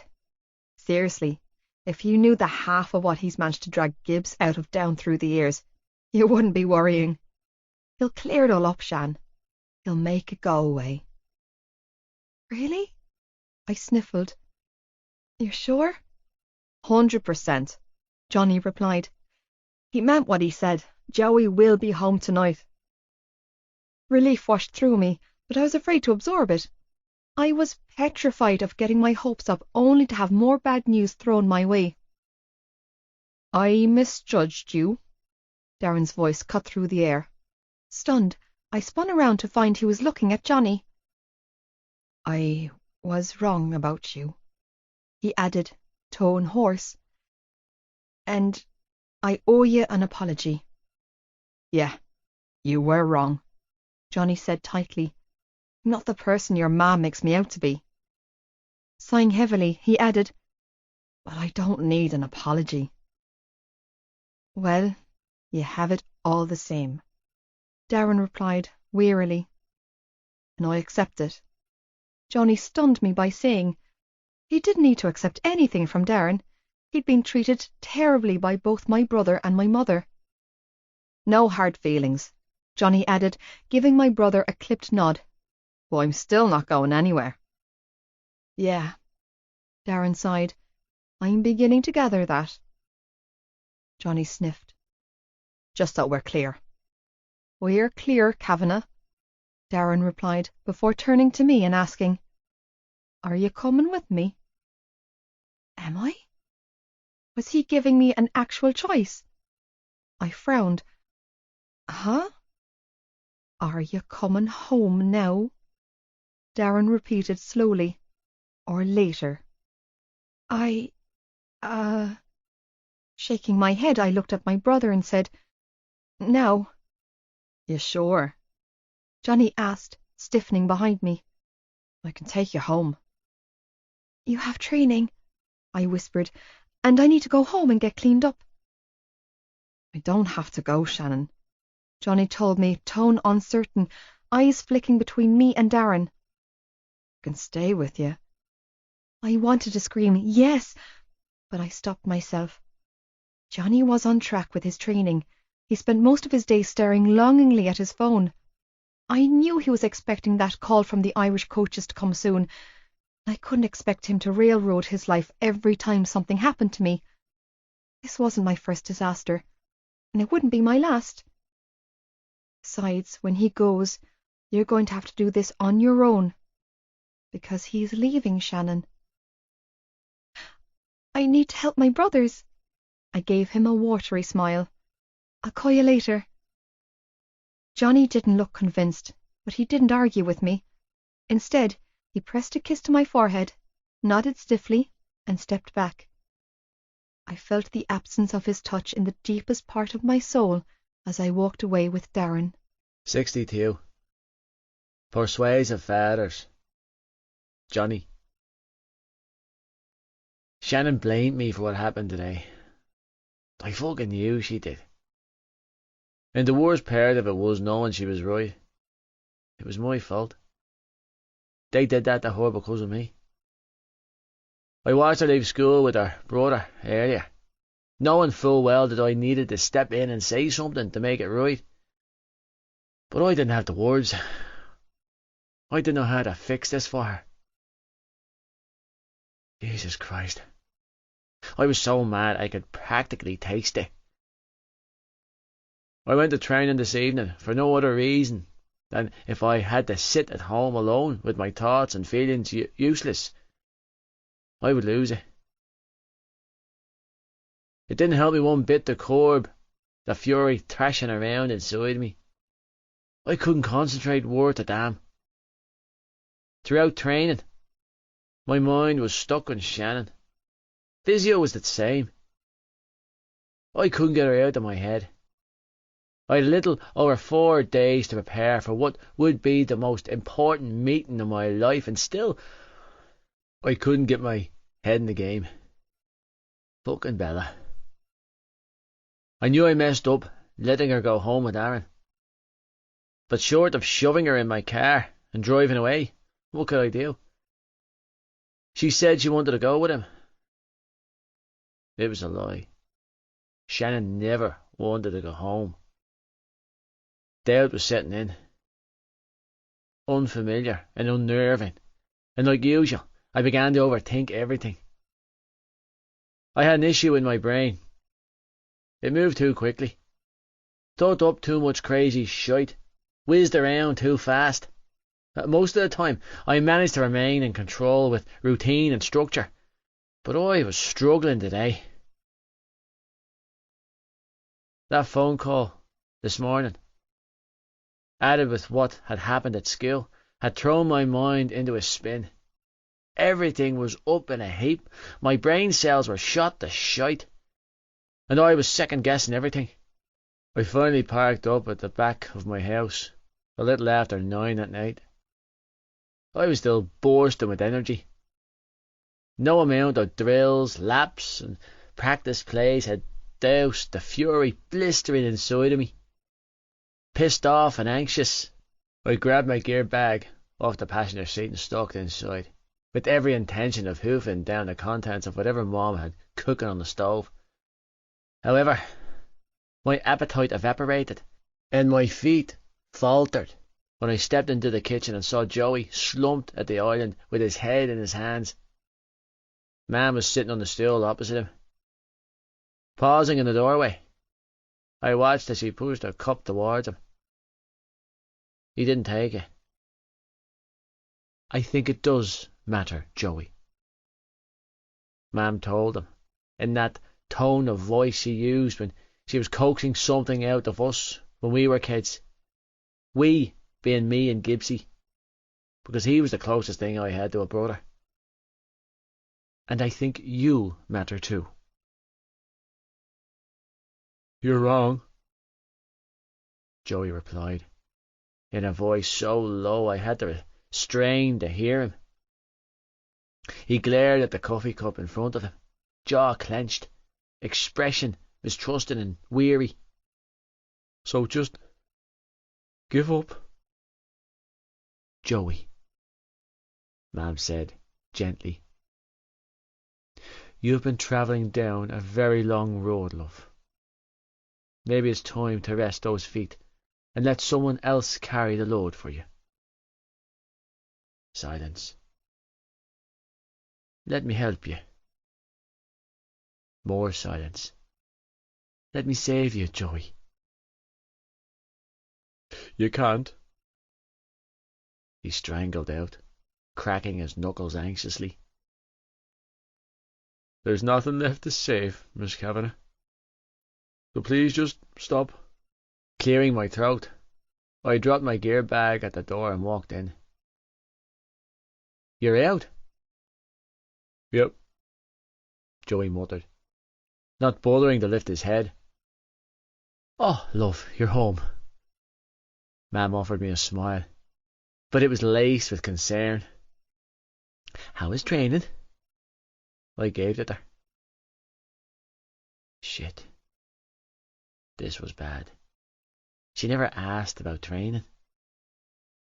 "Grand," I replied wearily. "What's going on?" "Are you hungry, Johnny?" Mam asked, ignoring my question as she moved for the stove. I made roast beef with pepper sauce. Shaking my head, I walked over to the island and pulled up a stool. "Jesus," I muttered, taking in the swelling under Joey's right eye. "Cormac got you good?" "Yeah. And I got you good," he shot back, gesturing to my busted lip. "Sorry about that," Grimacing, he added, "Poor communication skills." I shrugged it off. "So, what's happening now?" "I'm in a bit of shit, Cav." Joey deadpanned. "That's what's happening now?" "Yeah, I gathered that much." Resting my elbows on the marble countertop, I leaned forward and studied his guarded expression. "Are you being charged?" "He's not going to be charged with anything," Ma'am answered for Joey, tone confident. "Your father has made sure of that." My brow shut up. "You're off the hook?" Joey shrugged, looked at the complete loss. "Apparently." He gave me this strange look that I swear I could see terror in his eyes before the shutters clamped back down, and he looked away. "According to your parents." "Where's your ma?" I asked then, bracing myself for the backlash I knew would come with a question like that. "Did she go down to the station for you?" Joey shot me a look that said, "What the fuck do you think, asshole?" And in that moment, I felt a surge of sympathy flood my chest. "She's working," he explained tightly. "Couldn't get through to her phone." "That was Principal Toomey," Dad announced, breezing into the kitchen with his phone in his hand. "The school board held an emergency meeting tonight." I stiffened. And Bella will not be returning to Tooman to finish out the school year," Dad replied. Joey blew out a harsh breath. "Thank Christ for that." "She'll be allowed to sit her leaving cert in one of the local schools, but she will not be welcome back at Tooman. Her locker's been cleared out. Her phone has been confiscated, and all photos she took of Shannon have been erased," Dad explained, sliding his phone into his pocket. "Natasha O'Sullivan and Kelly Dunn have both been given a week's suspension for their roles in the incident, though, due to Shannon's statements and following a lot of discussion, it has been decided by the board that both girls will return to Tooman after their suspension and will be permitted to sit their exams there." "That's bullshit!" Joey and I both hissed in unison, and then turned to frown at each other. "Pick your battles, boys," Dad replied. "This is a good result." Ma'am handed Dad a cup of coffee, and he kissed our cheek before turning his attention back to us. "Take emotion out of the equation, and look at the result for what it is. A win." "And Cormac?" I said, locking eyes with my father. "How did you manage to pull that off? He was hell bent on pressing charges earlier." Dad winked. "With a great deal of persuasion." "Well, shite." I blew out the breath, impressed. "Remind me never to go against you." "It's not all good news," Dad warned, turning his steely blue gaze on Joey. "You have been expelled from Ballylagan Community College. Apparently, you're on your final warning following 7 suspensions this year alone, and countless other tracing all the way back to your first week of first year." Dad pulled at his tie, loosening it. "I did what I could, Joey, but they're not budging. Committing an act of violence against another school while wearing your BCS uniform is against their policy and punishable by immediate expulsion." Joey shrugged wearily. "It's okay." "Okay?" I gaped at him. "But you're supposed to sit your leaving cert next month." "Doesn't matter," he muttered. "Yeah, it does," I shot back. "It does fucking matter." I wasn't going anywhere anyway, he replied. So, it's all the same to me. What the hell, Joey? I snapped. This is important. Turning to my father, I asked, is there anything else you can do for him? Dad sighed. My hands are tied, son. Joey here has a record for violence that makes Gibbsy look like a saint. They're unwilling to negotiate having him return to school, not even to sit his exams. Well, what about Tooman? Mam interjected. Tooman is private, sweetheart, Dad replied. Another public school, then? I offered. Not in the area, Dad replied. Nothing public, at least. Then the city? No school will touch me with a 10-foot barge pole, Joey said flatly. Your dad's right, Kavanagh. My record is shocking. No one's going to want me, and it doesn't matter anyway, because I don't care. So don't waste your breath talking about it. I looked at my father, who confirmed this with a small nod. Jesus, I muttered, dropping my head in my hands. What a disaster. Can I use your bathroom, please? Joey asked, as he rose from the stool and looked at my mother. Of course you can, Joey, Mam replied, tone thick. You don't have to ask, love. Nodding stiffly, he walked towards the hallway door, only to hesitate in the doorway. Thank you, he said in a low voice, glancing over his shoulder. For everything. No problem, Joey, Dad replied. Remember what we said? The offer's on the table, and it has no expiration date. Nodding stiffly, Joey muttered, I'll think about it, before disappearing down the hallway. The sound of the front door slamming reverberated through the house a few seconds later. Don't, Dad warned, stopping Mam, who was moving for the door. Just let him be, Adele. Who's going to take care of him? Mam demanded, swinging around to glare at my father. Her eyes were full of unshed tears and her voice was thick with emotion. Well, his own mother couldn't be arsed to show up to the Garda station to check on him, John, and his father's a psychopath. Her shoulders sagged, and she sighed heavily. There's something very special about that boy, but he's lost, and if nobody doesn't step up and do something, he'll never find his way back. I hear you, sweetheart. I really do, but he's legally an adult. He's a child, John, Mam strangled out, sounding fiercely protective. He's a broken little boy, trapped in a grown man's body, and he needs us. Adele, I know. They're not a pick and mix, Mam continued to rant, not giving my father a chance to speak. You don't get to pick and choose your favourites and leave the rest in the box.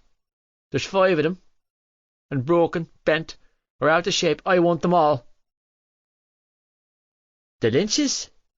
Awareness hit me smack in the chest, and my jaw fell open. You're taking them?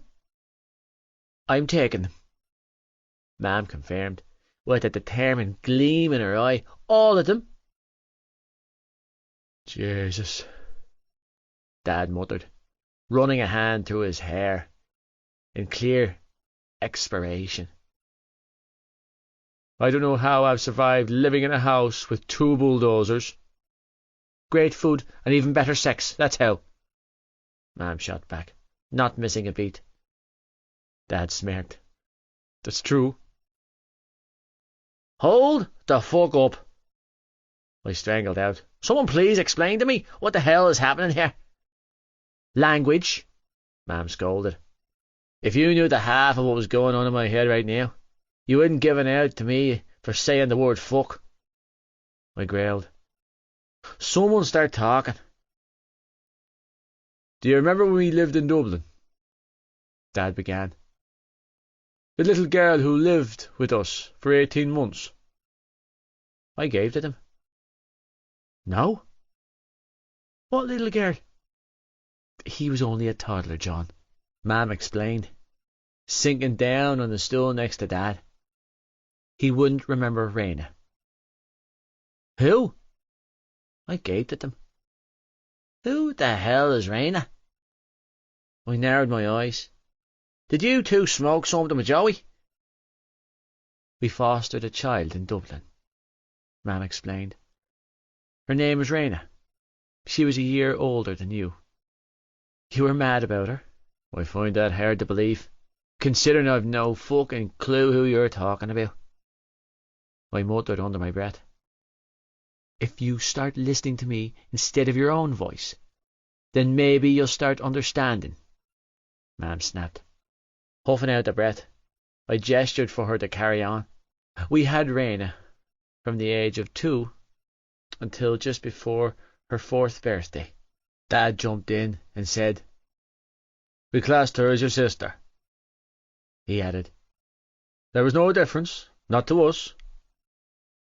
What happened to her?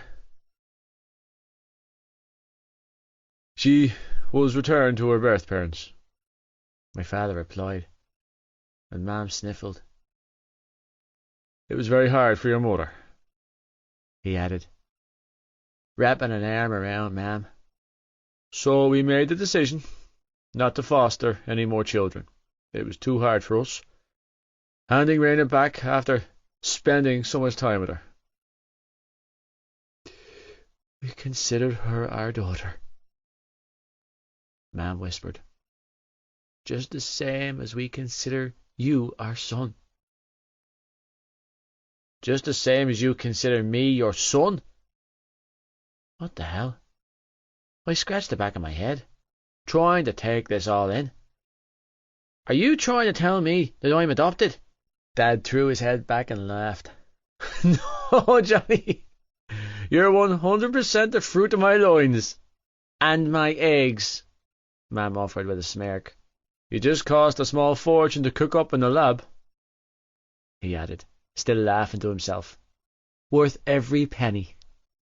Mam winked. Our little test tube baby. What the?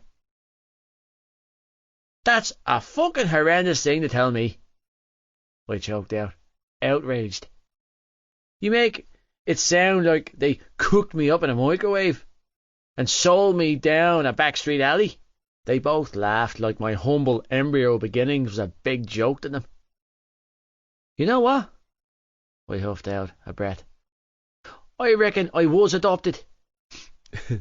The point we're trying to make, Johnny, Dad said, struggling to sober his features as he smothered his laugh, is that we have experience working with the foster care system.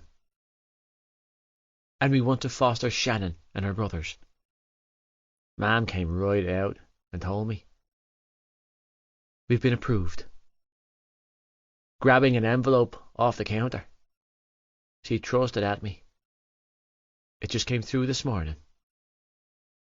Tact, baby, Dad groaned, dropping his head in his hands.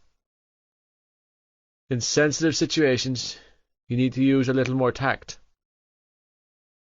You want to foster Shannon? I asked, quite frankly stunned. Yes, Mam replied, not missing a beat. And Ollie, Sean, Tag, and Joey. What? I shook my head, trying to figure this out. When did you plan this? March, Mam replied. No, Dad coaxed. We discussed it in March. We applied in March, Mam corrected. The day after I found Shannon and Joey in our house. And you didn't tell me? I demanded. Why wouldn't you tell me? We didn't want to get your hopes up. It's a long process, and we weren't sure if we would be approved, given our stage in life and our carers, Dad explained. You're 46 and 49, I shot back. You're hardly over the hill. We also didn't want you to tell Shannon, Dad added. Why wouldn't I tell Shannon? I asked, gaping at him. Because this is sensitive, Dad replied. There is a process we have to follow, son. We can't just barge in their home and take them.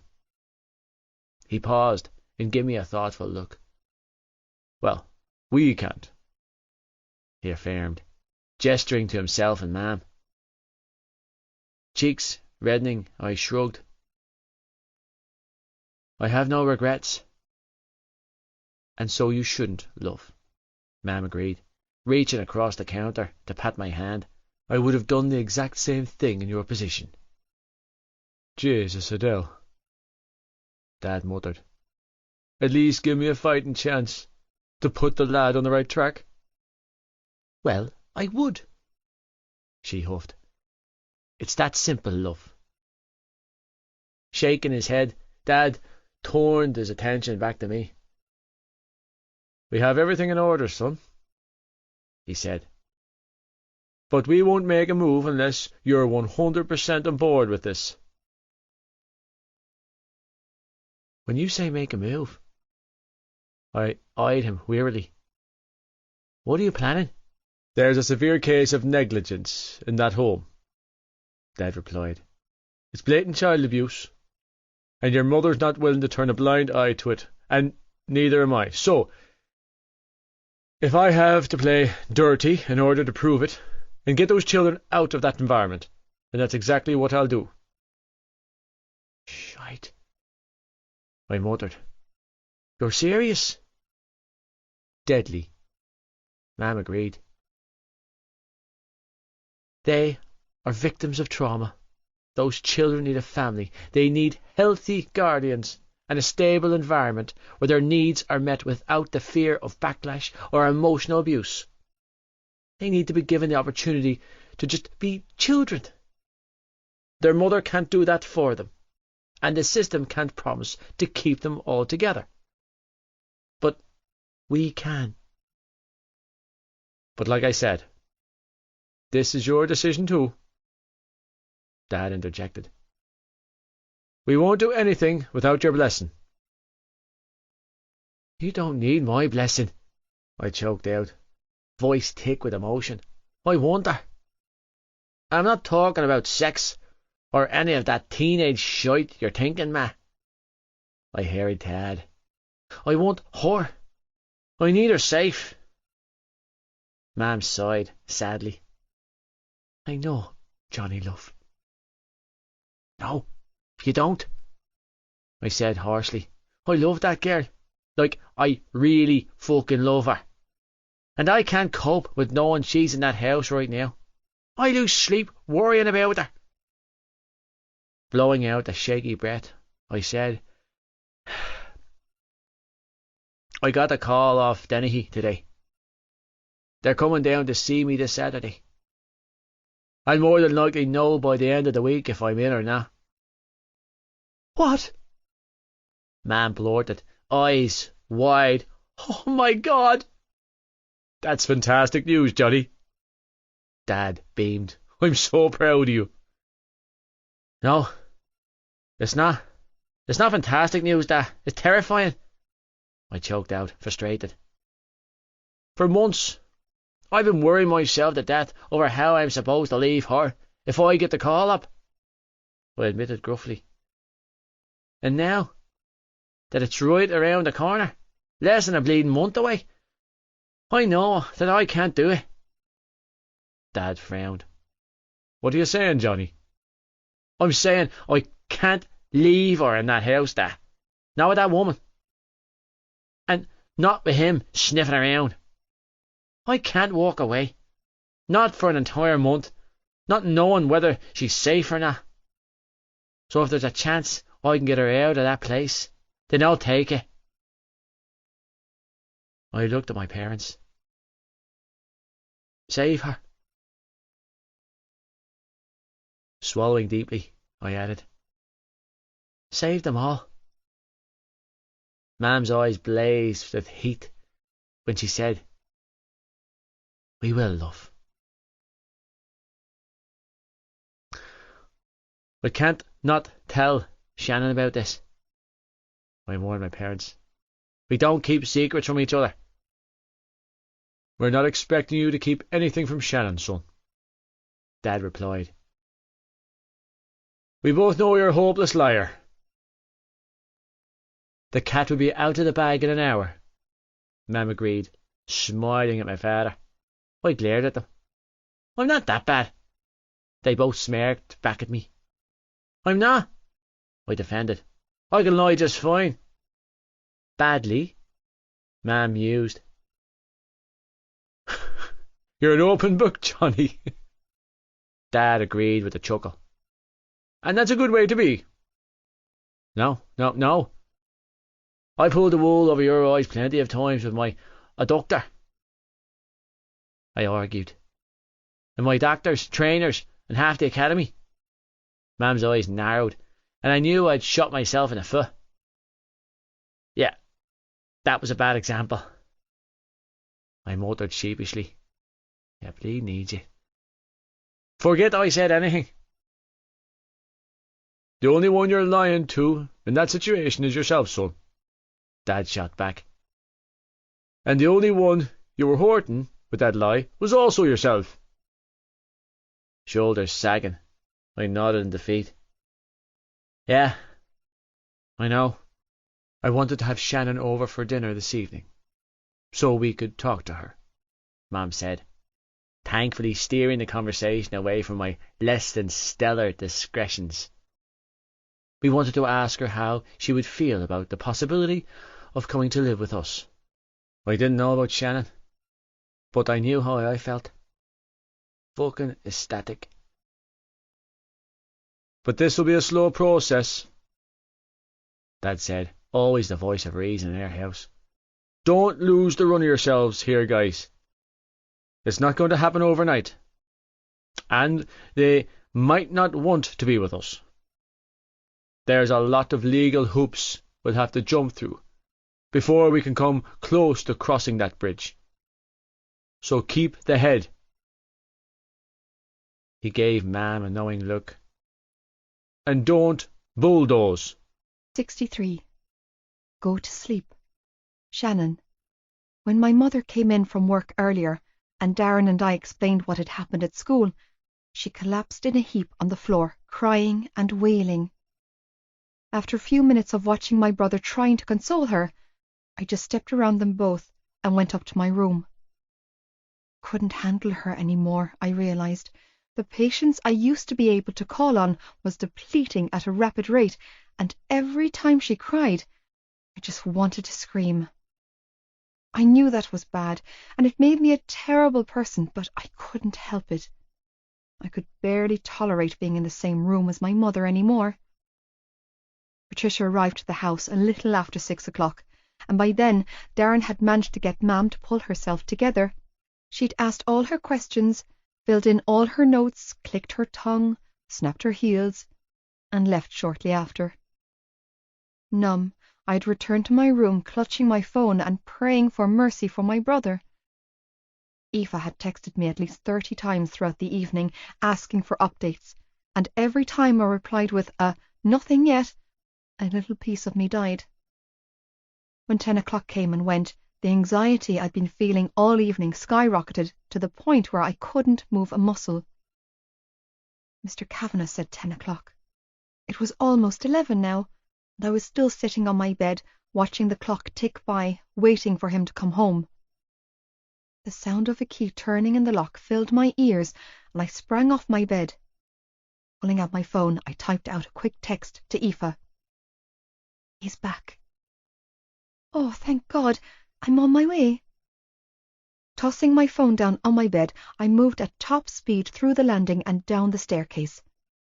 The moment my eyes landed on Joey, closing the front door behind him, a huge swell of relief washed over me.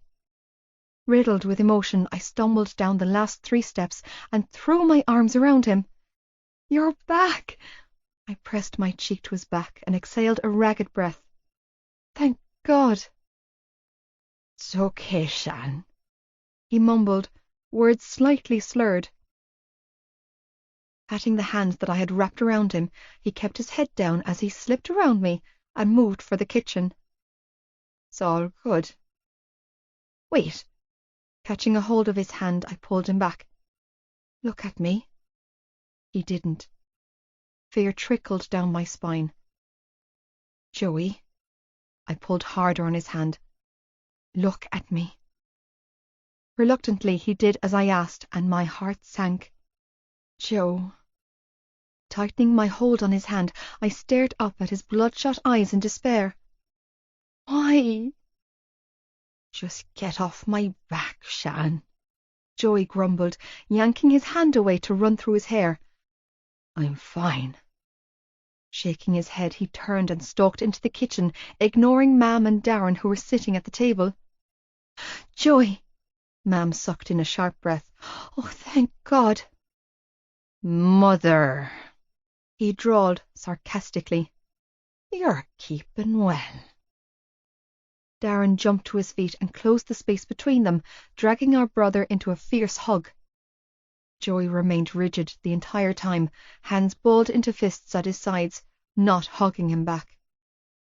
Pulling back, Darren frowned. What's wrong with you? Why are you shaking? Cupping his cheek with one hand, Darren inspected his eyes before releasing a growl. For fuck's sake, Joey! Furious, he roughly shoved him away and paced the floor. What the hell is the matter with you? What's wrong? Mam croaked out. What's wrong? Darren spun around to glare at her. What's wrong is your son is back on drugs. Mam's eyes widened. What? Shaking his head, Joey moved to the fridge, pulling out his usual can of Coke and the packet of cooked ham for his sandwich, dutifully ignoring Darren and Mam as he went. Is this true? Mam demanded, springing to her feet. Joey? I'm not back on drugs, Joey grumbled. Yeah, because you were never off them to begin with, were you? Darren demanded. Joey rolled his eyes. You're all overreacting. You're high, Darren spat. Again. And you're an asshole, Joey countered. Again. What are you doing, Joey? Mam hissed, stalking towards him. Grabbing the can of Coke out of his hand, she slammed it down on the counter and shook her head. Why would you put that stuff in your body again? You're the one to talk, he shot back, laughing humorously. Drowning yourself in Prozac and Valium. Prescribed to me by a doctor, Mam choked out. Not the thugs from the terrace. Okay, Mam. He rolled his eyes again. Whatever you say. Is it Shane Holland? Mam growled. Is he sniffing around again? Jesus Christ, what do you care? Joey hissed. Everybody get off my fucking back. No, I won't get off your back, Darren barked. You're back on drugs. You've been expelled from school. You're off the hurling team. His words broke off and he threw his hands up. You are ruining your life. I don't have a life, Joey roared, dropping the packet of ham he was trying to open. I've never had a life. Well, life or not, if you keep this up, you're going to turn into him. Darren snarled. You're going to end up becoming the one thing you hate most in the world. Darren, shut up. Swallowing the lump in my throat, I rushed over to him. Joey, shh, it's okay. I was watching his downward spiral and felt more helpless than I had when our father roamed the house. Don't listen to him, okay? It's not true. You're going to be okay. Just stop fucking saying that, Shannon. He strangled out, red-faced. Nothing's okay. Nothing. Running his hands through his hair in frustration, he choked out another humorless laugh. You know, I sat in that cell for hours thinking, how did this happen to me? His voice broke, and he dragged in a trembling breath before continuing, how did I end up the way I am, all fucked up in the head? But then I called you, he added, lip wobbling as he locked eyes on Mam. I called you to come help me, and you didn't pick up. A lone tear trickled down his cheek. And then I knew. I said to myself, that's why. That's how I turned out like this. Sniffling, he locked eyes on Mam. 'Cause you broke me. Mam choked out a sob. That's not true. Shaking her head, she hissed, take it back. You fucked my head up worse than he ever did. Joy roared into her face. He hurt me, but you wrecked me. He used his fists, but you... Joy tapped his finger against his temple. You got me in my head. You broke my mind. I don't work right anymore, and it's because your voice is stuck in my head. The sound of you crying and begging me to help you is all I can hear. Every time I close my eyes, you're there, in my head, crying for me, begging me, screaming, save me, Joey, save me. But I could never save you, Mam. I couldn't save you because you didn't want me to. You wanted him to be here. You wanted all of this to happen. Mam's hand shot out so fast that Joey didn't have a chance to react before her palm smacked against his cheek loudly. Don't you dare blame me, she strangled out. I did everything I could for you and your brothers and sister. You did everything you could for him, Joey hissed. Can't lie to me, remember? I see right through you. Mam slapped him again, harder this time, so hard in fact that Joey's face turned sideways from the contact. Mam! Darren choked out. What are you doing? Don't slap him. I froze, barely breathing, waiting in fearful anticipation. Walk away, Joe. I willed him in my mind. Just walk away. And I'm the one turning into him, Joey asked in a deathly quiet tone of voice. I'm not living like this anymore. Shaking his head, he stormed out of the kitchen, taking the staircase 3 steps at a time. I'm done. Joey, stop. Wait, wait. Scrambling after him, I chased after him only to pause in the doorway of his bedroom when I saw him throwing clothes into a gear bag. What are you doing? I can't stay here, was all he replied, his voice barely more than a broken whisper as he pulled out drawers and grabbed random items of clothing from them. Tears were dripping down his cheeks as he filled the bag. I'm sorry. Clenching his eyes shut, he shuddered and continued to pack. I'm going to explode if I stay in this house. You mean for the night? I croaked out, shaking. You'll go to Aoife's and come back tomorrow, right? He didn't answer me. Joey, please. I'm sorry, he strangled out, tossing a few pairs of socks on top of the bag before zipping it closed. I've tried, but I can't do this. Joey, please. Desperate to stop him, I grabbed his sleeve and pulled him to a stop. What about me? What about me? He roared back in my face, green eyes filled with tears. A huge sob tore through him and his voice cracked. What about me, Shannon? Tossing his bag over his shoulder, he sniffled and wiped his eyes roughly with the back of his hand before shoving past me. What about me? I love you, I cried hoarsely. I do. I love you so much, Joe. Tears clouded my vision, and I roughly batted them away. I care about you. You're important to me. We can figure this out, I sobbed, knotting my hand in his hoodie and dragging him back to me. We can get through this together. You don't need to do... Listen. Inhaling a steady breath, he clenched his eyes shut, and I watched as tears fell from his lashes. I need you to take care of yourself, okay? I need you to do that for me. Clutching the back of my head, he stepped forward and pressed a kiss to my forehead. Don't depend on her, or Darren, or anyone else, because, in the end, the world will let you down. They will all let you down. And you? I choked out, tears flowing freely down my cheeks now. Does that include you? Especially me, he strangled out before brushing past me and moving for the stairs. Where's he going? Tig's voice filled my ears, and I swung around to see him and Ollie standing in their bedroom doorway. Is he leaving us? Forever?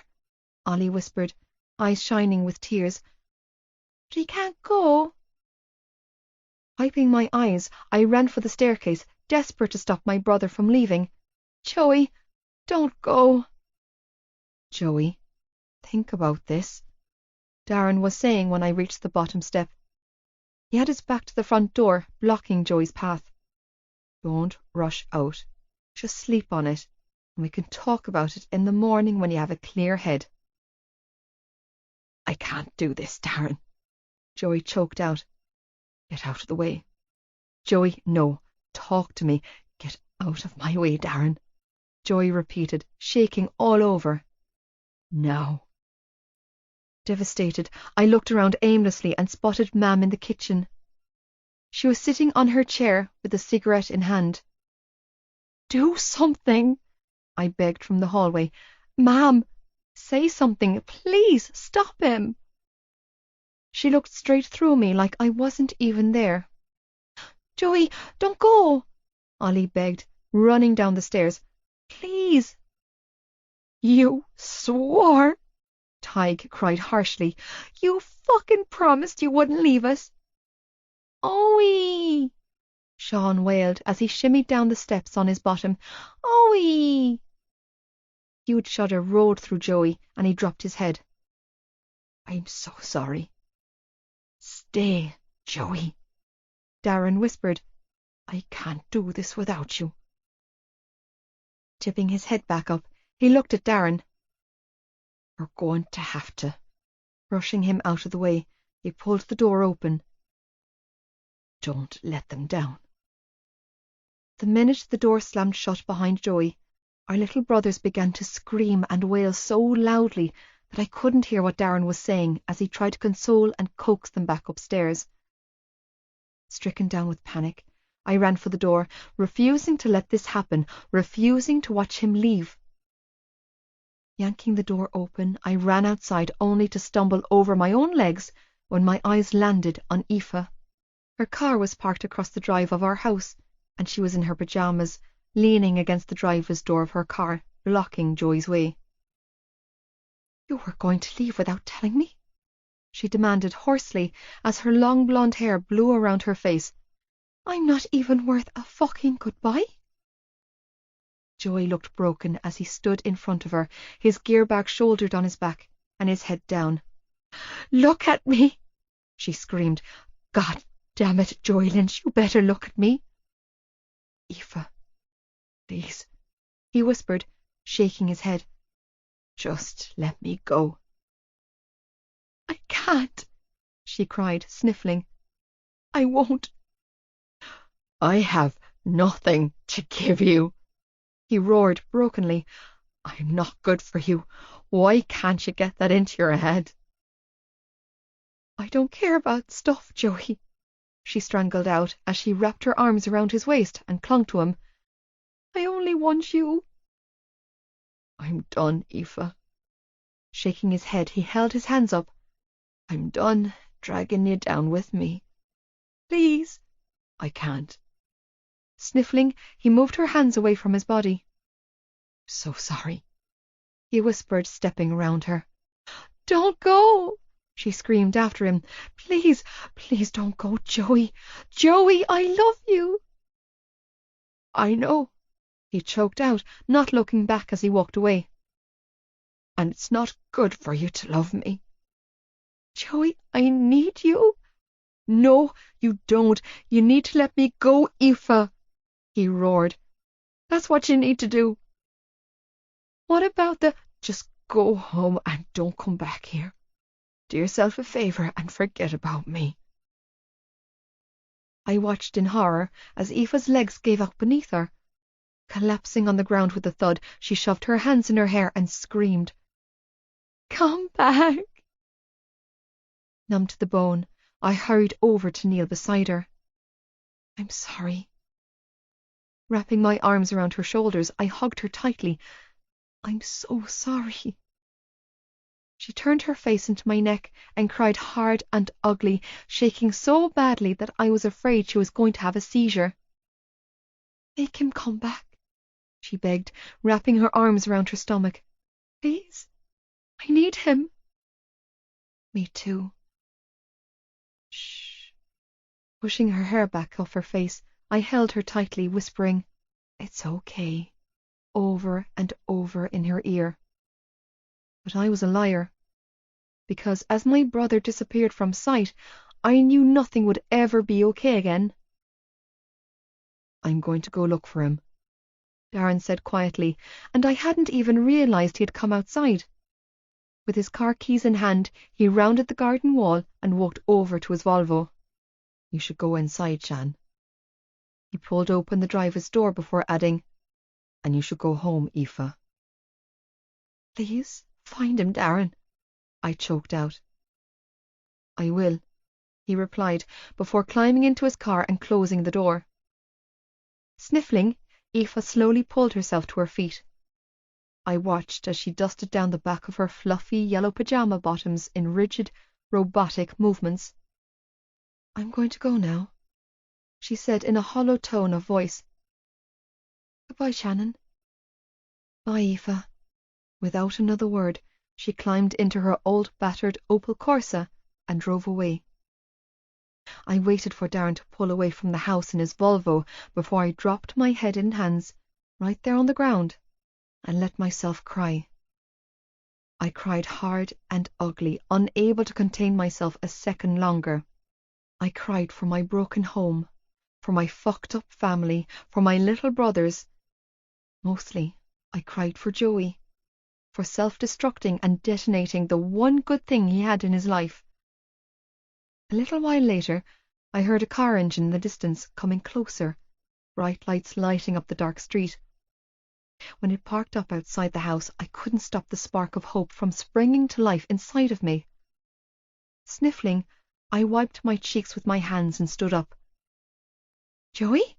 I called out, straining to see who was behind the tinted windows. "Is that you?" The driver's door opened, and he stepped out, all blonde hair and smiles. Except it wasn't Joey's blonde hair, and it wasn't his smile.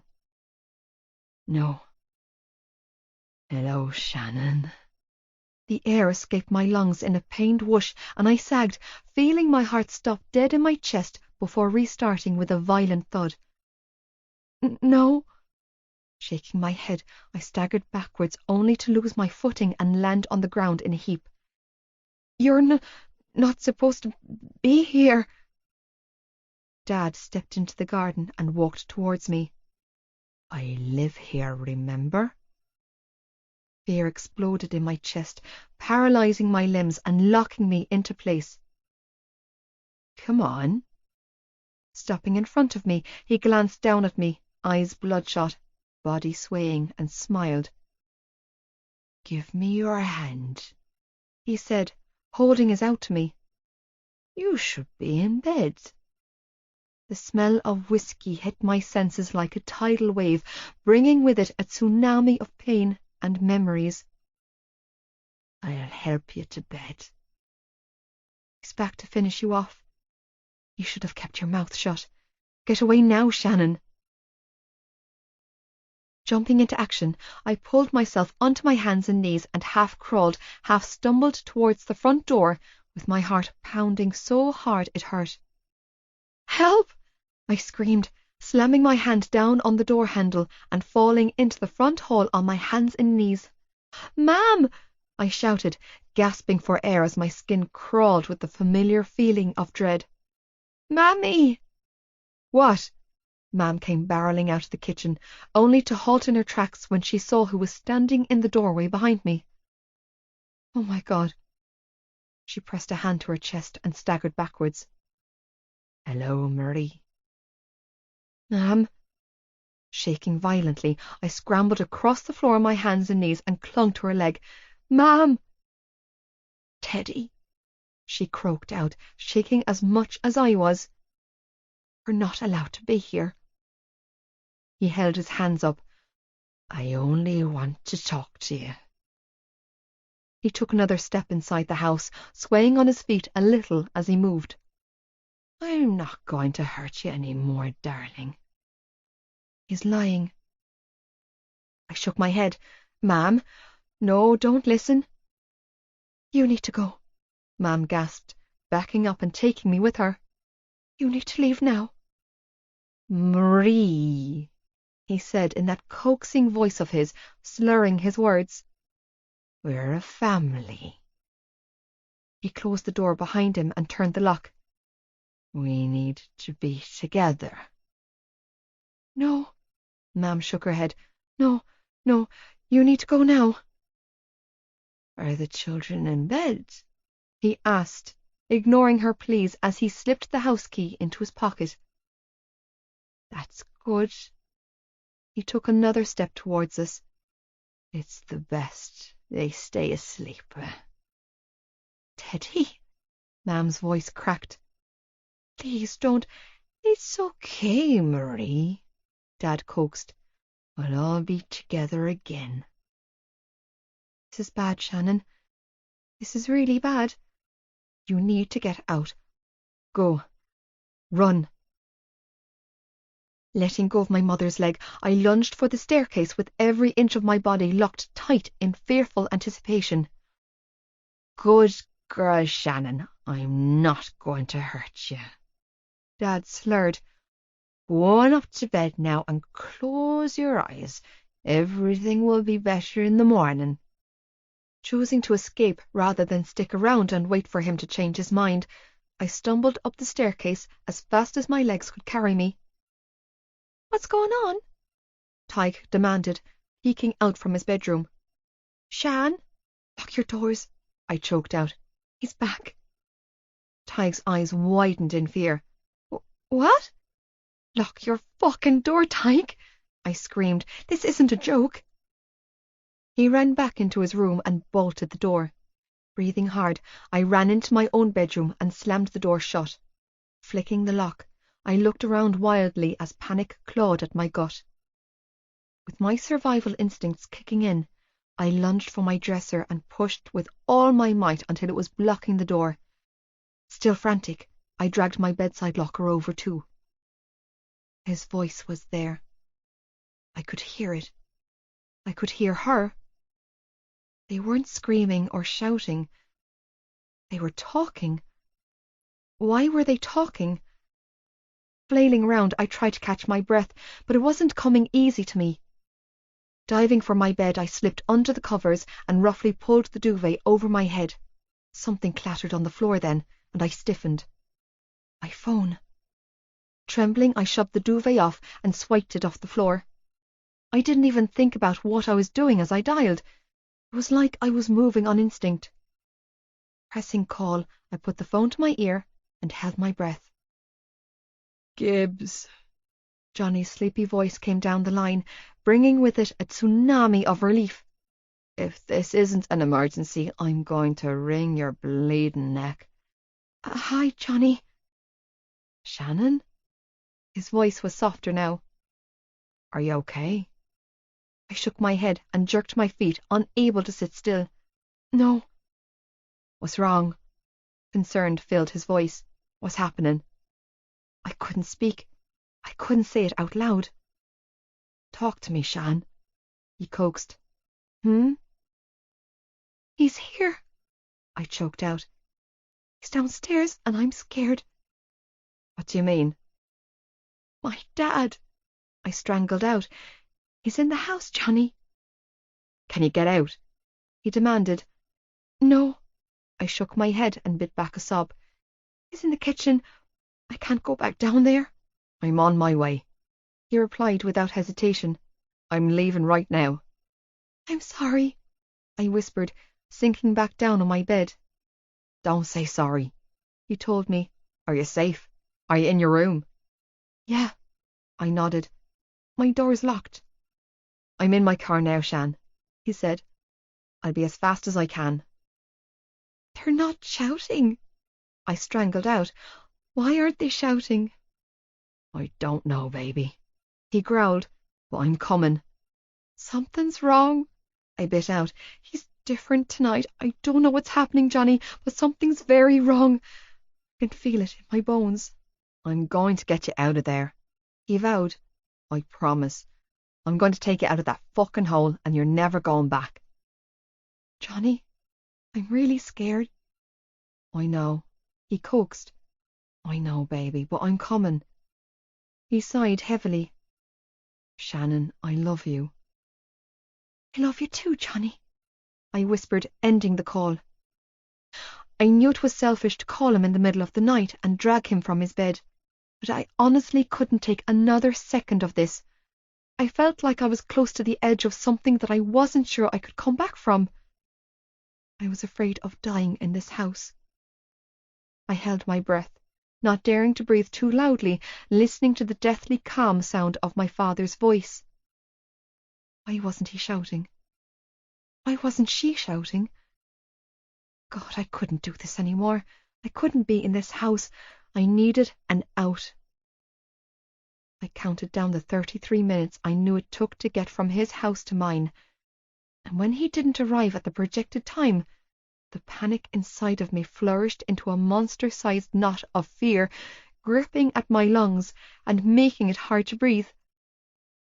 Restless, I ran my hands through my hair at least a dozen times before giving up and fixing it into a braid down my right shoulder.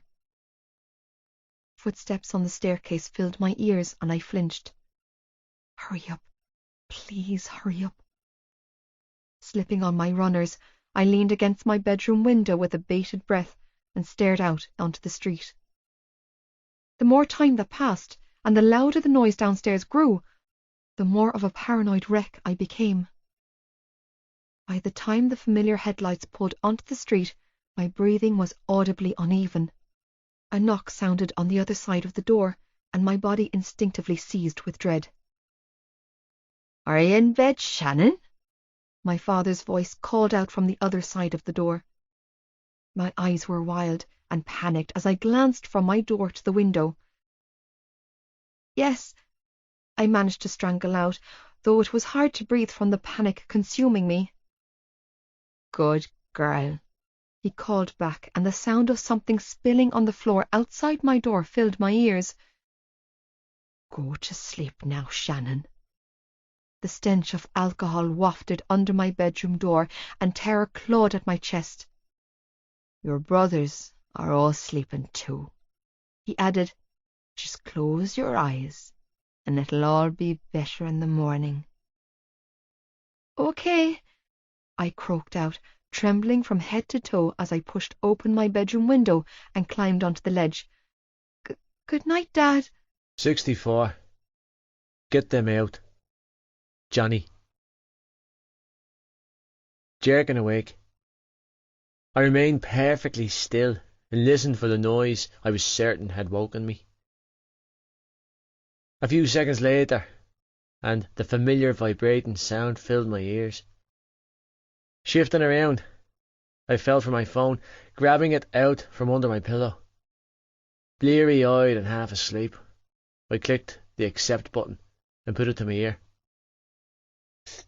Gibbs, if this isn't an emergency, I'm going to wring your bleeding neck. Hi, Johnny. At the sound of Shannon's voice, I was instantly alert. Shannon? Pulling myself up on my elbows, I ran a hand through my hair and tried to blink awake. Twisting sideways, I glanced at the alarm clock on my nightstand. 23 minutes past 1 it read. Are you okay? No. Her voice was so hushed, it was barely audible. What's wrong? I demanded. What's happening? The sound of sniffling, coming from the other end of the line, had me throwing off my covers. Talk to me, Shan, I coaxed, voice still thick from sleep, as I rummaged around in the darkness for my clothes. He's here, she choked out, voice laced with fear. He's downstairs. I'm so scared. What do you mean? My dad, she strangled out.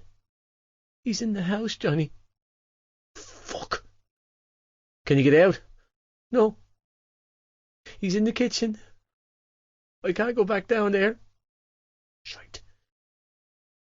I'm on my way, I replied, snatching my keys off my desk and moving for the door. I'm leaving right now. I'm sorry. Don't say sorry. Thundering down the stairs, I darted through the hallway. Are you safe? Skidding across the kitchen, I bolted through the utility room and out the back door. Are you in your room? Please tell me you're in your room. Yeah. My door's locked. Thank Jesus. I'm in my car now, Shan, I said as I unlocked my car and climbed inside, balancing my phone between my ear and my shoulder. I turned the key in the ignition and tore off, sending gravel spraying everywhere. I'll be as fast as I can.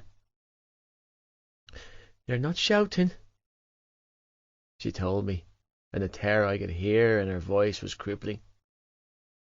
Why aren't they shouting? I don't know, baby, I choked out, but I'm coming. Something's wrong, she said in a small voice. He's different tonight. I don't know what's happening, Johnny, but something's very wrong. I can feel it in my bones. I'm going to get you out of there, I hissed, struggling to rein in my fury. I promise. I'm going to take you out of that fucking hole, and you're never going back. Johnny, I'm really scared, she sobbed. I know. Using one hand to steer, I dragged my seatbelt across my chest with the other and snapped it into place. I know, baby, but I'm coming. Gripping the wheel, I had the biggest urge to tell her that I loved her. A voice inside my head was screaming, do it now because you might not get another chance. Shannon, I love you. I love you too, Johnny, she whispered. And then the line went dead. Fuck! Slamming my hand down on the steering wheel, I drove like a deranged lunatic all the way to our house. When I pulled up outside Shannon's house half an hour later, I climbed out of my car. I couldn't stop my hands from shaking.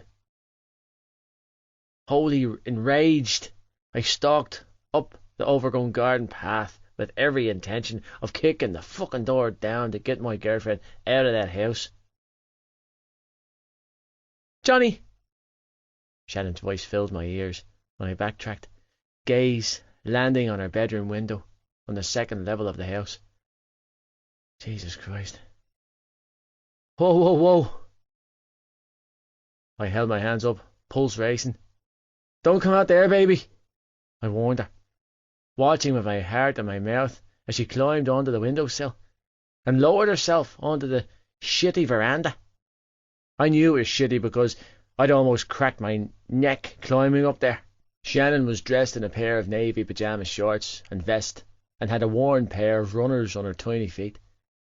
No hoodie, no jacket, nothing. Just climb back in, I coaxed, panicking at the sight of her up there. I'll come inside and get you. I can't.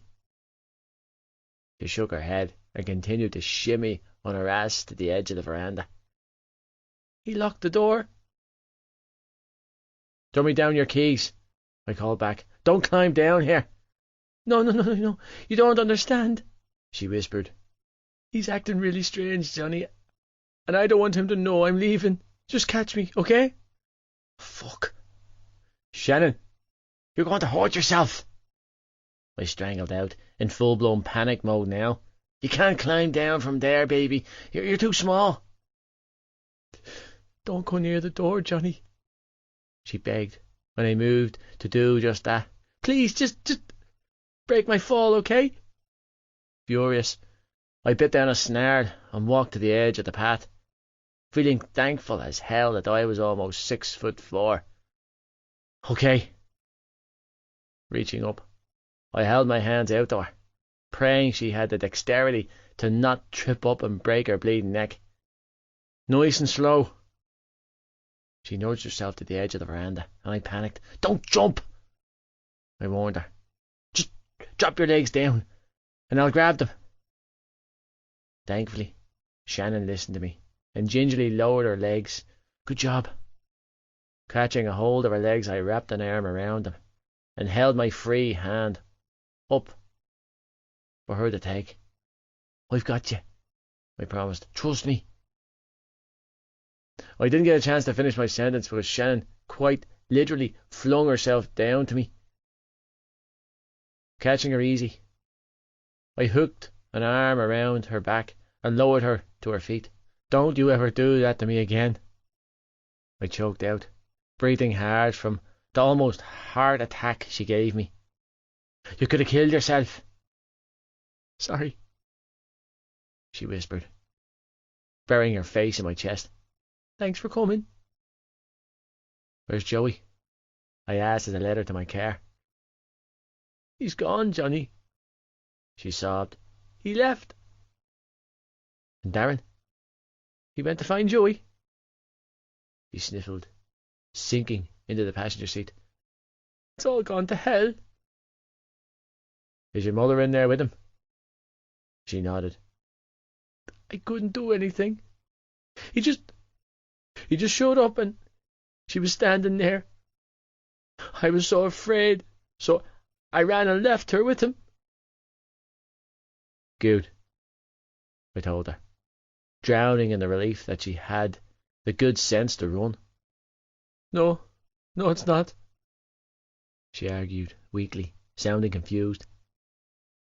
It's not good at all. Shaking her head, she pressed her fingers to her temples and exhaled a ragged breath. He came upstairs to make sure I was asleep. He was being nice. She looked up at me, wide-eyed and terrified. You don't understand what's happening here. Where are the boys? In their rooms. She dropped her head in her hands and sobbed. I panicked. I should have brought them in my room with me, but I couldn't think straight. Jesus Christ. Okay. Trying to keep my voice calm, I pulled my phone out of my pocket. I'll call the guards. He's not allowed to be here. They'll arrest him. What? Johnny, no. Shaking her head, Shannon lunged for my phone. If you call them, they'll take us all away right now. She choked out, panicking. I'll be sent away. Tears streaming down her cheeks. I won't see you again. No. You won't. I tried to coax. Nobody's going to take you anywhere. You don't understand, she sobbed. You don't know how it works, but I do. I stood there, feeling at a complete fucking loss. What the hell was I supposed to do? I couldn't just walk away from this. Shannon, I tried again. I won't let anyone take you. My parents said that they'll... You don't get it. She sniffled, cutting me off. If the guards come, they'll call Patricia and the social workers. A huge sob racketed through her frail body. "We'll be removed from the house, and you won't be able to stop that. No one will." "You can't live this way, baby," I choked out, feeling the anger rattle through me. "It has to stop." "I know," she sobbed. "I just don't know how to stop it." Releasing a low growl, I ran my hands through my hair and looked back to the house. "Listen, just stay in the car. Lock all of the doors and wait for me." "Johnny!" "Just stay here," I said, trying to keep my tone gentle. "I need to get the boys. I can't leave them in there with him, okay?" "No!" Springing out of the car, she clutched my t-shirt. "He wants us all in bed. If he sees you, he'll know I called you. He'll know I'm not in bed. And I don't know what he'll do." She shook her head vehemently, fingers knotting tightly in my t-shirt. "He's calm now. But if you go in there, he could hurt them. He could hurt you. You don't know what he's capable of. Johnny, you don't." Red flies were shooting up all around me. "I won't let them see me," I told her, keeping my voice steady. "I'll sneak in, get the boys, and I won't get caught, I promise." "But I can't leave them inside that house, Shannon." She looked torn, watching me with a pleading expression. "Then I'll come with you." "No, you won't," I practically hissed, guiding her back into the passenger seat, my heart hammering at the thought of her going anywhere near that man. "Just stay in the car, baby," I ordered, slamming the door shut before she had a chance to respond, and hurrying back to the house. My hands were shaking when I grabbed the wheelie bin and quietly dragged it over to the veranda. I hated heights, but not as badly as I hated this bleeding house. Climbing on top of the bin, I hoisted myself up onto the veranda, trying not to think about what I was doing, and praying Shannon had the good sense to stay in the car. Grabbing the window ledge, I hauled myself through her bedroom window, careful not to make a noise. The overwhelming stench of whiskey was the first thing that hit my senses as I quickly moved the furniture she had piled against the door. Drunk bastard. Every instinct inside of me demanded that I go downstairs and rip his fucking head off. But my brain was louder, screaming at me to get these kids out of this house and take Shannon away from here. "Don't lose it," I mentally chanted as I worked to clear my path. "Be smart. You can't protect her if you're in a prison cell, Johnny. Keep your goddamn head. They've been through enough. Get them out of here." Heart hammering in my chest, I unlocked our bedroom door and slowly pulled it inwards, wincing when it creaked. The silence in the house was eerie, and the hushed voices drifting up from the kitchen had me on edge. Shannon was right. Something was very wrong about this picture. Stepping over a puddle of God knows what, I creeped into the landing, only to freeze in terror when my eyes landed on Sean, who was toddling down the steps on his bottom. On complete impulse, driven forward by my gut instinct that was screaming danger, I whispered his name. "Sean." He paused on the turn of the staircase and looked up at me, wide-eyed and fearful, and I swear to God, my heart cracked clean open in my chest. Smiling as brightly as I could, I waved and gestured for him to come back up to me. Horrified didn't begin to cover the feeling that engulfed me when I watched a wet stain spread across his crotch of his Bob Builder pyjama pants as he obediently toddled back up the stairs towards me. Come to look at it, he was wet all over. Jesus Christ.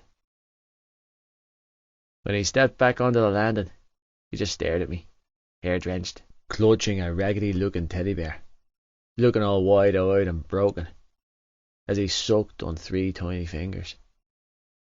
"Hey, Sean," I whispered, crouching down to his level, and almost spluttering when the smell of whiskey hit me. "Do you remember me?"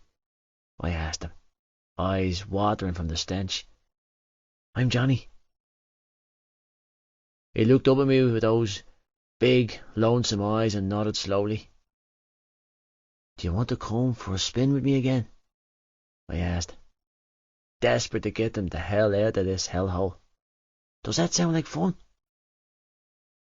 Silent as a ghost, he nodded again. "Good boy."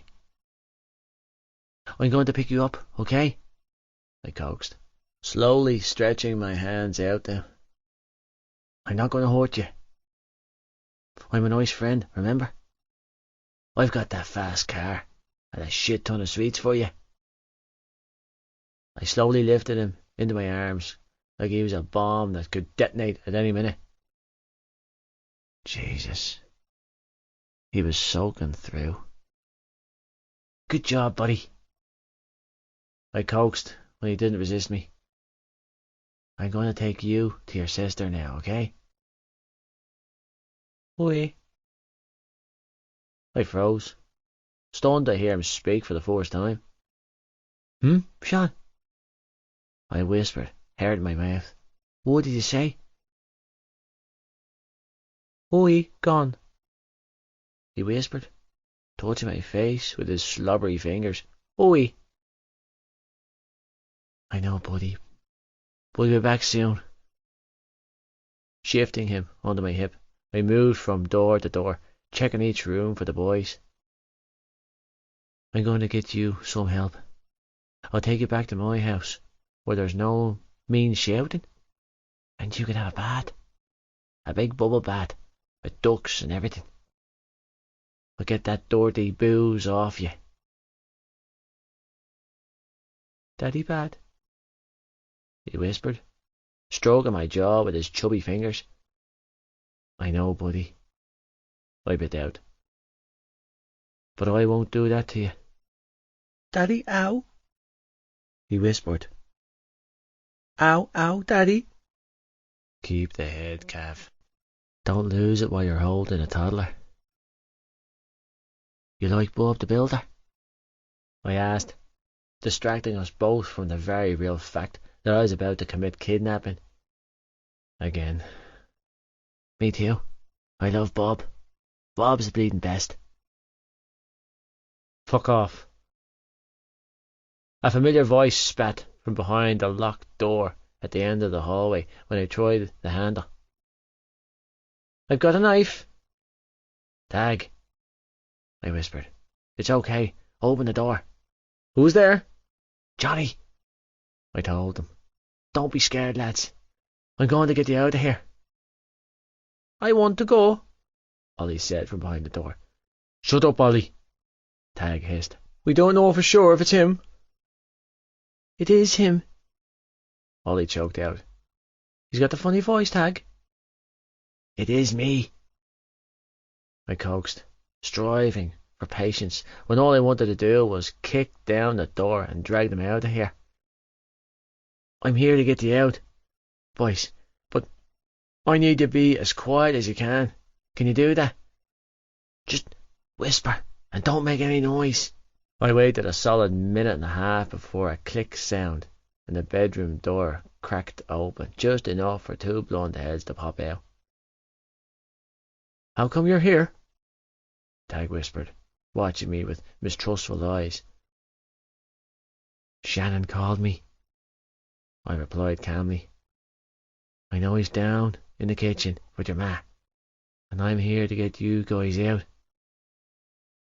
"Can I come?" Ollie asked, looking at me with a hopeful expression. "Of course," I strangled out, voice thick with emotion. "I'm here for all of you." "Ollie," Tag whisper hissed. "What about Mum?" "I don't care," Ollie cried, as he pushed back the door and slipped into the landing. I don't want to be here. What about my mam?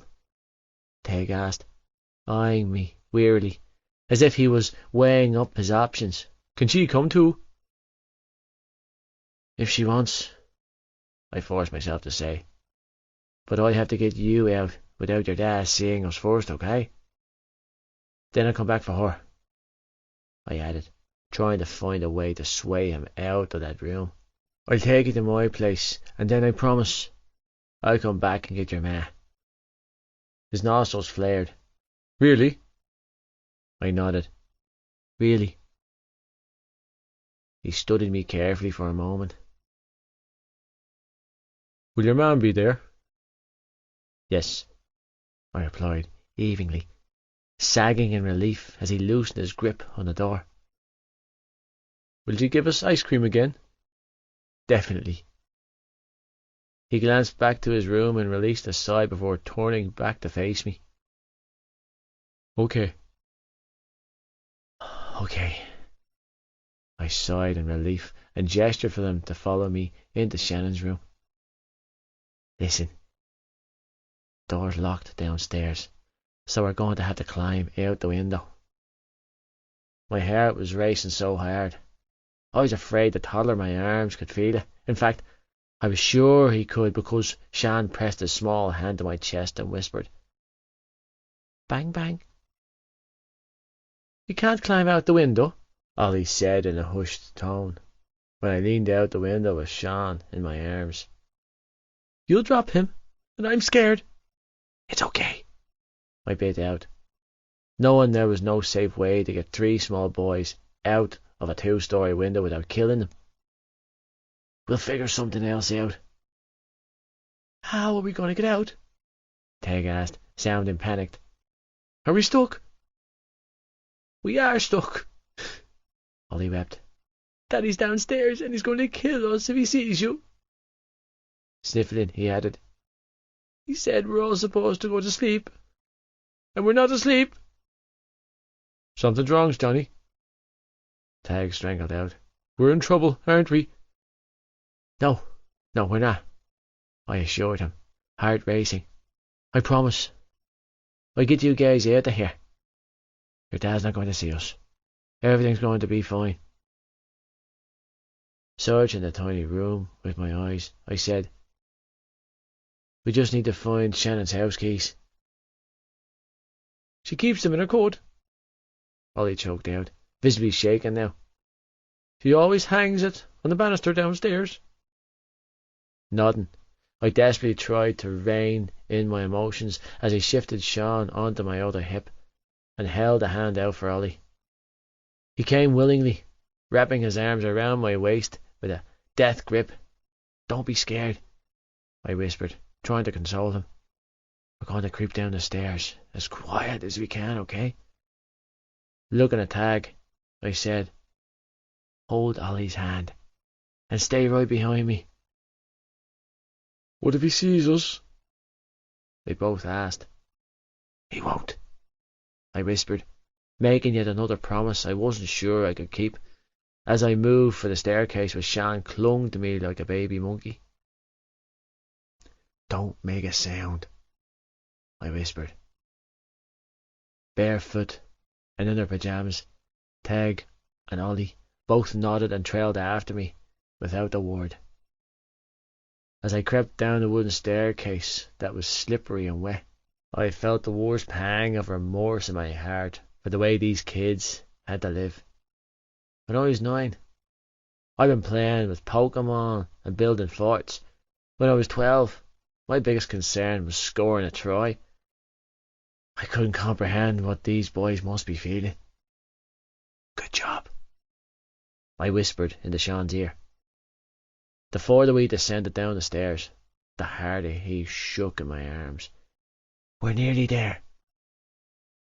Never in my life had I been so glad to see a khaki coat as I was when my eyes locked on Shannon's one resting on the banister. Slipping off the wet bottom step, I managed to right myself before toppling over.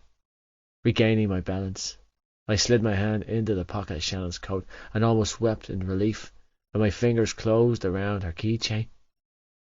Glancing back at Tag and Ollie, who were standing on the bottom step, I gave them what I hoped was a reassuring smile.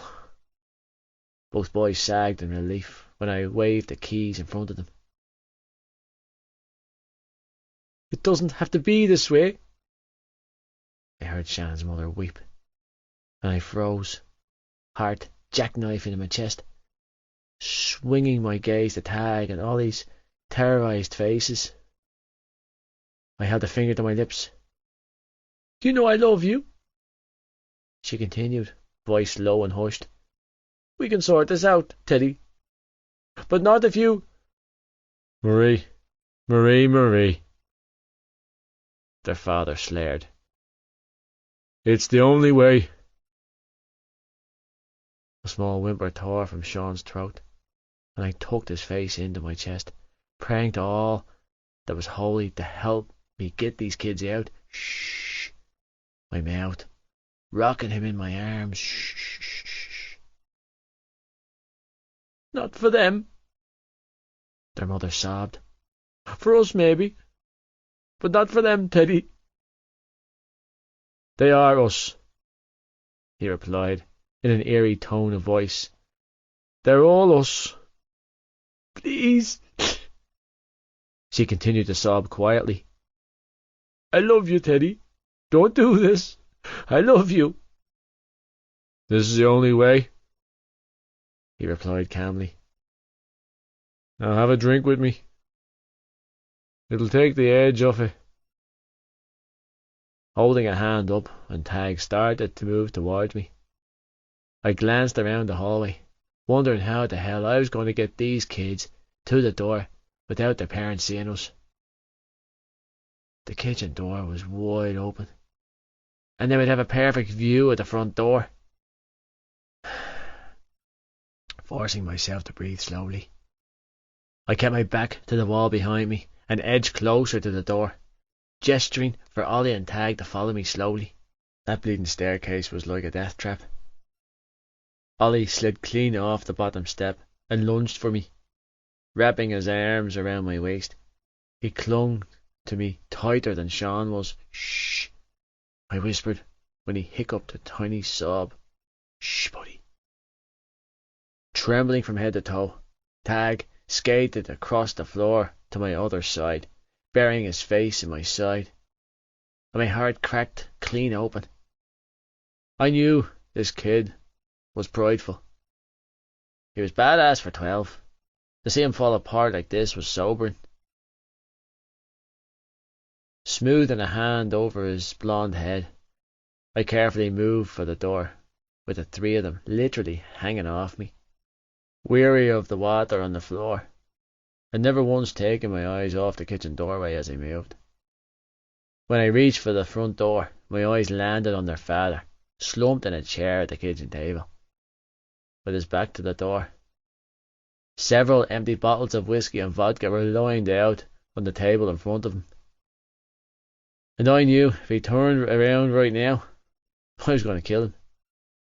I'd made the decision the minute I heard his creepy voice, and I was oddly at peace with it. If he put a hand on these children, I was going to bury the man. Focusing on keeping my hand steady, I slid the lone key into the lock and slow turned it back, wincing when it clicked. A loud cough from the kitchen muffled the noise, and I jerked my head back to see Shannon's mother staring right back at me. Holy shit. My heart stabbed in my chest, and for a few terrifying moments I waited to see what she'd do. She nodded. I hesitated.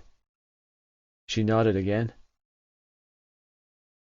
Keeping my eyes glued to her, I slowly pushed the handle down and swung the door inwards.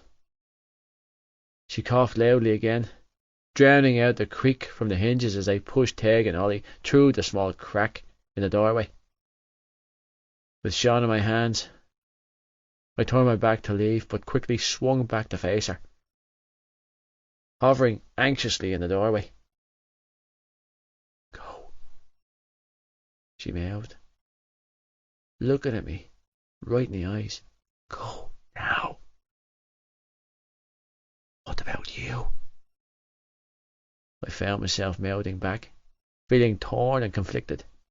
I'll have a drink with you, Mrs. Lynch said in a calm tone, eyes glued to mine. A goodbye drink. Good girl. Her husband slared, shoulders slumped. I'll close that door first, she added. We don't want to wake them. That's right, he replied, nodding his head. It's better if they sleep through it. Standing up, Mrs. Lynch walked calmly to the kitchen door, face void of all emotion, eyes locked on mine. Get them out, she mouthed slowly. Take them away from here. Stunned and confused, I hovered at the front door with her baby in my arms. Come with me, I mouthed, urging her to just run. Come on. She shook her head. No. Why? Just go. Can't. Go. Now. I'll come back for you. Feeling at a complete loss, I exhaled a ragged breath. I promise. Don't come back. She shook her head. Just save my children. Her gaze flicked to Sean, who had his face buried in my neck, and a lone tear trickled down her cheek. Tell them I'm sorry, she mouthed, and then she closed the kitchen door. Silently reeling and still clutching her youngest child in my arms, I slipped out of the house, quietly closed the door behind me, and ran for my car. 65. Ah, shite. Shannon. Numb to the bone, I sat in the passenger seat of Johnny's Audi, with his hand resting on mine on top of the gear stick, and my 3 little brothers in the back seat. The boys were barefoot in their pyjamas, and Johnny had the heater on full blast to keep them warm. What about this one, lads? He asked, cranking up the volume of The Offspring's Why Don't You Get a Job? He'd been playing every explicit song he could find on Gibbsy's mixed CD since we left Elk Terrace. The more cursing and foul language in the song, the more my brother's sobs and sniffles turned to laughter. Johnny was trying to distract them, and it was working. Singing at the top of his lungs, he bobbed his head like a madman, encouraging the boys to curse and sing along with him. By the time Eminem's Just Lose It came on, and Johnny threw himself into an enthusiastic rap, even Sean was giggling. His tear-streaked cheeks were stretched in a wide smile as he stared in wonder at my boyfriend. You should stick with the rugby, Tig snickered from the back seat. You're a terrible rapper, lad. You're a terrible rapper, lad. Johnny mimicked a Cork accent, making his voice rise several octaves. At least I don't sound like I'm singing when I'm talking. No, Tig chuckled, because you can't sing for shit. Tig, I sighed heavily. Don't be cursing. He said we could, Tig argued, pointing at the back of Johnny's head. That's 'cause he's got that funny voice. Ollie laughed. He says shite instead of shit. Ollie, I scolded, don't say that. But he does, Ollie defended. Say shite, Johnny. Show her. Don't, Johnny, I warned. Shite! Sean blurted out from the back seat, pronouncing the word crystal clear. Ollie and Tig howled, laughing. Ah, shite, Johnny muttered, giving me a sheepish look. Shite! Sean repeated, clapping his hands together. Shite! Of course, I groaned, He would pick that up. It's a one-night only free pass, lads, Johnny announced, and you might want to mind your P's and Q's around the grown-ups. What about Mam? Tig asked then.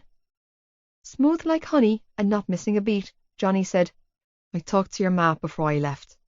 She said you're all allowed to stay at my place tonight. Ollie's eyes widened. She did. Johnny nodded, and I didn't miss the tremor in his hand, the one he discreetly tried to shake out. He was lying. It's all good, lads, he added, driving through the open gates of his property.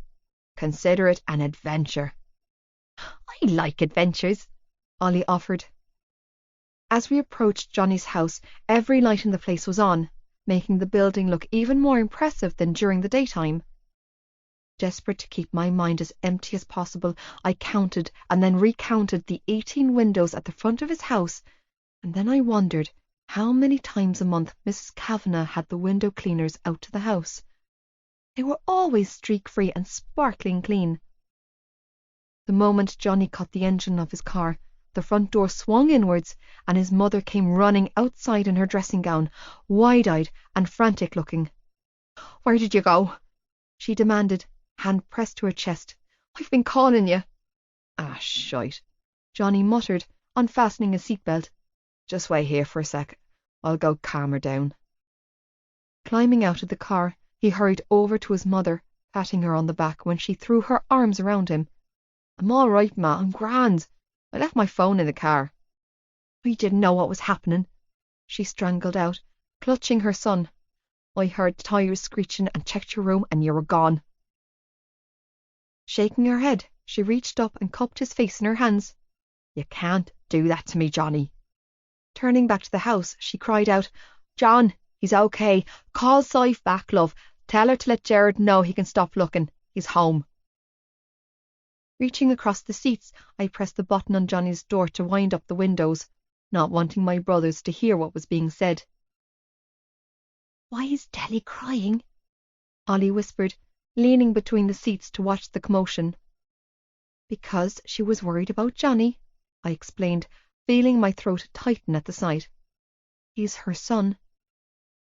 What was she worried about? He asked, turning his brown eyes on me. Is he in trouble or something? No, Ollie, but it's the middle of the night, and she was probably scared for him. Because it's so late. I gave him a watery smile. Exactly. Ollie glanced back to where Mrs. Kavanagh was still clutching her son in a death grip before blowing out a breath. Mr. Kavanagh had joined them and was cupping the back of Johnny's head as they spoke over his wife's head. Whoa, Ollie whispered. His mammy and daddy really love him, huh? Mam loves us too, I croaked out, feeling the need to reassure my baby brother. Don't ever doubt that. Tig made a noise from the back seat and muttered something unintelligible under his breath. Something that sounded awfully like, yeah, in your fucking dreams. Sean, are you cold?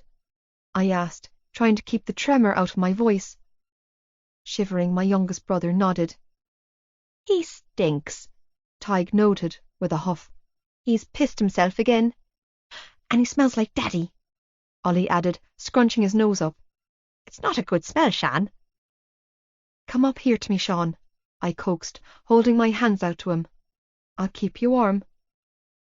Hang on, Tig grumbled when Sean tried to get up with his seatbelt still on. I have to free you first, silly goose. Shite, Sean whispered, waiting for Tig to free him. That's right, Tig snickered, unbuckling his belt. Don't encourage him to use bad language, I warned my brothers as I helped Sean through the seats and cuddled him to my chest.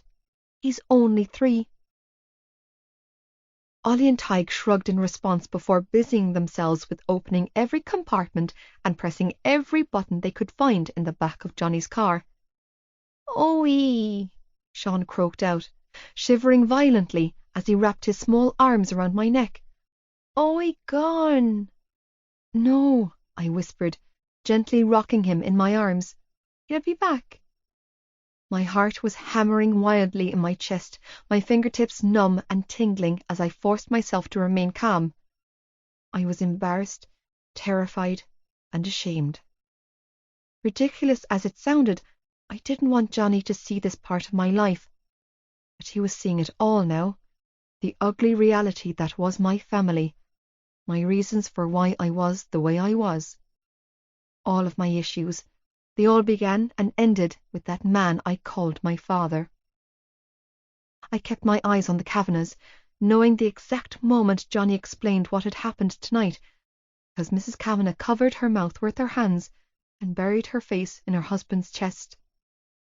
His father's gaze flickered to the car, and I could see the concern in his eyes. They spoke for several more minutes in hushed voices while I sat, still as a statue, feeling like I was on trial, before Johnny jogged back towards us. His mother moved to follow him, but Mr. Kavanagh walked her back into the house. Rounding the car, Johnny opened my door and smiled down at me. "Come on, Shan. Let's go inside." Oh, thank God. I blew out a ragged breath. "Are you sure?" He nodded and reached for Sean. "Come on, big man." Lifting my baby brother into his arms, Johnny held a hand out for me. "Let's get you all warmed up." Glancing to Ollie and Tige, he said, "Come on, lads, my ma's getting the ice cream out for you." "Score!" Tige cheered as he shoved his door open and barreled out of the car, running into the house ahead of Ollie, who was calling out, "Wait for me, Tige!" as he chased after him. Trembling from head to toe, I climbed out of the car, feeling cold to the bone, and looked up at my boyfriend. "Thank you," I croaked out, teeth chattering as my heart thudded a rhythm of adoration for the boy standing in front of me. "For everything." "I'd do anything for you, Shannon, like the river," Johnny replied gruffly, pulling me into his side. "Anything." I believed him, but I wished he didn't have to. 66. The sharp knife of awareness. Johnny. I was surprised at how I could remain so calm when I was having a nervous breakdown on the inside. When I told my parents what had happened, Dad instructed me to act normal with Shannon and their brothers, while he went inside with Mam and called the Garda. The realisation of what I'd done was hitting me hard, and the smell of alcohol wafting off the tiny child in my arms was bringing with it terrible fucking thoughts. I knew I had to go back for their mother. I promised her I would. Every instinct in my body was screaming at me to go back to that house right now. But for once in my life, I was trying to do what my father had asked by keeping my head and letting the Garda deal with it. With Sean in one arm and Shannon tucked under the other, I led them into the sitting room where Dad was relighting the fire. It humbled me to see how incredibly resilient these kids were. They'd just been through something that would rattle a grown man, myself included, and yet here they were, just accepting the hand they'd been dealt, bouncing back up and getting on with it, just like I'd seen their sister do on countless occasions. Jesus, they were the ultimate survivors. Whoa! Ollie, who'd run down from the kitchen with a bowl of ice cream in hand, gasped and skidded to a halt in the middle of the sitting room. "That's like a cinema." He pointed at the flat screen mounted to the wall over the fireplace and nudged his brother. "Look at the size of it." "I have eyes," Tag shot back, too interested in the bowl of ice cream he was scarfing down. "And what do you expect? They're loaded." "Are we allowed to say that?" Ollie asked, looking up at his brother. "Call them rich." Teg shrugged. "It's true, isn't it?" "No, you're not allowed to say that." Shannon choked out, looking mortified. as she walked over to her brothers and glared at them. "Now, have some manners, and thank Mrs. Kavanagh for the ice cream." "Thanks, Daddy," Ollie chimed. "Yeah," Tag mumbled, flushing a little as he looked up at my mother. "Thanks for this, Adele."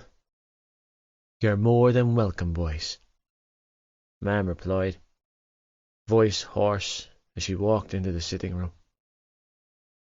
"And Shannon, love, call me Adele." "Sorry, Mrs. Kavanagh," Shannon mumbled, flustered. I mean, Adele." "All right, boys," my father said, waving the remote control of the television in his hand. "What are we watching? We have all the channels." "Score!" Teg cheered and dove for the couch. "Can I pick?" No, me," Ollie begged, racing after Teg. "Please, John, me. Me." Tag mimicked, gleaming in victory when Dad handed him the remote. "Thanks, John." Turning to Ollie, he smirked. "Sit down, kid. You'll get your turn when you're up against Sean." Huffing out a sigh, Ollie sank down on the couch beside him and shoved a spoon of ice cream into his mouth. "It's no fair, being younger." "Yeah, well, that's how it feels for me with Shannon and Joey." Tag shot back, unaffected. "Deal with it." "And Darren," Ollie offered. "He's the oldest." Tag snorted. "He doesn't count." Ollie turned back to his brother. "Does Joey still count?"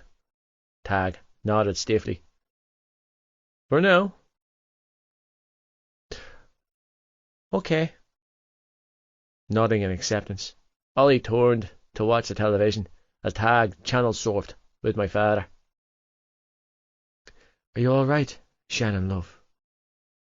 Mam asked in a low tone, eyes glued to my girlfriend's scratched up face. Shannon blushed and nodded. "I'm fine, thanks." Tucking her hair behind her ear, she moved to walk back to me, but quickly stopped herself, short and stiffened. Looking uncertain, "I'm just, Glancing around at her brothers, she exhaled a ragged breath. "I'm really very sorry for bringing my trouble to your door again, Mrs. Kavanagh." Shoulders sagging, she whispered, "I just don't know what else to do." "Oh, pet, come here to me." Mam walked straight over to her and pulled her into her arms. My mother wasn't a tall woman at 5'4", but she still dwarfed Shannon, who was barely 5 foot. "You're going to be okay," I heard Mam whisper in her ear as Shannon remained rigid. "I'm going to take care of all of you." Shuddering, Shannon slowly relaxed and hugged my mother back. "I'm sorry." "Don't be sorry, love. You did everything right tonight."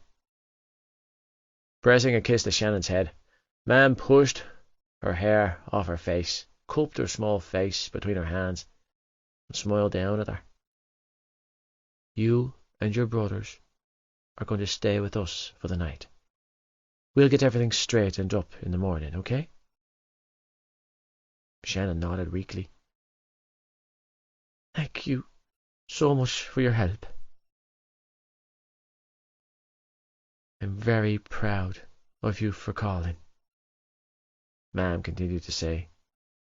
"I know you must have been scared, and it was very brave of you to take that phone call when you knew what might happen. Do you think my man is okay?" Shannon whispered, gaze flicking nervously to the boys, then back to Mam before landing on me. "I shouldn't have left her there." "I'm sure she's fine, love." Why don't you sit down with your brothers, and Johnny can go and put the tea on for me?" Mam suggested, steering the conversation away from her mother. "And I'll—" Walking over to me, Mam tickled Sean's toes and grinned up at his lonesome face. "Give this gorgeous boy a wash." Smiling at Sean, she stroked his cheek. "What do you say, Shawnee baby? Will we get you all cleaned up?" "Good idea, Sean," Shannon encouraged, voice thick with emotion. "But I don't have any clothes for him." Blushing furiously, she whispered. "And he still... he tends to have accidents when he's nervous." "Not to worry," Mam replied, still smiling at Sean.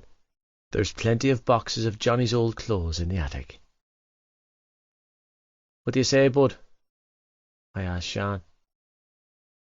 "Are you going to go for a nice bath and wash that stinky booze off you?" Sean looked up at me for a long moment before nodding and leaning his body towards my mother. "Oh, you're such a good boy," Mam coaxed, cuddling him closer to her chest as she trailed out of the sitting room. "Oh, and you give the best hugs."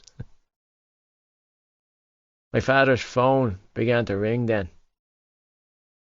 "2 minutes, lads," he said, standing up from where he had been sitting between Ollie and Tag, refereeing their battle for the remote. "I'll just take this." As he walked past me, he inclined his head for me to follow him. "I'll be 2 minutes," I whispered, kissing Shannon's forehead. "Okay." Shivering, she wrapped her arms around herself and nodded. "Oh, okay."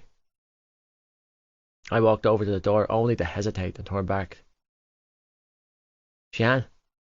She looked up at me with a lost expression. "Yeah, Johnny?" "I love you."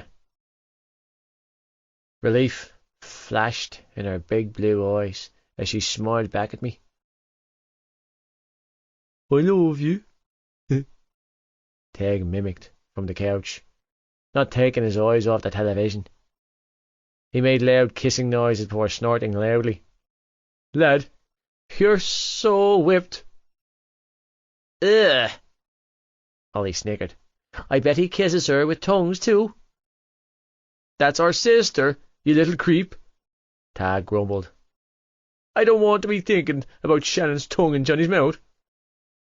"Is that how it works?" Ollie asked, sounding appalled. "They put their tongues in each other's mouths?" "Yeah." Ollie frowned. "For what?" "They probably do a lot worse than that, Ollie," Tag muttered. "It's disgusting, but whatever." "They do?" Ollie's eyes widened. "Like what?" "Oh, you should probably stop asking questions now," Tag muttered, nudging Ollie in the ribs. "Yes, we should definitely stop asking questions, Ollie," Shannon strangled out, red-faced, as she hurried over to her brothers and sank down on the couch between them. "Tag, don't tell him anything else." "Can't believe you let him stick his tongue in your mouth," Ollie accused, gaping at his sister. "What's wrong with you?" "I don't do that," Shannon snapped, flustered. "He's joking, right, Tag?" "She does," Tag countered. "I saw them cracking on outside the house." "Tag!" "They were steaming up the windows of his car." Tag snickered. "Oh, and she snuck him in her bedroom on Saturday night too. He was there all night long." "What? I didn't know Johnny had a sleepover," Ollie replied, sounding puzzled. "You never said." "That's because she was too busy," Tag chuckled. "She was all, 'Oh, it's Johnny. Yes, please.'" "I was Not, Shannon spluttered. You little liar. Kiss me, touch me, hold me, love me. Teg mocked in a girlish voice. Mwah, mwah, mwah. Yes, I love your rugby balls. Tag! Yuck! Ollie groaned. That's disgusting. Shannon does it with Johnny. Joey does it with Aoife. Darren does it with Alex. Tag continued, not missing a beat. And you'll do it when you're older, with someone you fancy all. I will not, Ollie spluttered, looking horrified. I don't even like my own tongue in my mouth. Yeah, Tag snorted. Sure. Do you do it? Ollie asked. I'm starting secondary school in September, Tag replied nonchalantly. What do you think? So, Shannon replied, eyeing her brother suspiciously. What does starting secondary school have to do with kissing? Just that I know what I'm talking about, Tag told her. And that's all I'm saying on the matter.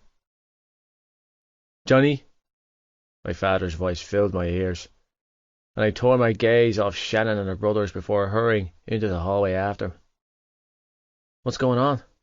I asked, watching him wearily as he nodded and answered whoever was on the phone to him with one-word responses. Dad?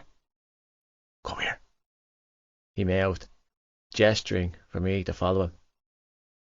A nervous tremor rolled down my spine as I trailed after her, not stopping until we were in the kitchen with the door closed behind us. Thanks a million for calling me, Billy, Dad said into the phone. I will. Yes, I know, man. I understand. Thanks. Yep, I'll see you there.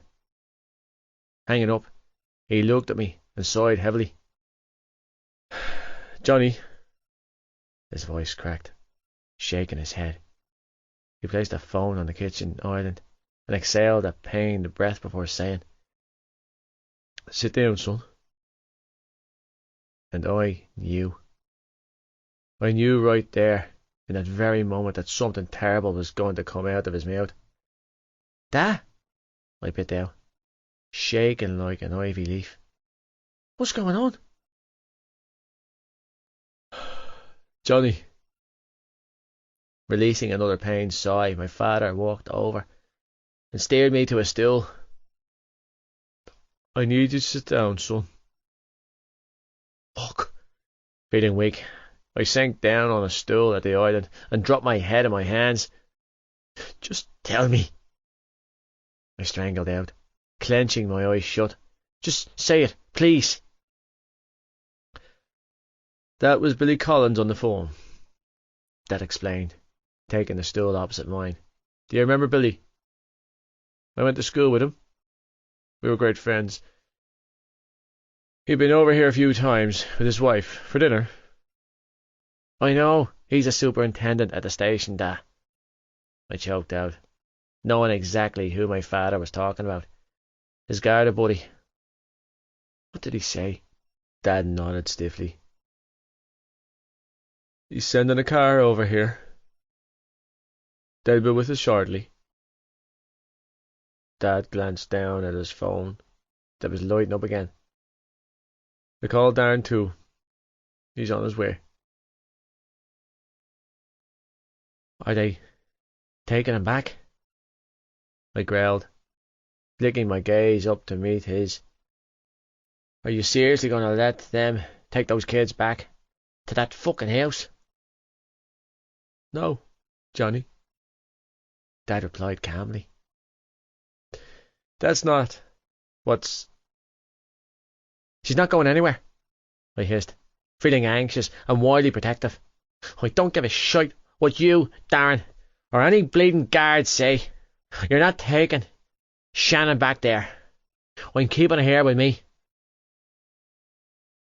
Nobody is taking anyone back there, Dad coaxed. I promise, son. So, just calm down. Then, why are the guards coming here? I demanded. They need to take your statements. Dad replied softly. Statements? For what? I gaped at him. I'm in trouble for taking them, because their ma told me to. My words broke off and I dragged in several deep breaths before continuing. She told me to go, Dad, I hissed, shuddering at the memory of Mrs. Lynch's haunted eyes looking into mine. She said, take them. Tears filled my father's eyes, and I blanched. Fuck. It's bad, isn't it? I choked out, jerking off the stool. What's happening here? Trembling, I backed away from the island, knowing in my heart something bad was going on. Did he hurt her? Pain speared through me at the thought. Is that it? Is she in hospital? Johnny, just breathe. I don't understand what's happening here, I roared, feeling my heart hammer violently against my ribcage. Just tell me what's going on, Dad. There was a fire at the Lynch house. What? My heart stopped dead in my chest. No. I shook my head, rejecting the words coming out of his mouth. I was there less than 2 hours ago, Dad. There was no fire. There was a fire, Johnny. Dad told me. When you showed up here with the children, and I called Billy, he was already at the scene of a fire in Elk Terrace. By the time the emergency services arrived, the house was up in flames. What? My voice rose with my panic. I don't... How? What? Johnny, pet, you need to sit down. It's half an hour from their house to ours, I spat. How does a house burn down in half a fucking hour, Dad? A house burns down that quickly if it's lit intentionally, Dad replied gruffly. The house was doused in flammables, Johnny, and all the windows and doors were locked. They didn't have a chance of getting out. Shivering, he added, Billy called me back just there to let me know the 2 bodies were pulled out. Sighing heavily, he added, Given all the information he told me that I relayed to him, he's confident that the fire was set mere minutes after you took the children, and the bodies are... Don't say it. Holding my head in my hands, I staggered backwards, knocking up against the sink. No, Dad, Jesus Christ, don't tell me that. Johnny, shh. It's okay, son. Pushing his stool back, my father walked towards me. Come here. She's dead, I whispered, feeling tears drip down my cheeks. But I told her I'd go back for her, I choked out, shaking my head. Jesus Christ. I should have made her come with me. My father's arms came around me. Shh, he whispered, holding me up when my body felt weak to the bone. It's okay. I've got you. I left her there, Dad, I strangled out, clutching my father. I left her in that house. Do you know what you did tonight? He asked, tightening his hold on me. You saved 4 children. No. I clenched, my eyes shut, and buried my face in his neck. Don't say it like that. They would have burned to death inside that house if you hadn't been the crazy, reckless, brilliant man you are, he continued to say. They wouldn't have had a chance in hell of getting out of there, son. Shan was doused in alcohol. You saved them all, Johnny. They were in their beds, son. They were terrified of him. There was no way those kids would have left their rooms if you hadn't gone in there to get them. Dad shuddered before adding, "And what you said about slipping on the staircase and the landing and hallway when you were inside the house? That was alcohol and petrol, Johnny. One spark of a flame, and it was all over for those children. The entire place would have ignited with all of you in there. But you kept your head and you got them out." "No, no, no." I strangled out, terrified. "I didn't know what I was doing." "You trusted your instincts," he corrected. "You might not have understood what was happening, son, but you know they needed to get out. Because of you. There are 4 children alive and breathing in this house tonight." "Do they know you?" I whispered, clenching my eyes shut tightly. "No," Dad replied. "Fuck," I croaked out. "How am I going to tell Shan?" "Tell me what?" Shannon's voice filled my ears and I flinched. "Shan!" I choked out, pushing away from my father and finding her hovering in the kitchen doorway, looking small and terrified. "You okay?" "What's wrong?" she croaked out, eyes wide and full of fear. "Why are you crying?" "I'm not crying, baby."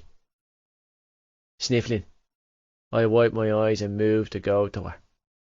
Needing to hold her in my arms, I just stopped the world for a minute. My head was spinning, my heart was reeling, and I couldn't take it all in.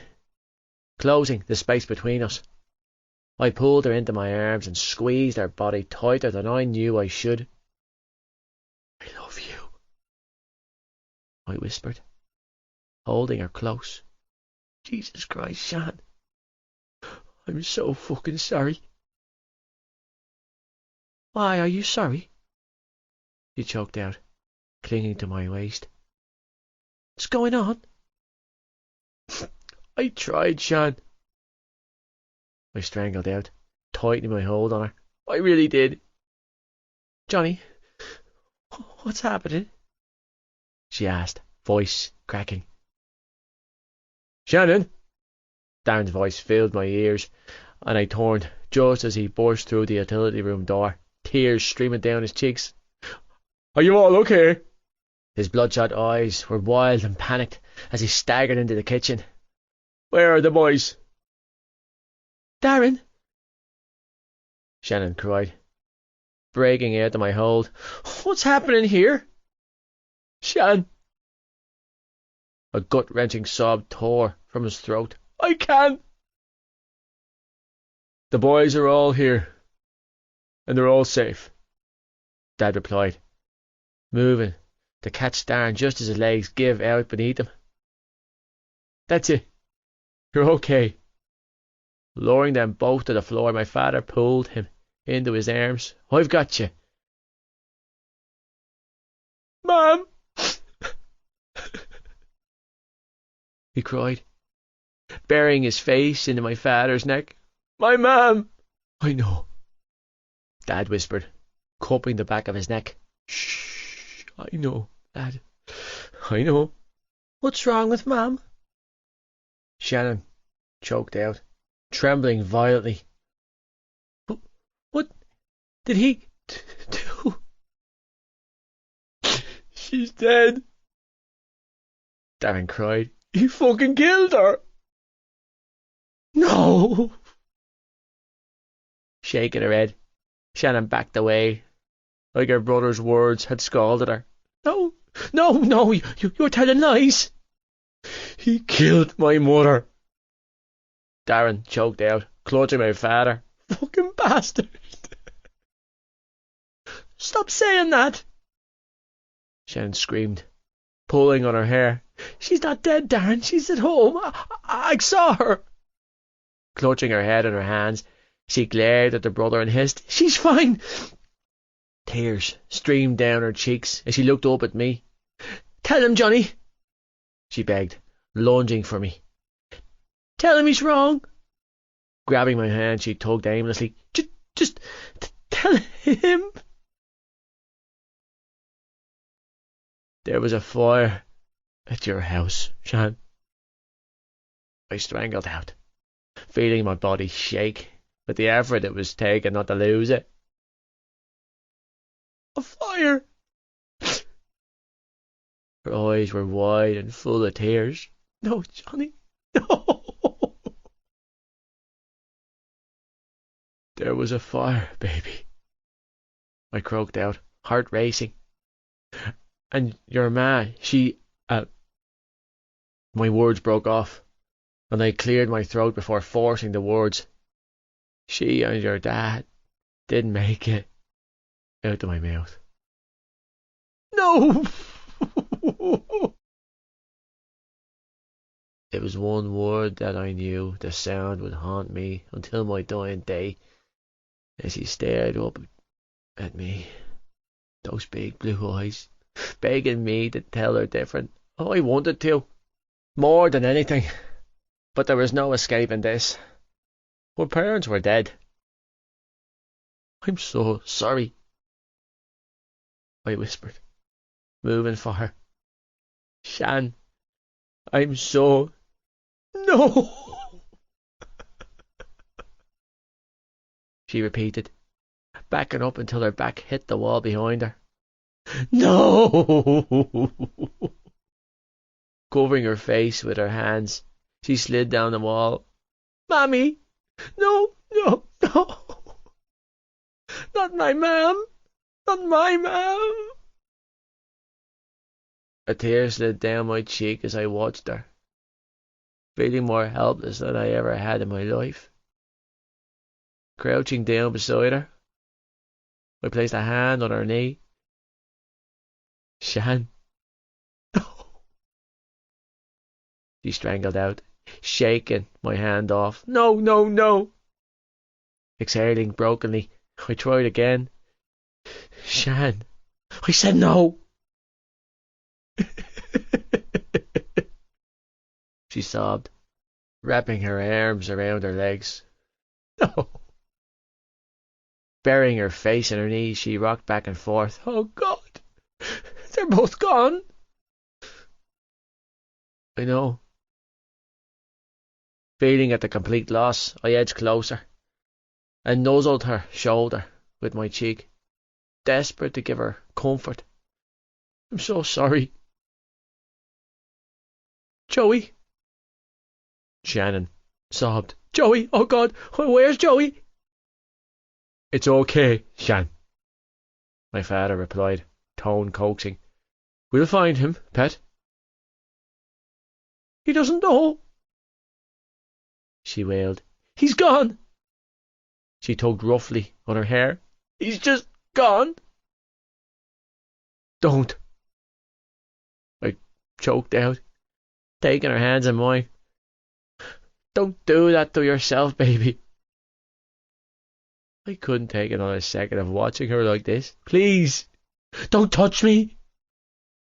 Trembling, Shannon yanked her hands away from mine, chest heaving. Don't do it, okay?" "Okay." Holding my hands up, I watched her watch me, feeling my heart crack open in my chest. "I won't do anything you don't want me to." I remained exactly where I was, keeping my hands to myself as I waited for her to take what she needed from me. Eventually she did. With a huge sob, Shannon scrambled onto my lap and threw her arms around my neck, clinging to me in a way I knew I would never fully deserve. "Don't leave me."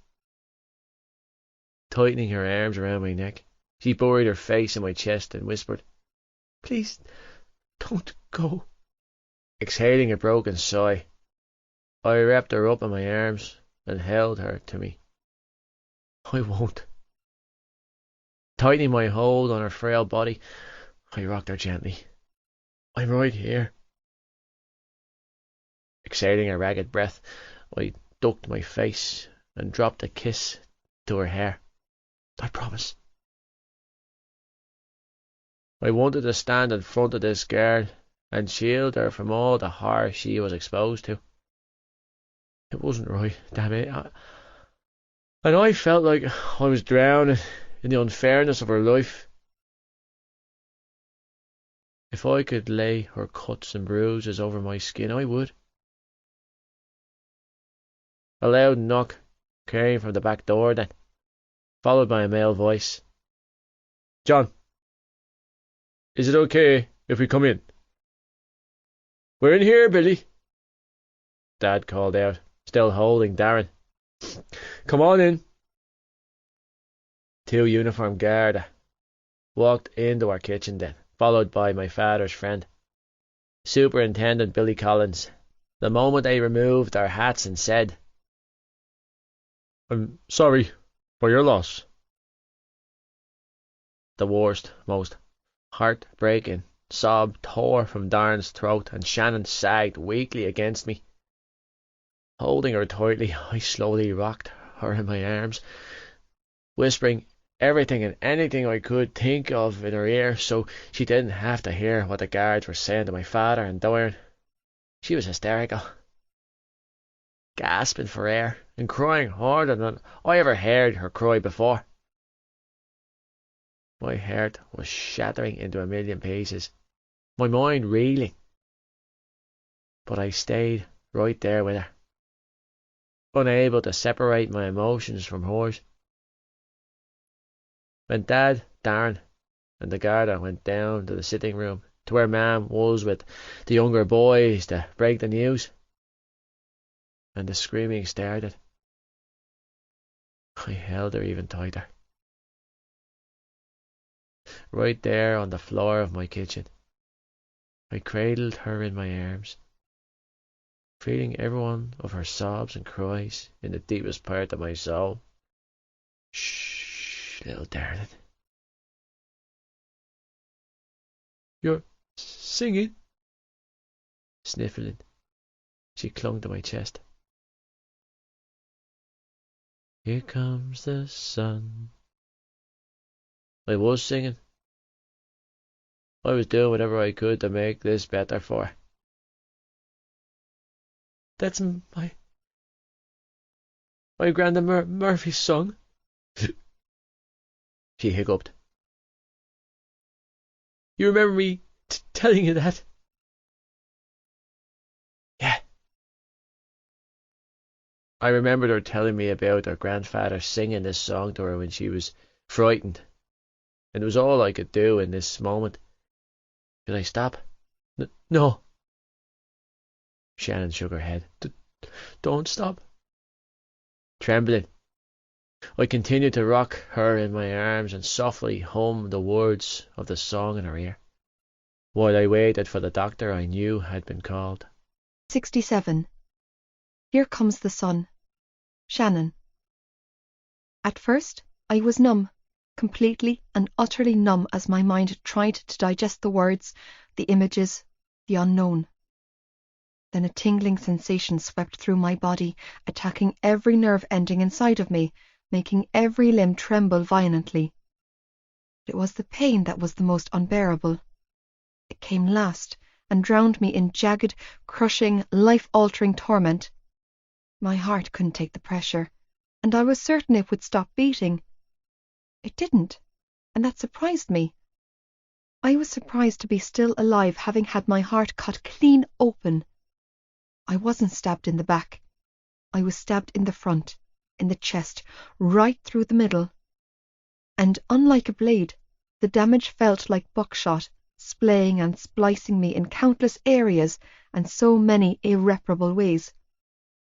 How it was still beating was truly beyond me. I couldn't think about him without a surging attack of grief and anger washing over me, drowning me in my bitterness. I wasn't sure if I was still screaming because I couldn't hear my own voice anymore. Someone had come into the house and hurt me. poked me with something sharp. At least, that's what it felt like. The person stabbing me told me that it was okay, that I was such a brave girl and this would make me feel better. I didn't listen to that voice. Instead, I concentrated on the deep timbre of his voice as he sang the words of the Beatles' "Here Comes the Sun" in my ear over and over.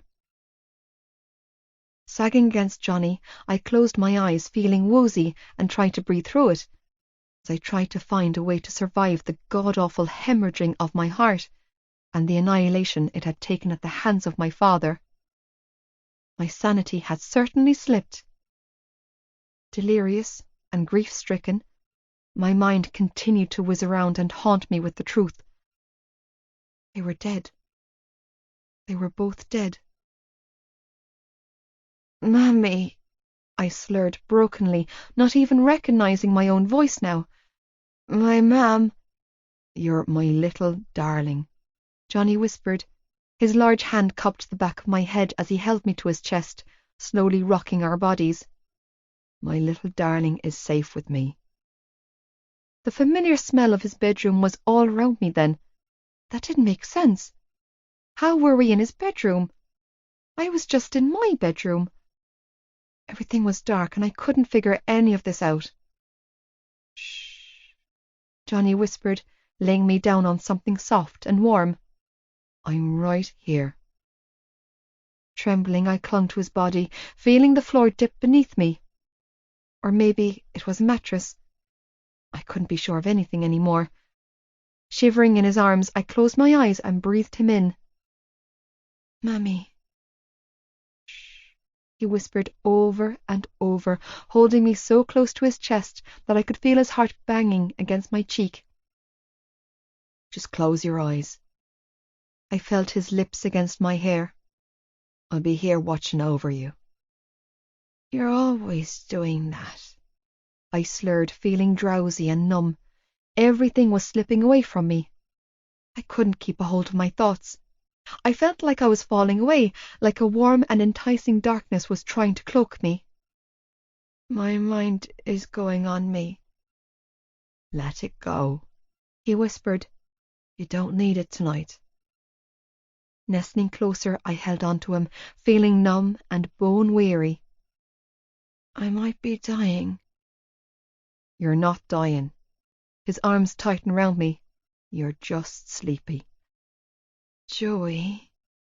I tried to blink, but my eyes wouldn't open back up. "Joey's all gone." "I'll find him," Johnny whispered. "I'll bring him back for you." "You promise?" I croaked out, feeling a thick wave of exhaustion sweep through me. "I promise," were the last words I heard Johnny say before I stopped clinging on and let the darkness take me away. 68. I see fire. Johnny. "You don't have to come with me, son," Dad said for the 10th time as he drove through Ballylagan town. "I can turn around and take you home." I'm coming. I couldn't stay at home. I needed out of that house and away from the screaming.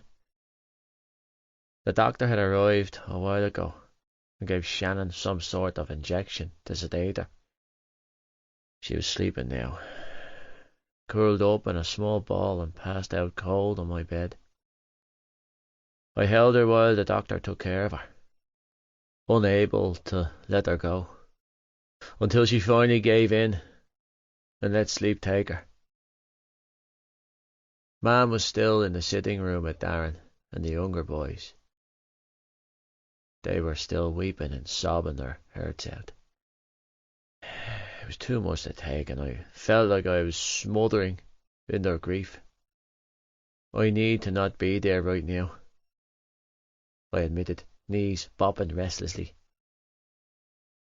I couldn't do shit in that house.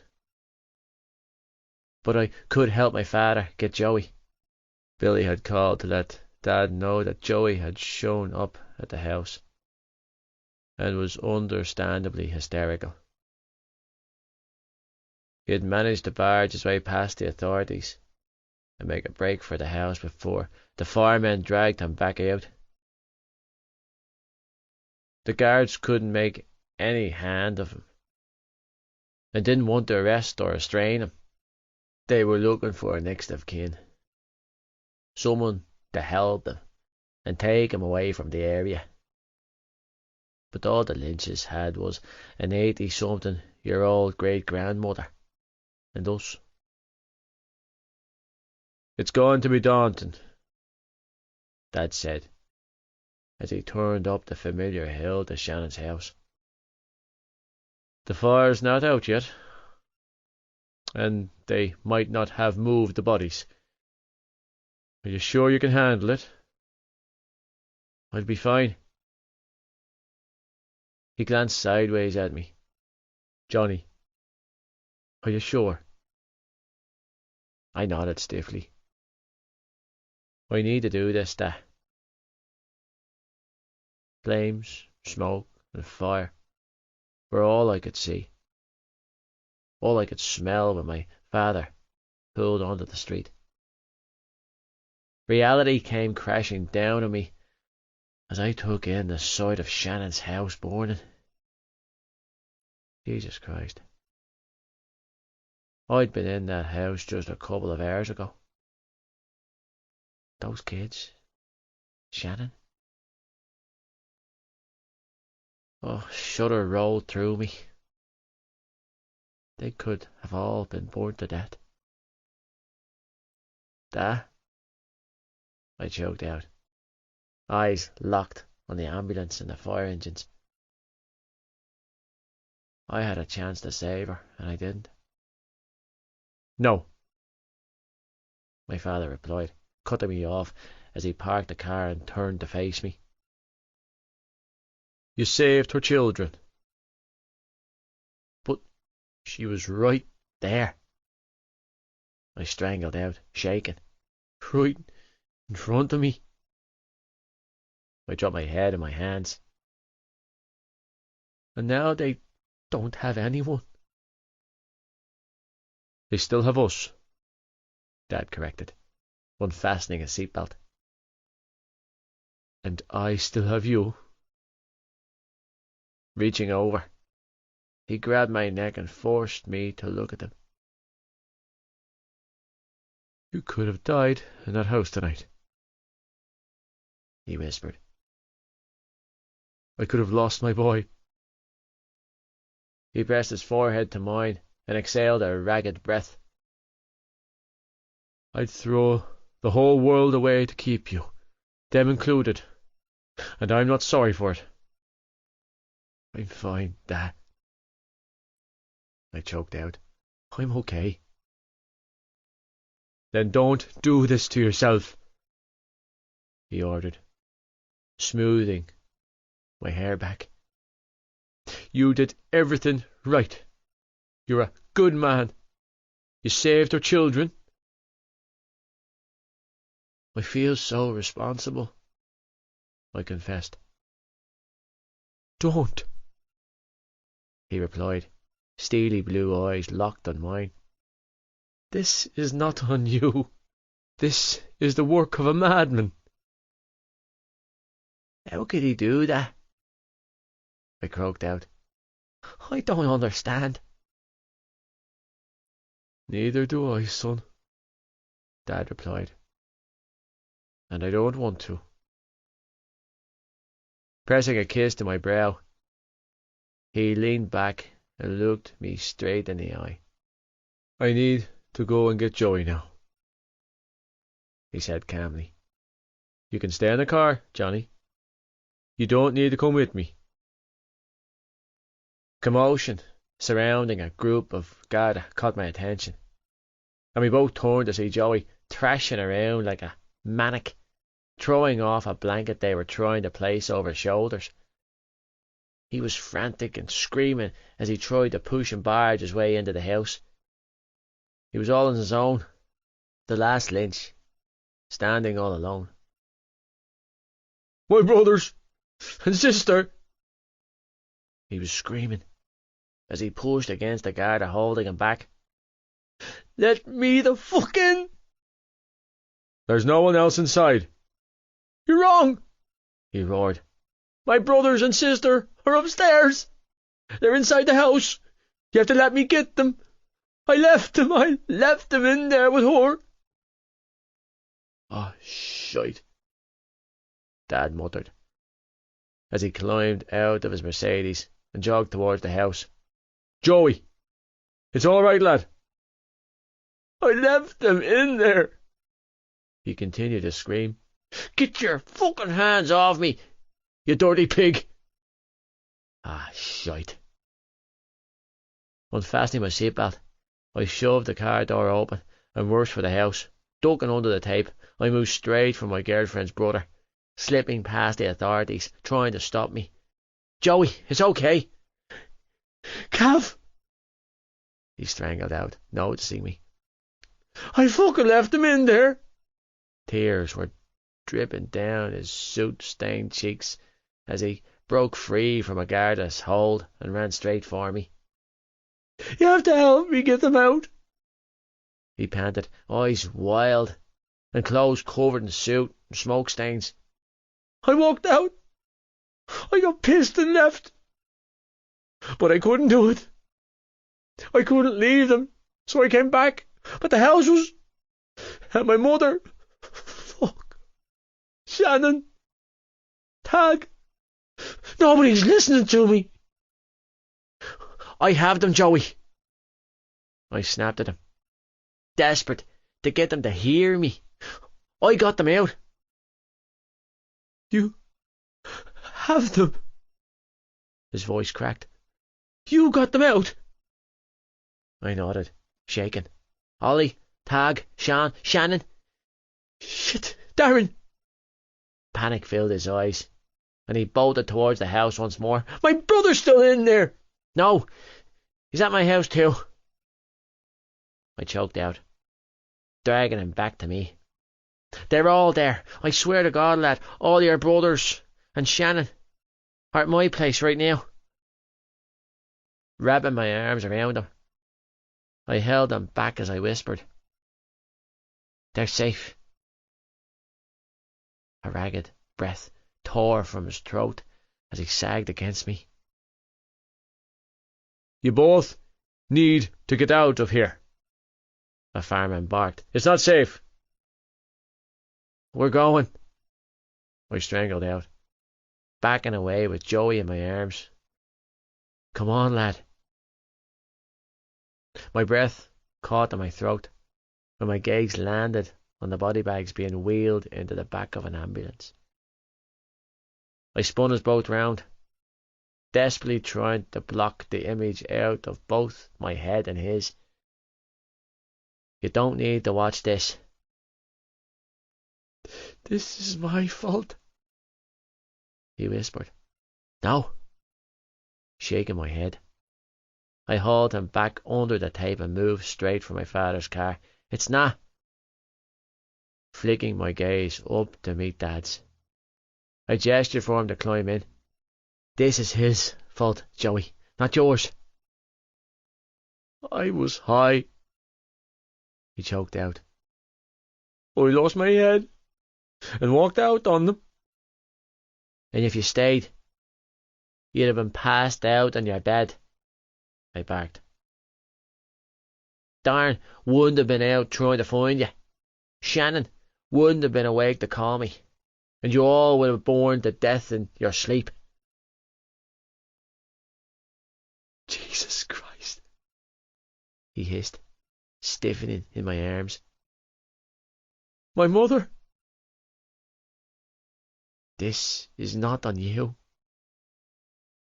I practically snarled in his ear as I hauled him into the back seat of my father's car and climbed in beside him. So don't you dare let that bastard get in your head. Sinking down on the seat, Joey tipped his head back and closed his eyes, still as a statue and silent as a ghost. You didn't do this, I repeated, leaning over to fasten his seatbelt. He did this. Joey, Dad said from the driver's seat, as he started the engine and pulled away from the house. "You're going to come home with us now, okay?" He started to shake violently, but didn't respond.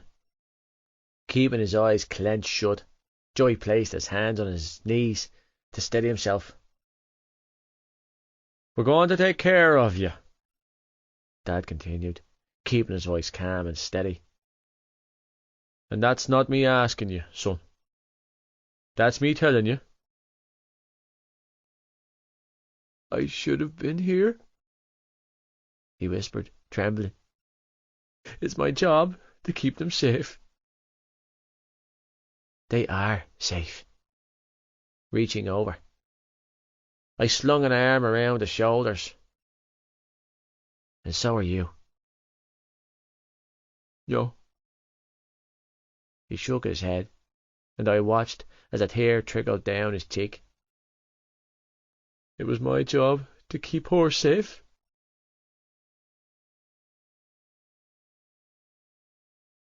"They're going to hate me," Joey hissed, backing away from the sitting room door when we finally managed to coax him from the car into the house. "I can't do it. They're going to blame me." He spun around to leave, but my father clamped his hands down on his shoulders, forcing him to keep eye contact with him. "Nobody could hate you," Dad coaxed, keeping a hold of Joey for fear he would run. It was a very big possibility with this guy. He was a flight risk. "And no one is blaming you for anything. Get off!" Breaking free from my father's hold, he heaved violently. "I don't want you to touch me." "It's okay," Dad replied calmly. "You're safe." "I fucked it all," he strangled out, gripping his hair with his hands. "I fucked it all." "Then we'll fix it," Dad replied. "I can help you, Joey. But you need to let me." "I don't need your help," he choked out. "I just need—" He glanced around wildly, looking cornered and frightened, backing up a couple of steps. He ran a hand through his sooty hair and asked, "Where's Shan?" Shaking, he looked around once more, clearly agitated and frightened. "Where's my sister?" "She's upstairs sleeping," I told him, trying to keep my voice steady. "In my room.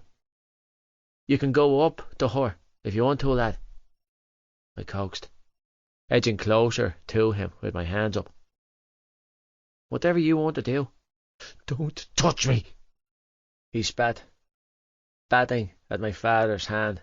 When he reached for him, looking startled, he shook his head and hissed, Just stay back." "Joey, it's okay," I coaxed, closing the space between us. "You're okay." "Don't fucking touch me," he hissed again, shoving at my chest. "I don't want—" The sitting room door swung open before he had a chance to finish his sentence, and my mother appeared in the doorway. "Oh, Joey, love," Mam sobbed, moving straight for Joey, not stopping until her hands were cupping his cheeks. My mother looked up at him. "Oh, my poor sweetheart," she soothed, pulling his head down to rest on her shoulder. "Come here to me." Holding my breath, I watched him wearily, praying that he didn't do anything in this moment to make me have to hurt him. If he lashed out at my mother, grief-stricken or not, I would lose my bleeding mind. Exhaling a ragged breath, he slumped against her, arms shooting out to clutch her tightly. "What am I going to do?" "I'm here," Mam whispered in his ear as she stroked his hair and rubbed his back. "Shh. I'm right here for you, Joey love." "You came back?" Ollie sobbed as he came running out of the sitting room. Tag! Joey's here! Mam stepped aside just as Ollie threw himself at his brother. I knew you'd come back, he cried. I told them all. Owie! Sean wailed, toddling in to the hallway with his hands out. Owie! Singing to his knees on the hallway tiles, Joey scooped up his baby brother in his arms. I'm sorry, Shawnee Bo. Sniffling, he hooked an arm around Ollie and held both the boys to his chest. I'm so sorry, Ol. Mommy's in heaven, Ollie cried. The guard said Daddy took her away. Sniffling, Joey nodded and pulled him closer. It's okay. Mam buried her face in my father's chest, sobbing quietly. Shh, Dad whispered, wrapping an arm around her. It's okay, baby. But she's gone, Ollie wept. Gone to heaven without us. Mammy, Sean cried. Mammy gone. She's not gone, guys, Joey whispered, sniffling. There's just an angel now instead. An angel? Ollie sniffled, looking up at Joey. With wings? Yeah, big, beautiful wings. He choked out, wiping his cheek against his shoulder. A special angel just for you. Daddy? Sean asked, looking weary. Ow, ow. Daddy's all gone, Joey promised. No more ow, Jean. Mammy's an angel, Ollie whispered, sounding almost reverent. Whoa! Yeah, and she's watching you right now. Joey continued to speak in a low, hushed voice to his brothers. She doesn't want to see you crying. That would make her sad. You need to be happy. His voice broke off. They dragged in several sharp breaths before continuing. Think happy thoughts, okay? You left.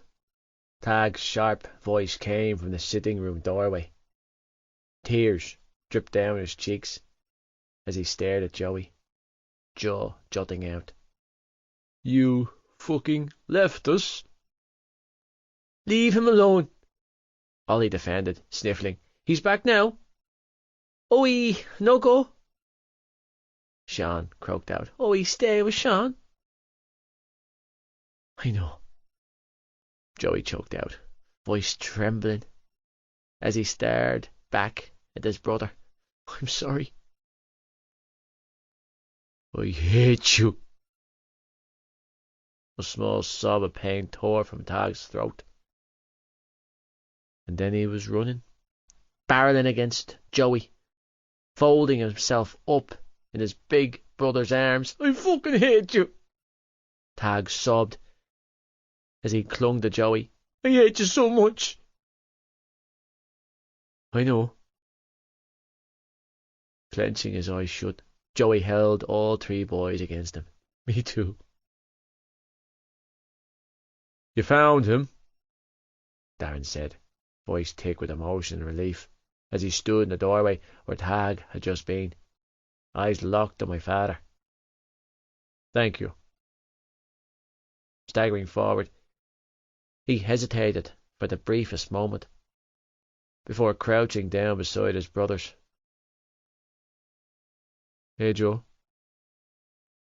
Hey, Dar, Joey whispered, green eyes glued to his brother. You okay? Joey shook his head, and his face contorted in pain. Look at me.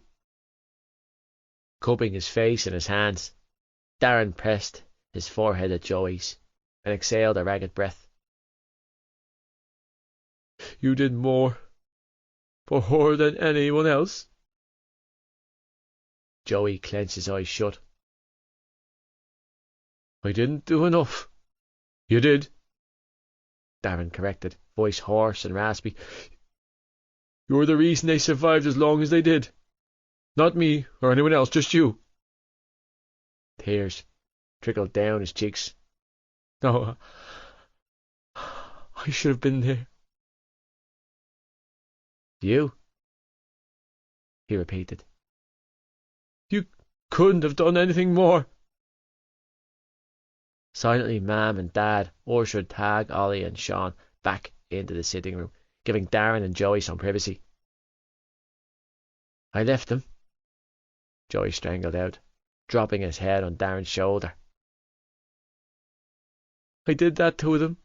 Me. I walked away. You didn't leave anyone, Darren whispered, smoothing his hand over his brother's head. You just took a time out.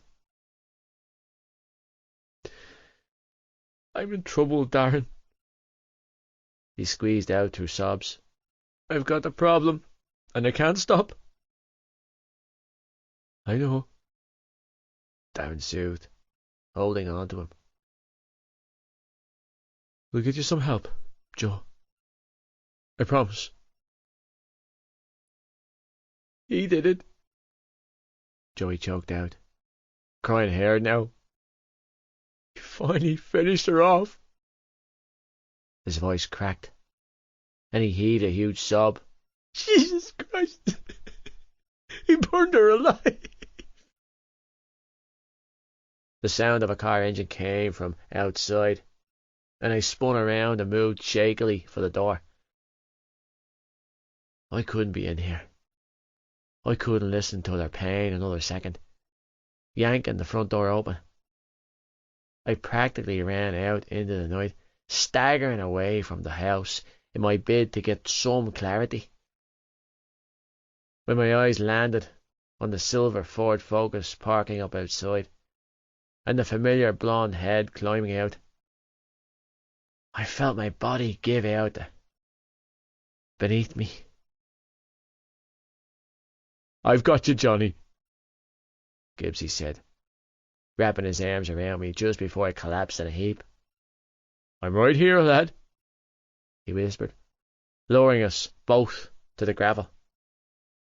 Let it out. So I did.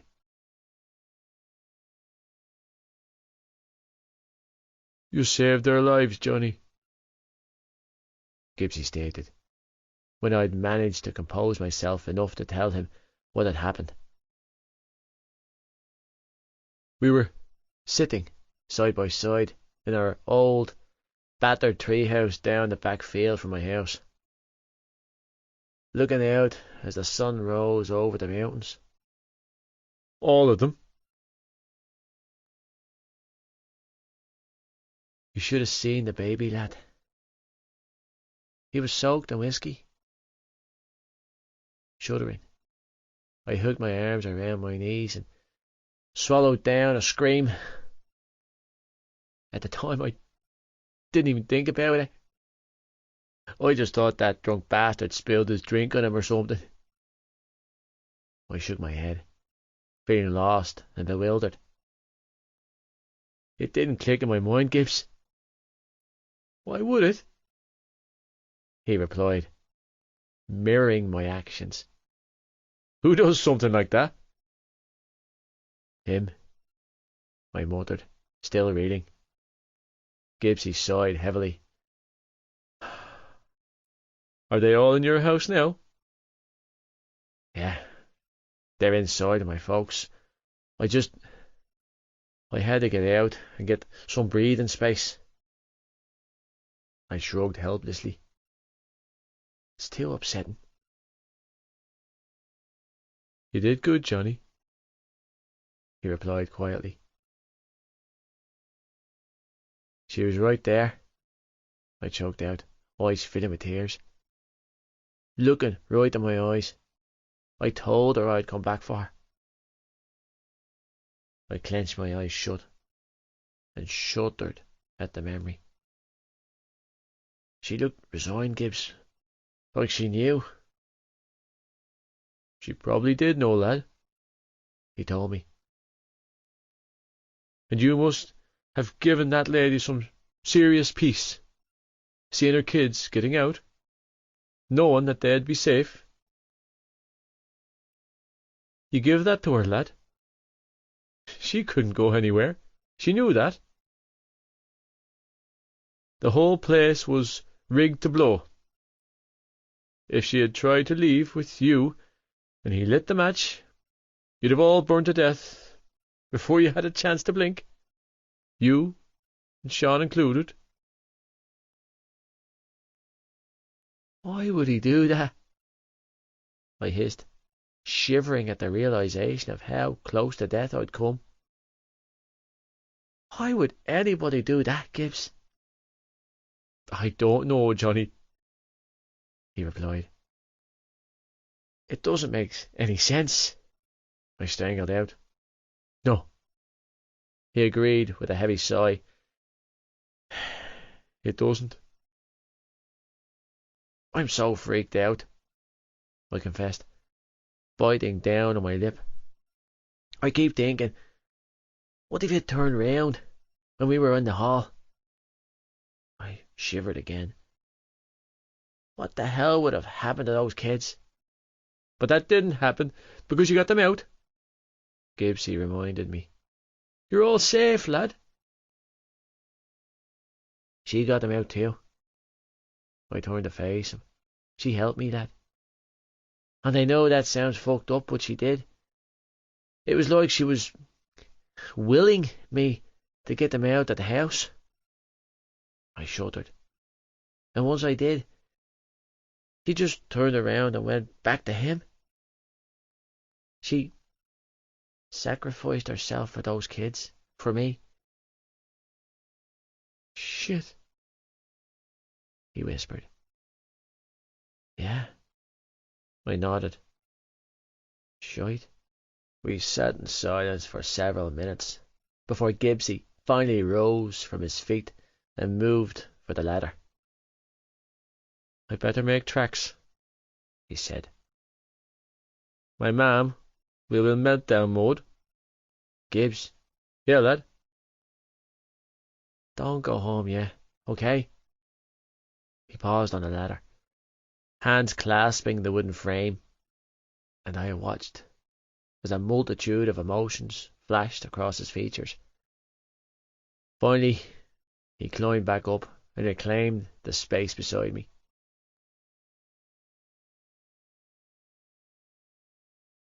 You know, if you want to watch the sun come up with me, you only had to say, lad. He mused, nudging my shoulder with his. Yeah. I choked out a hollow laugh. That's what it is. 69. Rebuilding.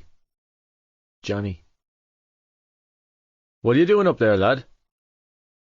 Gibbsy asked on Friday afternoon, when he found me down the field at the back of the house. It had been 4 days since the fire, since Shannon and her brother's world had collapsed, and I'd never felt more helpless in my life. The sun was splitting the stones, and I'd been out here since dawn broke, and the crying restarted. Sick to death of social workers and the Garda, not to mention family, friends and relatives. I kept my distance from the house. Nothing I said or did seemed to be helping matters anyway, so I decided to remove myself from the situation. Not far enough that I couldn't come back if she needed me, but enough to give her some space with her family. Besides, people had been calling to the house all day, every day since it happened. And if I had to hear the "You're a hero, young man" spiel one more time, I was going to lose my shit. I was no hero. I loved my girlfriend, and I did what any other lad in my position would have done. You're afraid of heights, Johnny? Gibbsy reminded me, like it was something I could easily forget. And you're up pretty high there, buddy. I'm revamping our old treehouse, I replied, as I dangled from a branch of the old oak, with a hammer and nails in hand. And I'm not afraid of heights, I bit out. I'm warily cautious of anything that possesses the threat of me plummeting to my death. Makes sense. With his hands on his hips, Gibbsy stared up at me, expression thoughtful. So, why are we revamping the fort? Because I need to do something, I explained. And I can't do anything in the house. You been training today? Nope. The gym? Nope. He signed heavily. Johnny! I need to do this, Gibbs, I choked out, voice thick with emotion. I felt useless, and it didn't bode well with me. I couldn't fix this for her, and I couldn't change what had happened. I need to fix something. Then we'll fix it, Gibbsy replied, simply. I'll call the lads. Within an hour, Hughie and Feely had arrived on one of Feely's father's tractors and trailers, drawing old boards and planks of timber. Hope you don't mind, Cap, but my mam's after pulling up with Claire and Lizzie, Hughie huffed, as he hauled the tractor tire off the back of the trailer and rolled it over to the trunk of the tree. They're gone inside? Pity about Lizzie, the viper, Gibbsy grumbled, throwing some old boards off the side. I hope she's in good spirits. I shrugged, not breaking my stride, as I ripped the flooring off the old treehouse and tossed the boards down to Gibbsy. Can't hurt. After that, we all worked in silence. I didn't think any of us wanted to be inside right now. I couldn't leave her. But I could fix this, and the guilt I was feeling was drowning me. It was insurmountable, and I was close to my breaking point. Throughout the afternoon and evening, Mam popped in and out with trays of sandwiches and flasks of tea, but none of us broke stride long enough to make small talk. "When's the funeral?" Feely asked, after a couple of hours of working together in companionable silence. "After 12 o'clock Mass on Monday," I replied, feeling my chest squeezed tight at the thought. "They only got the bodies back this morning, with the post-mortems they had to perform and all that shite." "So, the rosary is tomorrow night, and the removal is on Sunday?" I nodded stiffly. "It's a closed funeral, obviously. It'll be a closed coffins too." Feely sighed heavily. "Shit, lad." "Yeah." Wiping my brow with my forearm, I exhaled a heavy sigh. "Throw me up a bottle of water, will ya?" Locking my legs around the limb I was balancing on, I whipped off my t-shirt and tossed it away. "I'm bleeding melting up here." "You're not the only one sweating your tits off," Feely grumbled, throwing a bottle up to me. "I'm as red as a lobster." I peered down at his bare shoulders and winced. "Oh, lad, you should have put some cream on your shoulders." "I did," he growled. "We don't all tan like you, Cap." I glanced down at myself and shrugged. "I'm not that tanned." "Yet," Feely countered. "Give it a week of this weather, and you'll look like you've spent the feckin' summer in Oz." "Ah, "Now, don't be jealous, Pa. You have a grand farmer's tan, Gibbsy offered. Your arms are lovely. I am a farmer, Feely growled. But thanks, Gibbs. I appreciate the sentiment. Your arms are lovely too. I'm lovely all over, Gibbsy corrected, gesturing to his tan chest. I'm sallow-skinned, he added with a wink. The sun loves me. Good for you, Feely shot back hopefully. Someone needs to tell your mother to bring the Child of Prague statue back inside, Pa, Hughie puffed. 'Tis hot enough, and you won't be doing hay until June. She's superstitious, Feely said, with a non-committal shrug. And they're at silage this week, so she won't be taking 'em out of the field for a while. Great, Hughie groaned. We'll just swelter so. You guys are so fucking weird, I chuckled. You seriously believe putting a little holy statue out in a field brings the good weather? You're damn straight we do, city boy, Gibbsy shot back. It's 100% effective. Same as when my nanny lights a candle for me. Before exams. It's bulletproof. I rolled my eyes. Culchies. Hey. What about Joey?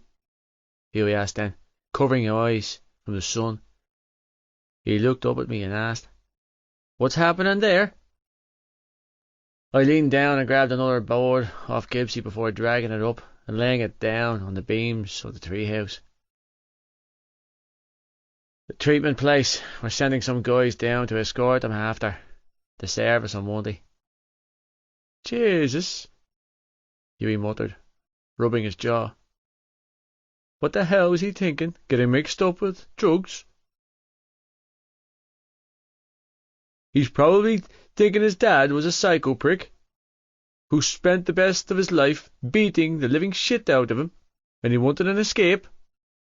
Gibbsy snapped, pulling his t-shirt out of the back of his jeans and using it to wipe his brow. None of us know what he went through, Hugh. We haven't been in his shoes, so don't judge him. I'm not judging him, Hughie replied, holding his hands up. I'm just sorry for him. For all of them. I remember when Shannon first started hanging around with Claire. He was so frickin' prickly and protective of her. I could never figure it out. We didn't go to the same primary school or anything, but we were the same age, and I couldn't understand why he cared so much about his little sister. I couldn't fucking stand Claire when we were small, but Joey, he kept Shannon with him everywhere he went. Now I know why. How long will he be gone? Feely asked.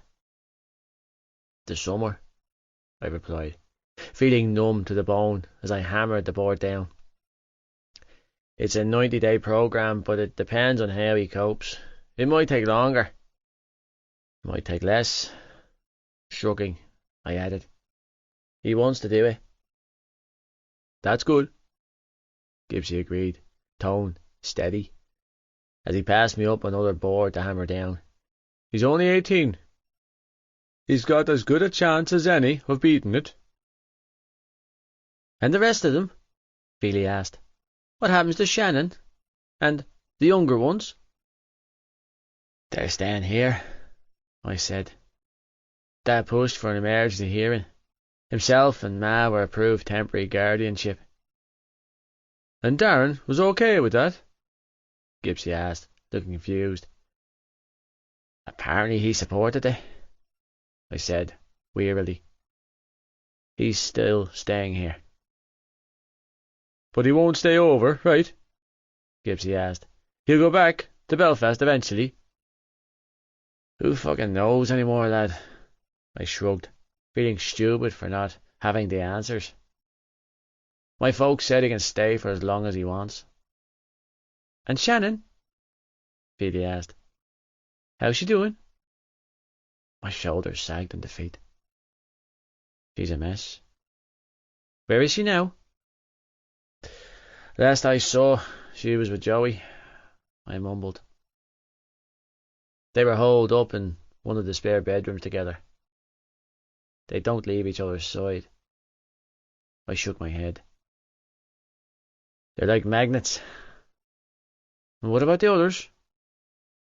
I don't know if Sean understands what's happening, but Ollie and Tag, they're as good as you can expect, given the fact that their father just burnt himself and their mother alive. I came right out and told them. Billy flinched.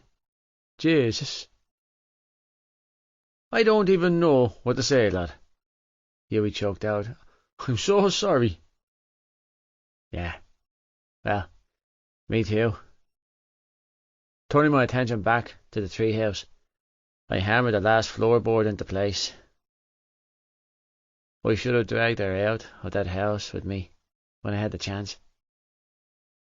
Furious with myself and the whole damn world, I tossed the last of the nails down, and then I flung my hammer for good measure.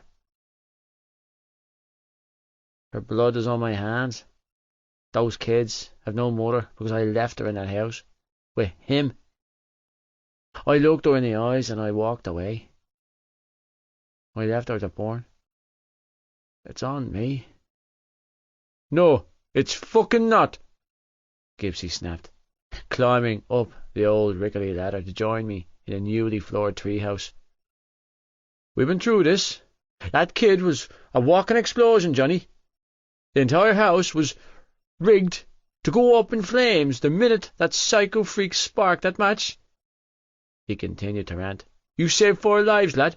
4 innocent lives. 5, including yourself. Don't punish yourself, because you did more for that family than anyone else. I just feel so responsible, I choked out. Oh, you will be responsible, Gibbsy shot back, his eyes narrowed. For me throwing you off this fucking tree. If I ever hear that shit come out of your mouth again. You are not responsible, but Hughie, get me the hammer, Gibbsy ordered. I'm going to beat some sense into this big stupid brain. It's how I feel, lad, I snapped. Then your feelings are all fucked up, Gibbsy countered. So stop it. Stop it? Yes, stop it, Gibbsy growled. Stop feeling like that. It's dumb. It's pointless. You're making yourself miserable. You're a fucking hero. And if you don't cop on and get a fucking handle on yourself, you're going to be a dead hero because I'll kill you, Johnny.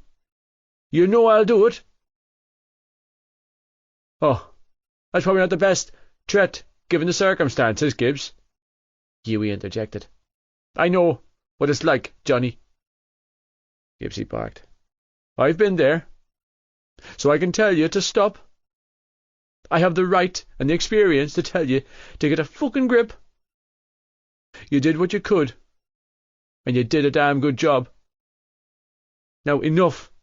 Stop torturing yourself. Dwelling won't change what happened to her. All that's going to change is what happens to you, present and future tenses. I stared across the treehouse at them. For a long moment before a reluctant smile pulled at my lips. You'd be a fucking terrible counsellor, Gibbs.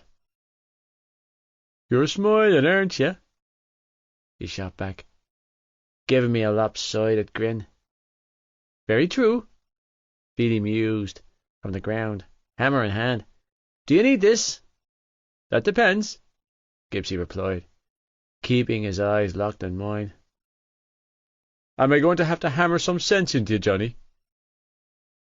I shook my head in defeat. No. You already did that, lad. Good. Gibbsy nodded in approval. And here's another thing that's going to happen. Swinging down from a branch, he landed on his feet and stretched before turning back to look up at me. We're going to finish It's a treehouse. We're going to make it the best fucking revamp imaginable, and put a smile back on those boys' faces. And then we're going to train, because you are going to be ready for those Irish coaches tomorrow morning. Gibbs. I shook my head. I can't go. You're fucking going, Johnny Kavanagh, he said, cutting me off. If I have to strap you to my back and take you there myself, this is your future, and you're not throwing it away. No goddamn way in hell am I letting that happen. Jesus. I muttered, rubbing my jaw. When did you get so bossy? Gibbsy shrugged. Sometimes Robin has to take the lead. Robin? Hughie laughed. Did you seriously just refer to yourself as Robin? So, Cap's Batman, and you're Robin? Beatty mused. Makes sense. You're so fucked in the head. Hughie snickered. Could be worse, Gibbsy shot back with a grin. We could be like you two. Oh yeah? Hughie taunted. And how's that? Yeah, Gibbsy agreed, smirking. Bebop and Rocksteady. I'm not Bebop or Rocksteady, Hughie huffed, looking offended. If I'm anything, I'm Robin. Uh-huh, Gibbsy snickered. And you say I'm fucked in the head? Yeah, okay, Bebop. That makes no sense, Hughie argued. They're from two completely different cartoons. Exactly, Gibbsy drawled. Just like we're on two completely different levels. Grinning, he held his hand over his head and said, I'm up here with your sister, and you're... He dropped his head to his waist. All the way down here. Beatty, give me the hammer, Hughie snarled as he stalked towards Gibbsy. I'm going to bury this fucker once and for all. 70. I see you. Shannon. Nanny is downstairs with Darren, I whispered, sitting on the edge of his bed, stroking his clammy forehead. Do you want to go down and see her? He didn't respond. Instead, he just continued to tremble and clutched the pillow he had pressed to his stomach. At least he wasn't vomiting anymore. To be honest, I didn't think there was anything left inside of him to throw up. His eyes were vacant, hollow green orbs in his head. Nothing seemed to be happening. Joe? Silence. Please talk to me, I begged, brushing his blonde hair out of his eyes. Nothing. A tear dripped down his cheek, and I reached over to swipe it away. I love you. Leaning over, I pressed my cheek to his. So much. Unresponsive, he continued to lay on his side, facing the window and staring out at nothing in particular. The doctors had come and gone several times in the past few days since the fire. According to them, my brother was going through withdrawals. He'd admitted to Mrs. Kavanagh and Darren that he had been using serious drugs for months and months before I ended up in the hospital. I hadn't known. I hadn't picked up on the signs. He was also in shock, and I was terrified to leave his side in case he ran away again. Looking at him right now, I wasn't sure he had the energy to lift himself out of the bed. I could never be sure with Joey. He was as unpredictable as an Irish summer. They were taking him away soon. Once the funeral was over, he was going into a special hospital to make him better. Somewhere they could treat his addictions and his mental health. I didn't understand why he had to leave, and I didn't want him to go. But he had signed the paperwork himself just before he stopped talking. He wanted to leave, and I was terrified of Monday coming because I honestly didn't know how I was going to survive all of this without him. A soft knock came from the other side of the bedroom Joey was staying in, and Mrs. Kavanagh's head popped through the crack in the door. "Hello, Shannon, love," she said, smiling warmly at me. "You have 2 visitors here to see you." My breath hitched in my throat and I stiffened. I couldn't handle any more social workers or guards. I was too tired. I don't... Claire and Lizzie. Mrs. Kavanagh hurried to explain. They're downstairs in the sitting room, Pet. I hesitated, not wanting to leave my brother. Maybe I shouldn't leave him on his... And I have a visitor for you too, Joey, Mrs. Kavanagh announced in a gentle tone. She pushed the door all the way open to reveal Aoife standing beside her. Go on in, love. I panicked at the sight of his girlfriend, knowing that the last time Joey spoke, he warned us to not let her in. He made Darren promise to keep her away. He didn't want her here. He didn't want her to see. Joey remained completely motionless, still clutching the pillow, still staring out the window, as Aoife walked into the room. You can't hide from me, she told him as she moved straight for him. You can't give up either. I watched him carefully, praying for some sort of reaction and then feeling a spike of relief shoot through me when he jerked at the sound of her voice. Standing up, I hovered close to the bed, unwilling to leave him, eyes glued to Aoife as she sat down on the side of the bed he was facing. My Joey, she whispered, cupping his cheek in her hand. My baby. A shudder rolled through him, and he tightened his hold on the pillow, feet twitching sporadically. Leaning her face close to his, she gently nuzzled him with her nose. Come on back to me, she coaxed, whispering in his ear as she smoothed her hand over his hair and then his cheek and jaw. Because I'm not giving you up. He shook harder, limbs spasming as a pained groan tore from his throat. My eyes widened in shock. It was the first noise he had made in days. I know, Aoife continued to whisper as she touched him and petted him like he was a small child. You're in there, aren't you? She pressed a kiss to the corner of his mouth. I see you, Joey Lynch. She stroked her nose against his and whispered, You can't hide from me. His hand shot out then, moving straight to her stomach. That's it, she encouraged, pulling his head onto her lap and cradling him there. Come on back to me, baby. Another pained noise tore from his throat, and he buried his face in her stomach, shaking violently. It's okay, she whispered, leaning over his broad shoulders to hold him close. You can't scare me away. Her blonde hair pillowed around them as she whispered, You're mine, remember? Come on, Shannon, pet. Mrs. Kavanagh cleared her throat and said, and I tore my eyes off my brother to look at her. She smiled sadly. Let's give Joey and Aoife some time on their own. Reluctantly, I complied and followed Mrs. Kavanagh out of the room, watching as she closed the bedroom door behind us. Nervous and unsure, I trailed after her, feet faltering when we reached the top of the staircase, and I heard all the different voices coming from downstairs. I don't know, I blurted out, stalling. Mrs. Kavanagh turned back to look at me. What did you say, pet? I'm not sure, I strangled out, clutching the banister. I inclined my head to the stairs and shifted around uneasily. There's a lot of people down there. Mrs. Kavanagh's eyes filled with sympathy. Oh, my little pet. She closed the space between us and pulled me into her arms. You're safe with us. Do I have to go down there? I whispered, shaking. I'm scared. What are you scared of, Shannon? She coaxed. Nothing's going to hurt you again, darling. Reality, I admitted. Facing everyone. Reality can be daunting, she agreed, taking my hand in hers.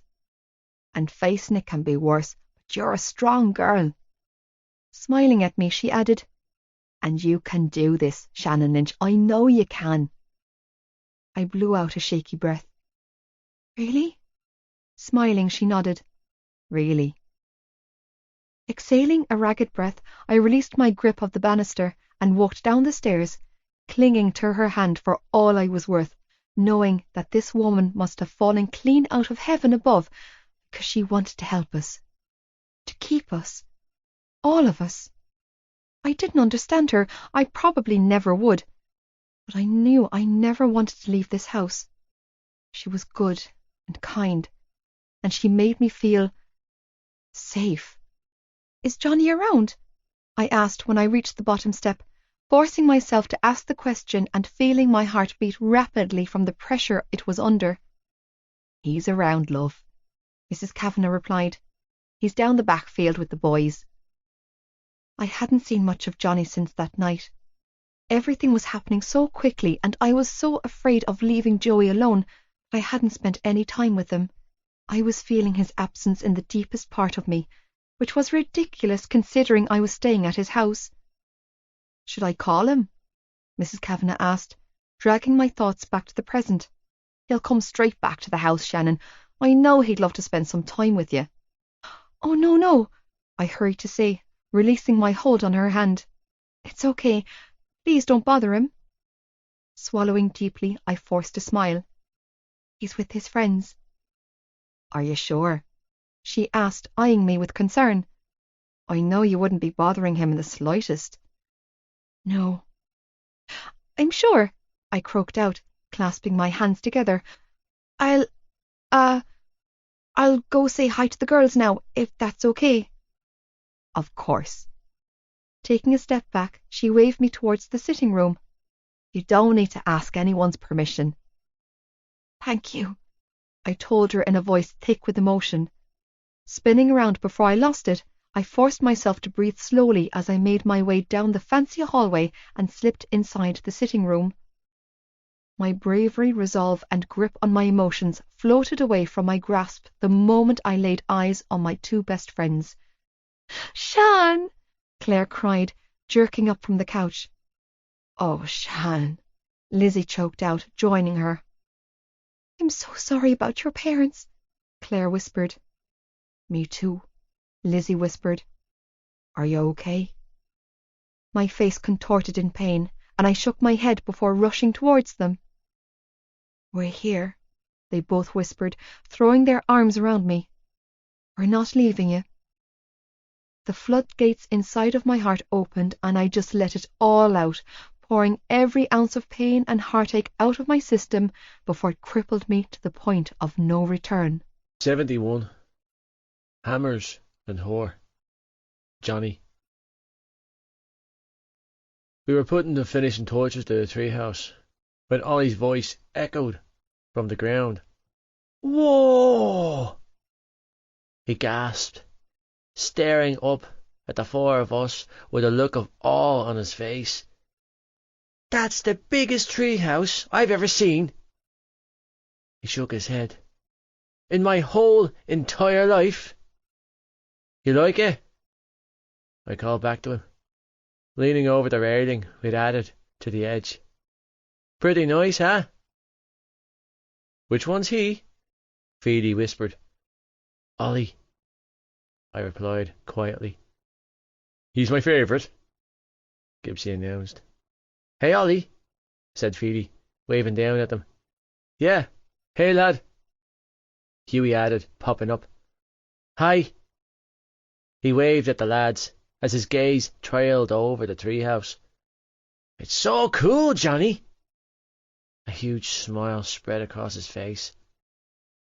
What are you guys doing up there?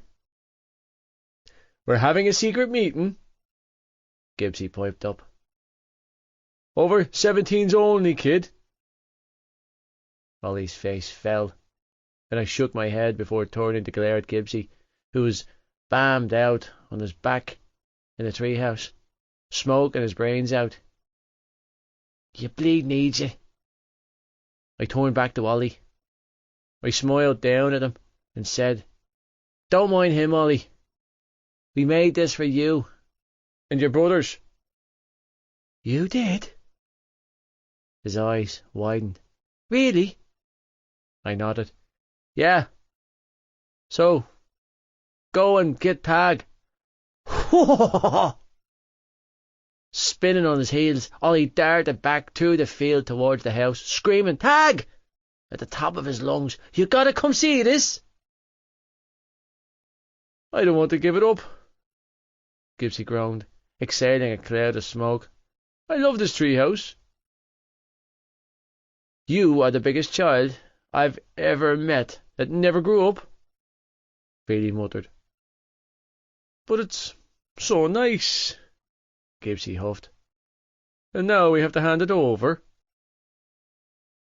"I'm sure they'll let you visit," I shot back, rolling my eyes. "Now put that cigarette out before they come back." Less than 3 minutes later, Tag and Ollie came running through the field back to us. "Holy shit!" Tag choked out when he reached the tree. His puffy eyes were wide in astonishment. "You guys seriously built this?" "I told you," Ollie said proudly. "They made it for us." "You did?" Tag frowned. "Why? Because we were feeling generous?" Gibbsy drawled, climbing down the ladder. "And I expect free access whenever I want." "It must be sturdy," Tag mused, casting a sideways glance at Gibbsy. "To hold your weight." "I'm not fat," Gibbsy huffed. "I'm a flanker. I'm supposed to be stocky. I'm all muscle. I'll show you." "Jesus," I muttered, climbing down after him. "Keep your clothes on, Gibbsy." "Flanker?" Tag snickered, darting up the ladder once Feely and Hughie had climbed down. "More like wanker." "Oh, now, he's my favourite." Hughie laughed. "I'm going to lose my shit with that kid," Gibbsy grumbled, as he chased Tag up the ladder. "You're 12. He panted, climbing into the treehouse. "You're supposed to be a sweet child, not a little monster." "If I was sweet, you might try and eat me," Tag shot back. "And you've clearly eaten enough." "For the last time, I'm not fat," Gibbsy growled. "I'm big-boned. There's a huge difference." "Huge?" Tag snickered, clearly enjoying the banter. "You've got that right." "I can't deal with this kid," Gibbsy growled. "It's okay, Gibbsy," Ollie said, joining them in the treehouse. "I don't think you're fat." "Thank you, Ollie." Gibbsy sniffled. "It's nice to know there's one nice kid around the place." "That's 'cause I'm sweet," Ollie replied, innocently. "Daddy says so." "Will you lads be all right out here by yourselves if we head inside for a bit?" I called up to them. "Oh, I'm never coming down," Ollie shouted back. "So I'm super okay." "Hey, Johnny," Tag called out, poking his head over the railing. "Yeah?" Thanks." His cheeks reddened. "For this?" "You're welcome." "And, for the other part, too," he croaked out, brown eyes trained on mine. "The coming to get us part?" "Yeah." I swallowed deeply and nodded. "No problem." "Tag, look!" Ollie squealed, and Tag disappeared from sight. "It's a telescope." "A what?" "A telescope." "A telescope," I heard Tag say. "Gibbsy, give him a turn, will ya? He's only 9. "Come on, Gibbs." I chuckled, scratching the back of my head. "I'll make you a sandwich." "Fine. But I want it toasted, and a packet of crisps," Gibbsy grumbled. "Oh, hold up. We forgot our tools." I swear, he's stuck in his 7-year-old mind. Hughie mused. "You're probably right," Feely agreed. "He hasn't changed much since we made our communion." "Timber!" Bang! Ah, Jesus Christ! I roared out, clutching the back of my head, as pain ricocheted through my scalp. Glancing round me, I spotted the hammer on the grass, and blanched. "What the fuck, Gibbs?" I snarled, glaring up at the big bastard who was peeking over the railing. "Timber? What's that supposed to mean?" "It's code," Gibbsy called back sheepishly. "A code?" I demanded. "Code for what? Trying to split my head open?" "Timber is a valid warning word to get out of the way, Johnny," he countered. "You're an academic. You should know this." "So is 4, I spat.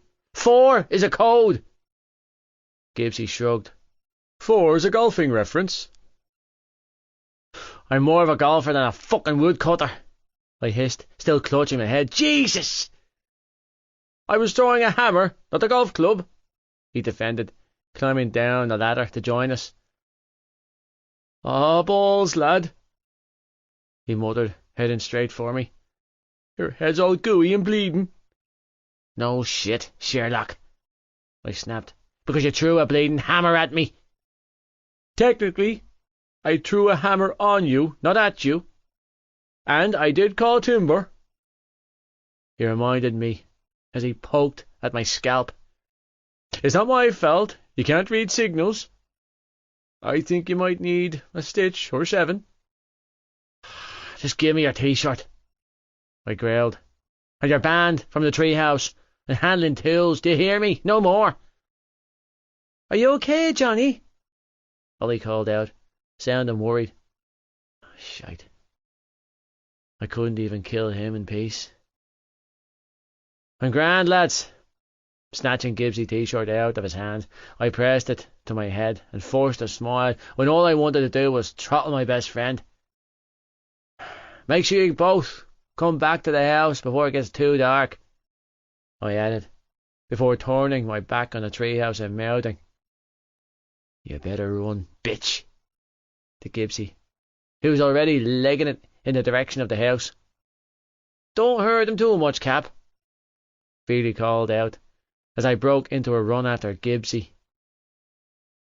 "Don't listen to him, Cap," Huey chuckled. "Torture him. Look, it's like a hippo trying to outrun a cheetah."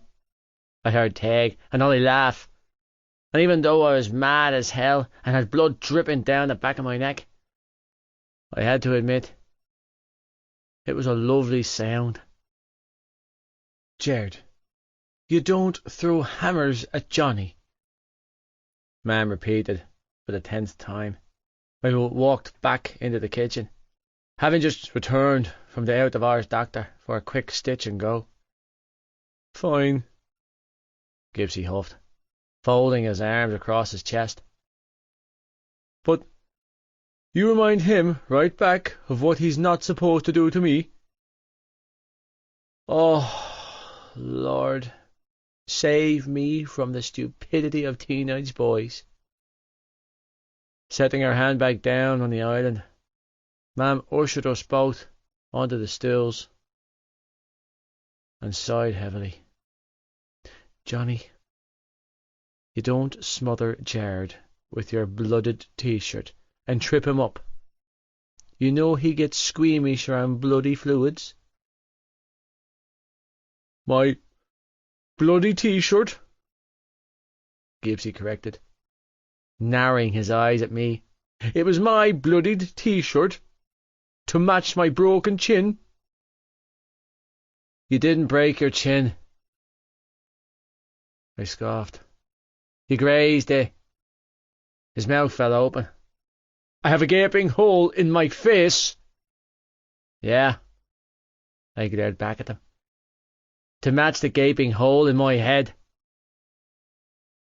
"I have 4 stitches," he growled, pointing to his bandaged chin. I pointed to my bandaged head. "I have 6. "The point is, you shouldn't be giving each other stitches," Mam snapped. "You're both going on 18 years of age. You're getting a bit old in the tooth for this carry-on." "Oh, Jesus," Dad said, when he walked into the kitchen with Sean on his hip. "What did you two do now?" "We had a small miscommunication," Gibbsy replied, elbowing me in the ribs. "A little crossing of wires." "Yeah," I agreed, elbowing him back. "But it's balanced out now." My gaze landed on Sean, in his brand new Bob the Builder pyjama set, and I winked at him. "How's my big man?" He grinned back at me. "Honey." Wriggling down from my father's arms, he scooted across the kitchen, heading straight for me with his little hands up. "Oh, honey." "Yeah." I nodded and bent down to pick him up. "That's right. But I'm okay." Setting him down on the counter in front of me, I poked his belly and snickered when he howled, laughing. "You've got a big belly," I chuckled, poking him again and grinning like a dope when he squealed in delight. "Is this Santa's belly? Give me that belly." "You really like this one, don't you?" Gibbsy mused, watching as I lowered my head for Sean to investigate my bandage. "You're going soft, Cav." "Look at them," I defended, pointing at my girlfriend's baby brother. I'd spent a lot of time with this kid since they all moved in. Sean always seemed the happiest to see me, and he was too bleeding heartbreaking to ignore. I knew it wasn't right to favour children, and I'd never admit it aloud, but if I had to pick out of the bunch, it would be this one every single time. And maybe Ollie. Oh, screw it. I liked them all, but this one, he was something else. "Look at those big eyes," I ordered, pointing at Sean's big chocolate button eyes. "He's like a puppy. How can you not love that face?" "He's a person, not a puppy." Gibbsy laughed. "He's my puppy, aren't you, buddy?" Sean nodded happily. "Honey?" He smashed my cheeks in his hands. "My honey?" "Your honey." Gibbsy teased. No, I don't think so." Draping an arm over my shoulders, he said, "This is my honey." John's face reddened. "My honey?" Clutching my face in his tiny hands, he pulled me closer. "My honey?" "Christ, lad, you're like the baby whisperer." Gibbsy chuckled, sounding impressed. "He was barely communicating last time I saw him, and now he's all over you." Frowning, he asked, "Is it just a J's he has trouble with? Is it a speech impediment or something?" "He doesn't have any trouble, eh?" I replied in a baby voice, pulling a face at Sean. "You're just taking your time, aren't you, buddy?"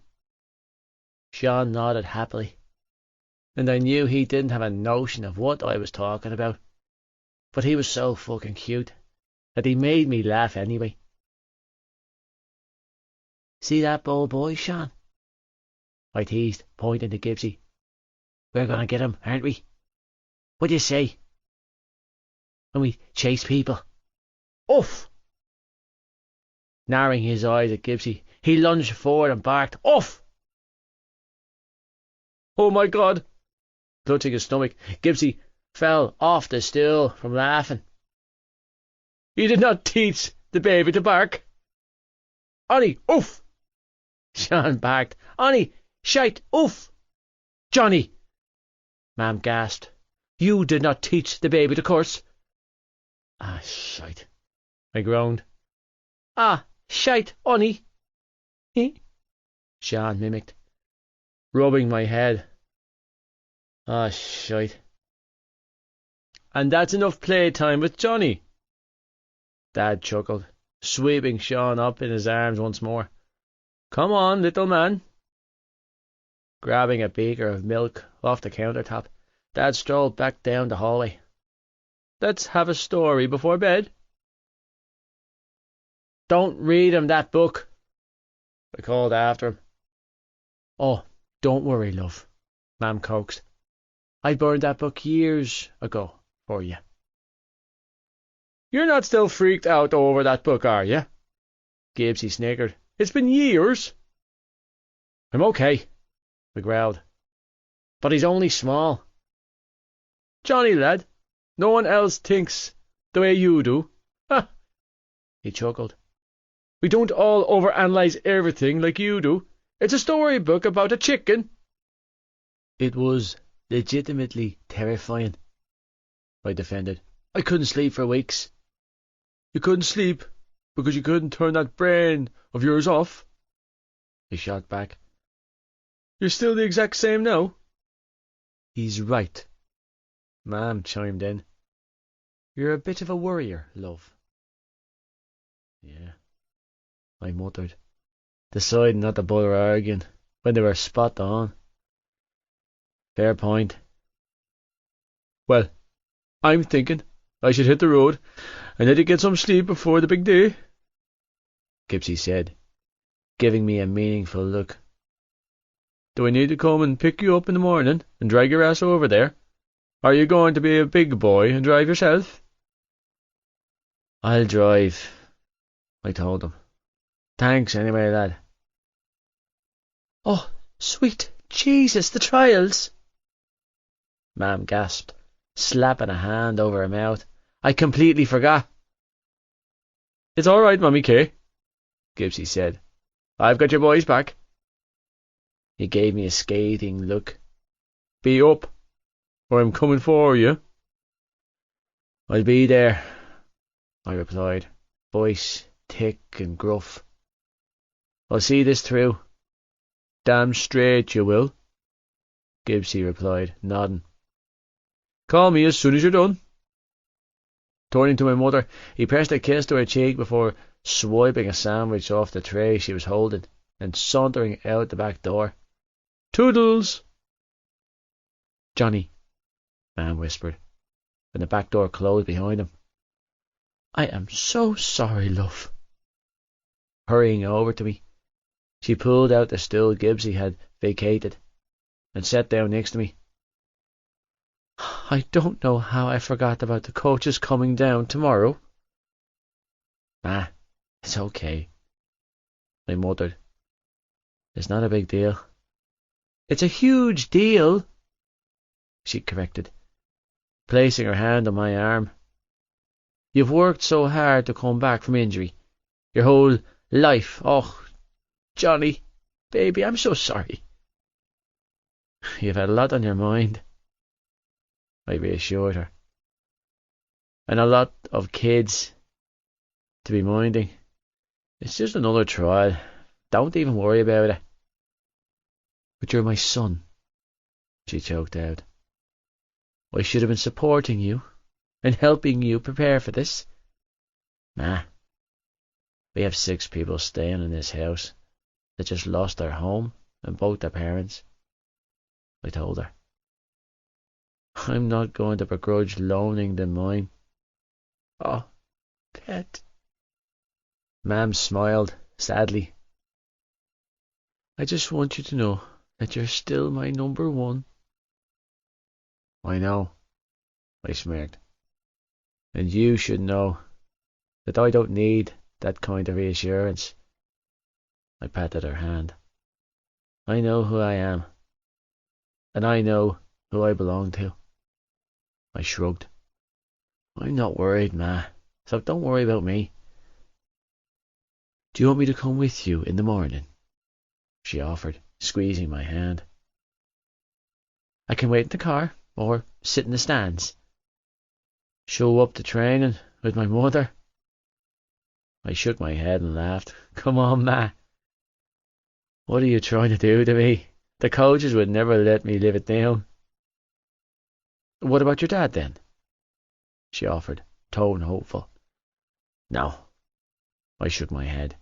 No, no you and no Gibbsy. I'd go by myself.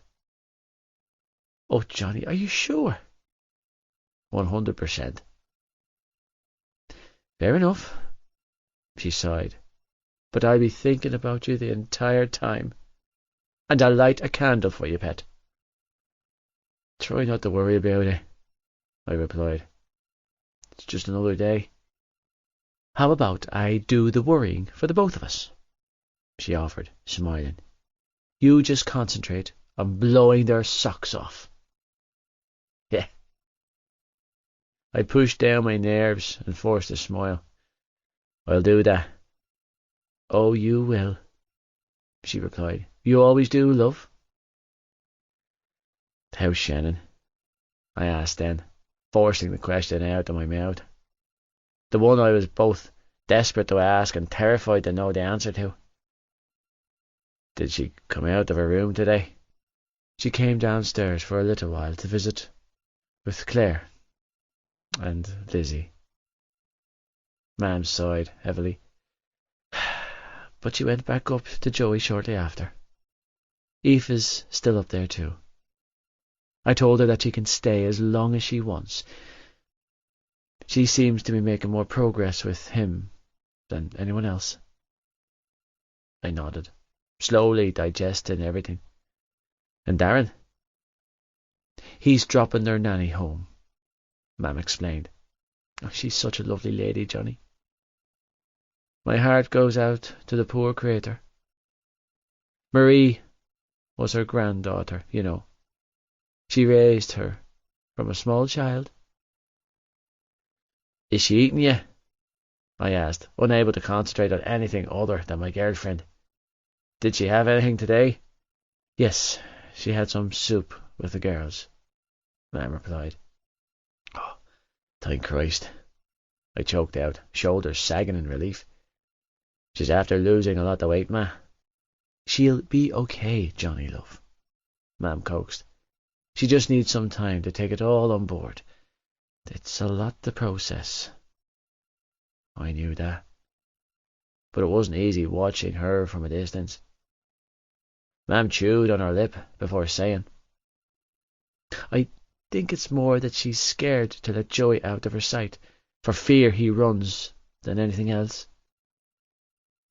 It's okay, Ma, I muttered. I don't want you feeling like you're being left out, Ma'am hurried to console.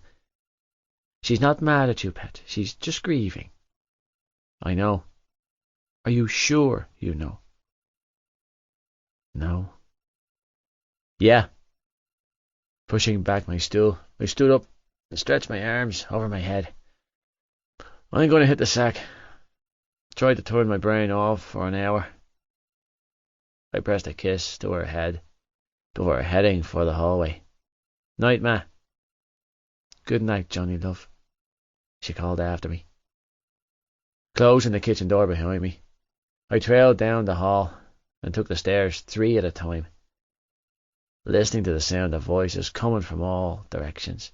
Tag and Ollie were back from the treehouse, and I could hear them banging around in one of the spare bedrooms. It was so unusual to hear anything other than my own thoughts in this place that I took a moment to just stand in the landing and listen to the brothers arguing over sweets before making my way down to my room. Forcing my legs to walk past the room I knew she was in. Slipping inside my room, I closed the door and pressed my forehead against the frame, leaving the light off. I forced myself to breathe deep and slow. My mind was reeling, my thoughts a jumbled mess, as I tried to focus on what was coming in the morning.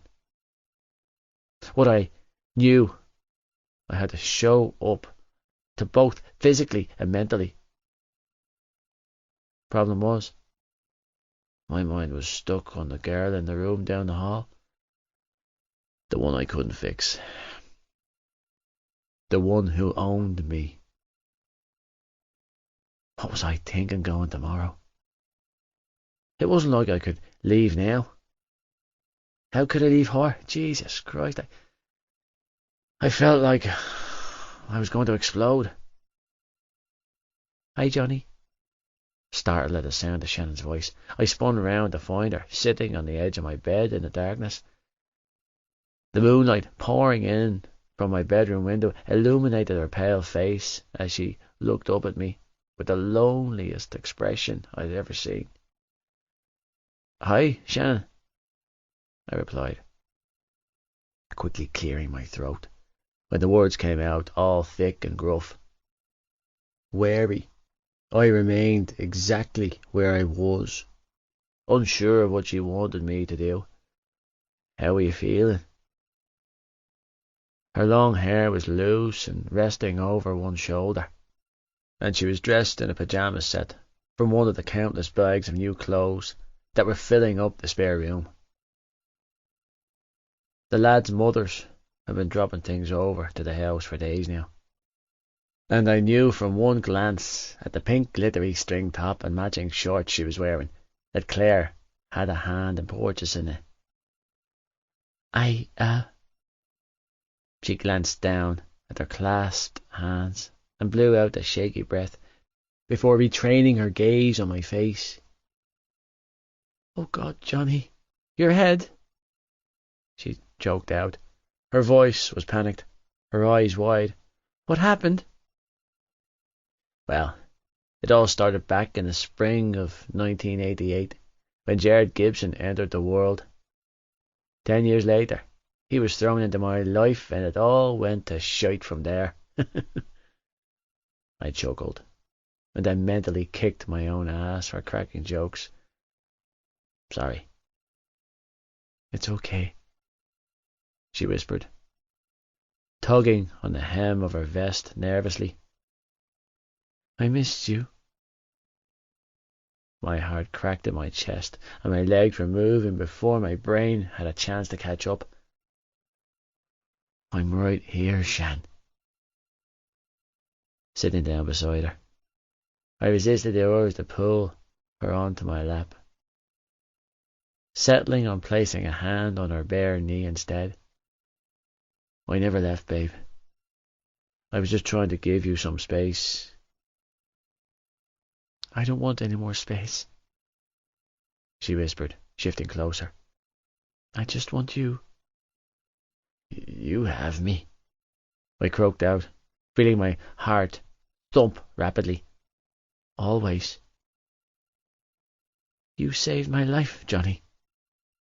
Shivering, she leaned her cheek against my arm and exhaled a ragged breath. You saved my brother's lives. Yeah, well, you saved mine a long time ago, I replied gruffly. I was only returning the favour. She shook her head, body rigid. No, I didn't. Yeah, you did. Wrapping my arm around her thin shoulders, I tucked her frail body under my arm. You woke me up, Shan. You made me see things differently. Gave me a life outside of rugby. Something to look forward to. Shrugging, I leaned down to kiss her hair. You've done a lot for me right back, so don't be thinking otherwise. Your parents want to foster us, she confessed, looking up at me all wide-eyed and guilt-ridden. Me and my brothers. I know, Shan, I replied softly. Your mother told us that she wants to keep us, all of us, she squeezed out. Even Joey? Yeah. My heart fluttered in my chest as I tried to take her measure. And how do you feel about that? I want to stay, she admitted quietly, with your family. I mentally heaved a sigh of relief. That's a good thing then, right? I coaxed. That you want this? I just feel so bad about it, she strangled out. All of this. Her shoulders sagged, and she ducked her head, We're all here in your space, and none of this is fair on you. I want you here, I interrupted her by saying. I want you in my space, Shannon. Twisting sideways, I tipped her chin up, forcing her to meet my gaze. There's nowhere else I want you to be than right here with me and my family, okay? But it's not fair on you, she whispered, eyes full of unshed tears. All of my brothers and my problems. Shivering, she leaned her cheek into my hand and sighed. I don't want you to end up hating me. Hating you? I shook my head. Shannon, I love you. I'm fucking desperate to keep you here. But my brothers, I want them to stay too. I hurried to tell her. I love little Shan and Ollie. Christ, I even love Tag. He's a mouthy little fucker, but I understand him. And Joey, he just needs some help. Shite, even Darren's growing on me. Wiping a tear from her cheek with my thumb, I leaned closer. I want all of you to stay with my family. But we're a lot of trouble, she whispered, sniffling. I like your trouble, I told her. I want your trouble, and your complications, and everything else that comes with you. Leaning closer, I stroked my nose against hers. I want you. What if you change your mind? She asked, pressing her forehead to mine. What then? I won't change my mind. But what if? I already told you that I'm not a fleeting guy, I said gruffly. I'm not that person, Shannon. I won't change my mind about you. Smiling, I pressed a kiss to her lips and leaned back to look at her in the eye. I'm here forever. Really? I nodded slowly. 100%. I just... Swallowing deeply, she released a torn breath. I just don't know what I'm going to do now. Tears spilled down her cheeks. I'm never going to see her again. She sniffled. I never got to tell her goodbye, or say sorry for all the mean things I said to her. You don't have anything to apologize for, I told her, forcing myself to keep my emotions in check. You didn't then, and still don't. She made a lot of mistakes with you, Shannon. She knew that, baby. She didn't need to hear you say sorry. I'm still mad at her, Shannon confessed. I love her and I hate her, and I want to scream at the unfairness of it all. A small sob tore through her, and I couldn't resist pulling her on my lap a second longer. I just... Sniffling, she buried her face in my neck and held onto my shoulders. I want to go back to when we were little and beg her to love herself more than she feared him. To just love us more than she loved him. She loved you, I said, trembling now. She did, Shan. I don't know. Well, I know, I told her, tightening my hold on her. You think I got those kids out of the house? Well, I couldn't have done that without your ma. She helped me, Shannon. What do you mean? When I was trying to get the door open, I explained harshly, my body racked with grief and guilt. My hand was shaking so fucking bad, and the kids were crying. I was sure your dad was going to turn around and see me there, but then your ma started coughing, making enough noise to muffle their sobs, making enough of a distraction for me to open that door and get them out. What? Yeah. I forced myself to continue. Your mother did a lot of fucked up shit, baby, and I'm not excusing any of it, but that night, when it came down to the wire, she looked at me dead in the eyes and told me to save her children.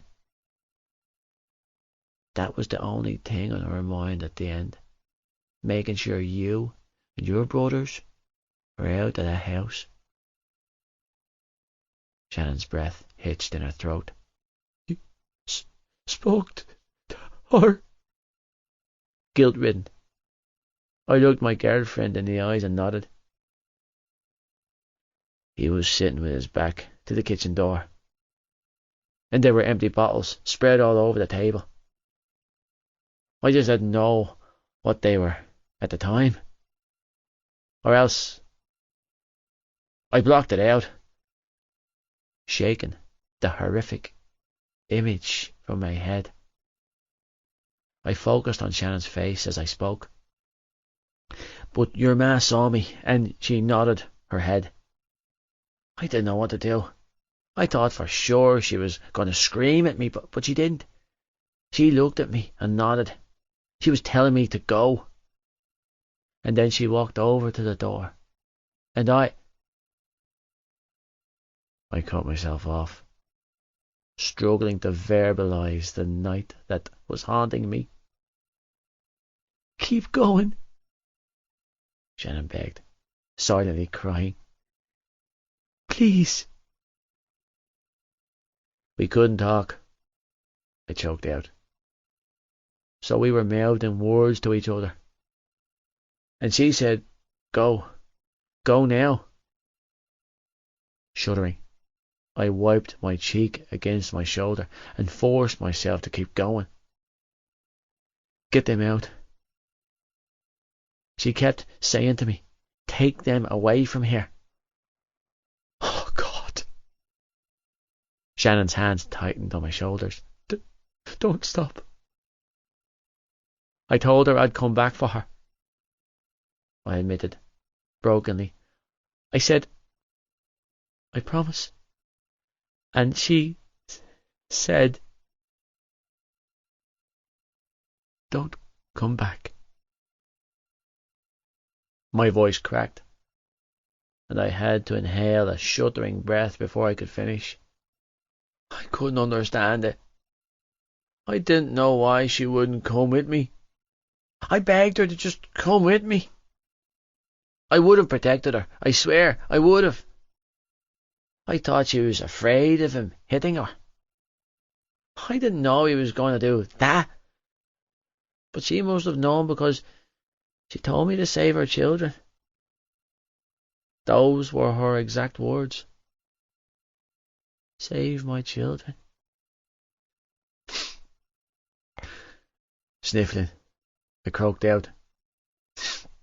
And she told me to tell all of you that she was so sorry. A sob tore through me, and I desperately tried to wrangle my emotions into check. And then she closed the kitchen door and I walked away. I clenched my eyes shut, trying to stop my own tears. I left her there, in that house with him. I'm so fucking sorry, Shannon. Johnny, I'm sorry. Shaking my head, I buried my face in her neck and whispered the words, I'm so sorry, over and over until I felt like I couldn't breathe. She was crying right along with me, and I knew I would never fully get over the decision I made that night. If I could go back, I would, I promised her. I'd change it all. Look at me. Shannon sobbed, and I shook my head.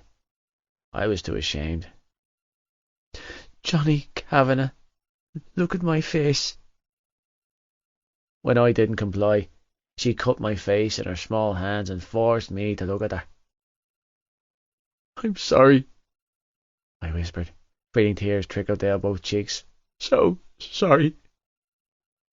My words broke off when her lips crashed hard against mine. Shuddering into her touch, I kissed her back, feeling the dampness of her tears mixed with mine. "You don't say sorry," Shannon croaked out, dragging her lips away from mine. "You don't apologize to anyone because you didn't do this. You are good. You saved me so many times. So you don't put that on you. Not ever." Sniffling, she wiped my cheeks with her thumbs and blew out a shaky breath. "Are we clear?" "Yeah," I nodded, drowning in her words. She didn't blame me. She wasn't mad at me. She didn't hate me. "We're clear." "I love you," Shannon whispered, still holding my face in her hands. "For keeps." Exhaling a ragged breath, I kissed her swollen lips. "Most in the world." "Can I stay in here with you tonight?" she asked then. I want to be close to you." "Yeah." My voice was thick and gruff. My heart was hammering at the speed of light. "You can stay with me." I waited for her to climb off my lap and slip under the covers before dragging off my clothes and climbing in beside her. "Your skin is always so hot," she whispered, when I draped an arm around her and tucked her into my chest. "It's nice." Shifting around so that my other arm was under her head, she nuzzled her cheek against my arm and inhaled a deep breath. "You smell like home." Shivering, I curled my body around hers and pressed a kiss to the curve of her jaw. "You are home." When I left the house this morning, I left Shannon sleeping in my bed. Hours later, I could still feel her on my skin.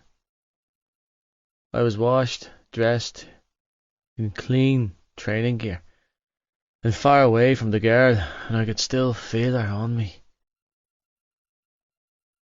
"You can do this, Johnny." Her voice filled my mind. "You're going to shine." Feeling sick to my stomach, I sat on the bench in the changing room of the academy training grounds, having passed every medical examination that had been thrown my way this morning, and concentrated on keeping my heartbeat even.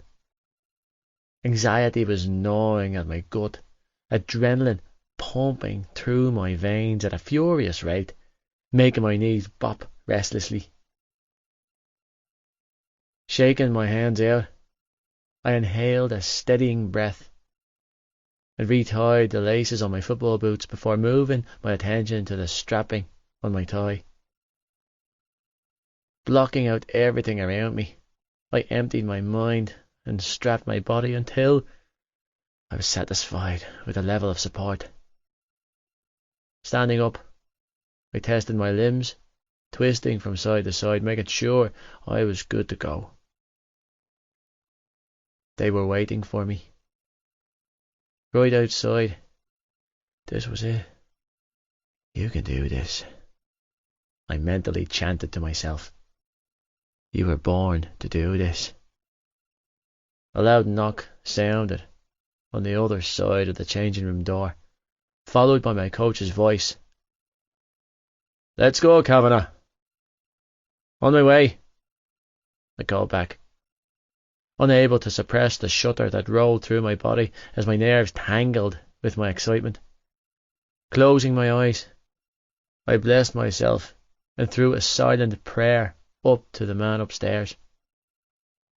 "Please, God, don't let me fuck this up." My phone pinged then, alerting me to a text message. Scrambling for my phone, I quickly unlocked the screen and clicked into the message. "You've got this, Johnny Kavanagh. Go show them what you're made of and shine. I'm proud of you. I love you. A crazy fucking amount. XX. Fuck me. 72. Lightning crashes. Shannon. Sitting in the front row pew in St. Patrick's Church on a beautiful summer's day in May, with my brothers on either side of me, I felt a mask slip into place as countless faces stepped in front of me, shaking my hand, telling me how sorry they were for our loss. I wasn't sure which loss they were talking about. Our mother, who had been murdered, or our father, who had murdered her. All 5 of my brothers looked smart in identical black suits, crisp white shirts and black ties Mrs. Kavanagh had delivered to the house before the Rosary on Saturday. She had bought me a knee-length black dress and cardigan to wear, with small black heels. In the midst of my turmoil and my world crashing down around me, all that kept popping into my head was that my dress fit. It was the strangest, most inconsequential detail, but it kept swirling around and around in my mind. My eyes were glued to my parents' coffins laying side by side in front of the altar. His coffin was on the right. Our mother was on the left, closest to us. Like the steps of the stairs, my brothers and I were lined up according to our age, with Darren sitting at the edge of the pew, Joey to his left, followed by me, and then Tig, Ollie, and finally Sean. Darren was thanking everyone that sympathized with us, like the head of the family did during these ordeals, while Joey sat rigid, eyes glued to our mother's coffin in a trance-like state, ignoring everyone who shook his limp hand. Ollie was crying softly into his tissue, while Tig scowled at anyone who tried to pat his head. Sean was looking around at the stations of the cross hanging on the walls, and the beautiful stained glass windows all around us. Sean didn't seem to understand what was happening, and his lack of awareness gave me immense comfort. He had a fighting chance to survive this. The couple sitting behind my brothers gave me hope for all their futures. John Sr. had his head bent between Ollie and Tig, whispering something in their ears that was amusing enough to draw a smile from Tig and a sniffling thumbs up from Ollie, while Adele had positioned herself on the kneeler behind Sean, quietly entertaining him and explaining all the different pictures and statues. Beside Mr. and Mrs. Kavanagh sat my mother's sister Alice, her husband Michael, and my 81-year-old maternal great-grandmother, Nanny Murphy. That was it. That was all the family my mother had to show for 38 years on this earth. I knew mine and my brother's friends and their families were filling up the pews behind us. I'd seen them all earlier when they had come up to sympathize, and it gave me the strength to not look at the other side of the church, to where his family were sitting, weeping and wailing loudly. None of us knew our father's side of the family, and I had no plans to start now. Every time one of his family members sobbed too loudly, I felt Joey stiffen beside me. Darren noticed too, because he reached down and placed a hand on Joey's knee to stop him from shaking. Hooking my arm through Joey's, I held on to him for all I was worth, terrified of what he might do if they didn't stop. The Lynch side had caused terrible trouble over the funeral arrangements as it stood, making a big deal of the family plot and demanding that they both be laid to rest together. Darren had hit the roof, insisting on cremating our mother before he allowed her to be placed with him, before Mr. Kavanagh stepped in with his wallet and organised for my mother to be buried in her own fresh plot. My parents would share a service and a cemetery, but at least she could finally rest in peace. "We're nearly there," I whispered in Joey's ear when one of our father's sisters wailed particularly loudly as the priest sprinkled holy water on our parents' coffins. "Another little bit and we're done." Joey nodded stiffly, never once taking his eyes off the photograph of Mam that was sitting on top of her coffin. Trembling, I leaned back in my seat, seeking the comfort of the hand hooked under the back of my seat and stroking my side. I knew in my heart that the only reason I was managing to hold it together was the boy who was sitting in the pew directly behind mine. Every instinct inside of me was demanding I climb over the pew and seek comfort in my boyfriend's arms, but I held firm, staying strong for my brothers.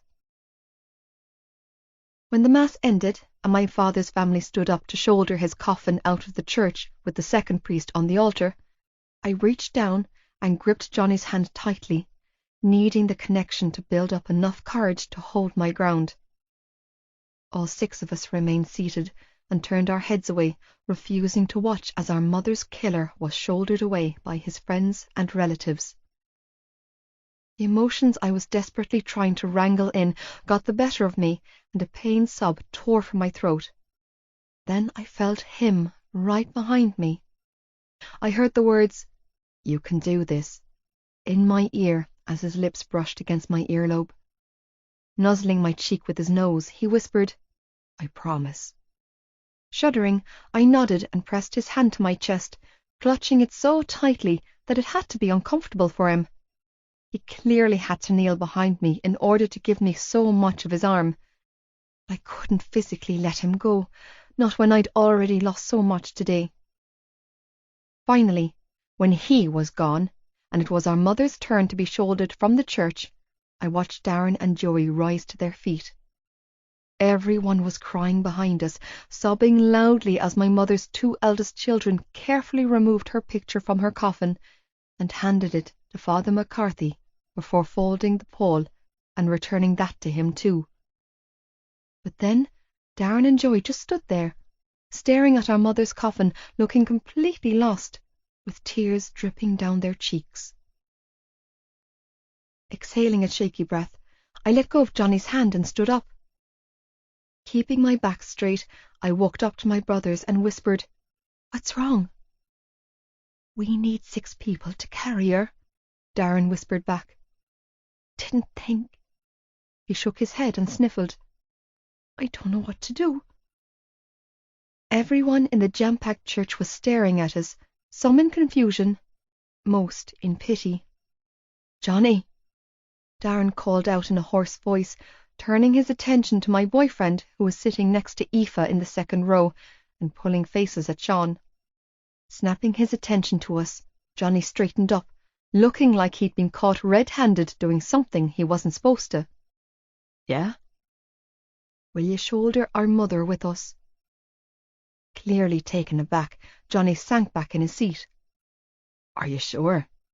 His uncertain blue eyes flicked from me to Joey before settling on Darren. "You want me?" "There would be 4 white coffins up here if you hadn't done what you did," Darren replied, gesturing to our brothers and me. "We want you, and she would want you too." Emotions flooded Johnny's eyes, and he quickly rose to his feet. He didn't have his jacket on, just his white shirt and tie, as he stumbled out of the pew and walked up to stand beside me at the side of my mother's coffin. Our aunt's husband walked over to us then, shaking hands with Darren just before Alex, who'd driven down from Belfast on Saturday, joined us in front of the altar. "I'll stand with you, baby," he whispered in his ear. Ignoring the priest, who was giving them a peculiar look, my brother's beautiful boyfriend leaned in and kissed Darren right on the lips. "Always." Darren sniffled and gripped Alex's hand. "We just need 1 more." "Gussie," Joey said shakily, pointing to Gibbsy, who was sitting in the 3rd row with our friends. "I need a favour, lad." "Say no more, buddy." Gibbsy rose from his pew and walked straight up to Joey. "Gussie's here," he said, patting him on the shoulder. Trembling, I returned to Tig and Ollie, clasping their hands tightly in mine as the undertakers carefully raised her coffin onto their shoulders and then quickly reorganized the boys by height before giving them the go-ahead. Father McCarthy walked down the aisle and everyone got to their feet. With their arms banded around each other, Darren and Joey shouldered our mother's coffin from the front, with Alex and Michael in the middle, and Johnny and Gibbsy at the back. Sobbing quietly, I slowly trailed after the coffin as they slowly walked my mother out of the church and into the glorious sunshine in the adjoining cemetery. "Sean," I mumbled to Tig when we stepped outside. "Oh God, we forgot Sean." Glancing around me, I looked through the crowds, frantically searching for my baby brother, only to find him a few feet behind me, swinging happily between Johnny's parents, blissfully unaware of that fact that we were about to lay his mother to rest. My eyes landed on Aoife then, and her golden hair as it blew around her face in the light summer breeze. She wasn't looking at me. Her entire focus was on my brother as she watched him like he was a precious jewel that could vanish at any moment. "Mammy!" Ollie sobbed, burying his face in my side. "Shh, it's okay." I tore my gaze from Aoife and wrapped my arm around his small shoulders, holding him to my side, keeping Tig's hand firmly in my other hand. I continued to walk us after the coffin, keeping my eyes trained on Johnny's white shirt, the only white shirt in a sea of dark jackets. When we reached the freshly dug grave in the far corner of the graveyard, I watched numbly as they shifted my mother onto the boards next to the plot. Wordlessly, Joey and Darren returned to stand beside us as Father McCarthy continued to pray over my mother's grave. Johnny was standing so close behind me that I could smell his aftershave and feel the light movement of his shirt against my back as he breathed in and out, slow and steady, in and out. Thump, thump, thump. I allowed myself to lean against him, taking all the comfort he was offering, allowing him to be my strength in this moment. When Father McCarthy finished the final part of the service, I watched as Patrick Feely stepped up to the microphone the priest had been using and gently strummed on the guitar strapped to his chest. Father McCarthy had asked if there was a song we would like to be played during the service, and Johnny had mentioned to Darren that his friend played the guitar and would be honoured to play for us. With the help of Feely, Darren had picked some lovely songs for the ceremony, but it was Joey who had chosen the song to be played when Mam was being lowered into the ground. He was adamant that it had to be that specific song. When Feely began to sing the words of Live's Lightning Crashes, his voice was so beautiful and haunting, the lyrics so cutting and deep, I lost the battle with my emotions. Knowing that Joey had chosen this song for Mam made it almost unbearable to hear. The pain in my heart was too much to handle. "I can't." Crying hard and ugly, I spun around and buried my face in Johnny's chest, unable to watch Joey and Darren slowly lower her into the ground. "I can't do it." "I've got you, baby," Johnny whispered, wrapping me up in his arms. "I'm right here." "No, the worms! It's too dark. Stop, Mammy! Mammy, no!" Ollie started to scream so loudly that I jerked away from Johnny with the intention of cuddling him, but he pushed his way through the crowd and ran straight for Mr. Kavanagh. Crouching down, Johnny's father lifted Ollie into his arms and quickly walked him away from the grave and back towards the gates to where Mrs. Kavanagh was standing with Sean. My brothers carefully lowered her into the ground and then blessed themselves. Sobbing hard, Darren walked straight over to Alex.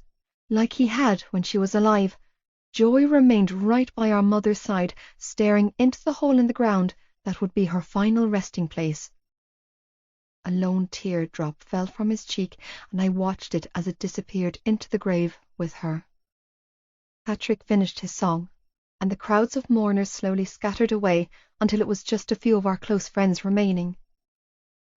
Sniffling, Tig walked over to where Joey was standing and placed his hand in his.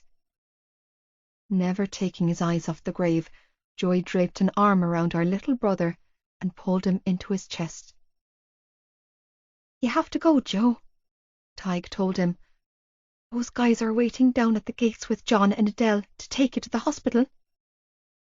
I'm, Clearing his throat, Joey patted Tig's head. "You go on with Darren. I just need some time." "But you have to go now." "Come on, Tig." Darren cut him off gently as he led him away from Joey. Give him a minute. Squeezing Joey's shoulder, he whispered, I'll be up to see you as soon as you're allowed visitors. Come back, okay? Sniffling, Tig wrapped his arms around Joey's waist. Get better and come back to us, you fucker. Yeah. Joey nodded weakly. That's the plan, kid. He's going to get better, Darren told them. You are. You can do this, Joey Lynch. You're the strongest, most headstrong person I've ever known in my life. Just take him, Darren. Exhaling a ragged breath, Joey dropped his head. Can't do this with them here. Without another word, Darren led a crying Tig away from the grave. Joe, I croaked out, tears dripping down my cheeks as I clung to my boyfriend. I don't want you to. Don't say it, Shan, he begged, tearing his gaze off the grave to look at me. If you say those words, I won't be able to. And I really need to do this. His voice cracked, and he dragged in a sharp breath before turning his bloodshot gaze on Johnny. Kavanagh, can you do me a favour and look after? Consider it done, lad. Johnny replied gruffly, tightening his hold on me. No worries. Aoife, who had been standing to the side, silently observing everything, stepped forward then. Without a word, she walked right up to my mother's grave, dropped a single red rose inside, and turned round to face my brother. Told you not to come, he told her, trembling. And I told you to save your breath, she replied, tipping her chin up to face him. You shouldn't be here, he strangled out, shaking his head. You know it's not good. I don't care, she cut him off by saying, Now put your arms around me and hold me like you're not going to see me for another 3 months. Jesus. Shuddering, Joey pulled her close and rested his forehead against hers. Don't wait. Do you hear me? Sniffling, he cupped her cheeks in his trembling hands and looked into her eyes. You live your life, okay? You shut up, Joey Lynch, she sobbed, gripping his sides. I love you. You shut up, Aoife Malloy, he shot back gruffly and pressed a kiss to her brow. I love you too. I'll be here when you get out, she told him. Don't be here, he strangled out. Be somewhere better. I don't take orders from you, she squeezed out. You should know that by now. 'Cause you're crazy stupid, he whispered. Wasting your life on me. You know this. Everyone keeps telling you, but you won't listen. Because it's my life to waste, she shot back defiantly. Now, you get your sexy ass better and come home to me. Reaching a hand behind him, she pinched his ass for emphasis. Because I'm going to need you healthy, okay? Aoife, I'm a bad bet, okay? He heaved a heavy sigh and nodded. Yeah, okay. Now, give me a kiss and tell me you love me, she instructed, lip wobbling. And make it a good one. Come on, Shan, Johnny said, distracting me from Joey and Aoife as he wrapped his arm around my shoulder. Let's leave them be. Yeah, okay. Shivering, I leaned into his side as we walked away from the graveside. Thanks for today, I told him, slipping a hand around his waist. For everything. Shan, you were so amazing these last few days, Johnny replied gruffly. Don't know where that strength comes from, but it's so humbling. He shook his head and blew out a breath. I don't even have the words to tell you how fucking incredible you are, Shannon Lynch. I'm not an incredible anything, Johnny, I croaked out. I'm just trying to keep my head above water and not drown. You won't drown. You're a survivor, he told me. I'm not a good swimmer, I admitted. Then I'll throw you a life jacket and swim out to get you, he shot back, tucking me into his side. 'Cause I'm an excellent swimmer. You talking about your swimmers on a day like today? Gibbsy quipped when we joined him and the rest of our family and friends at the gates of the cemetery. Christ, Johnny, you sure do pick your moments, lad. Oh, shut up, you big idiot, Lizzie grumbled, slapping the back of his head.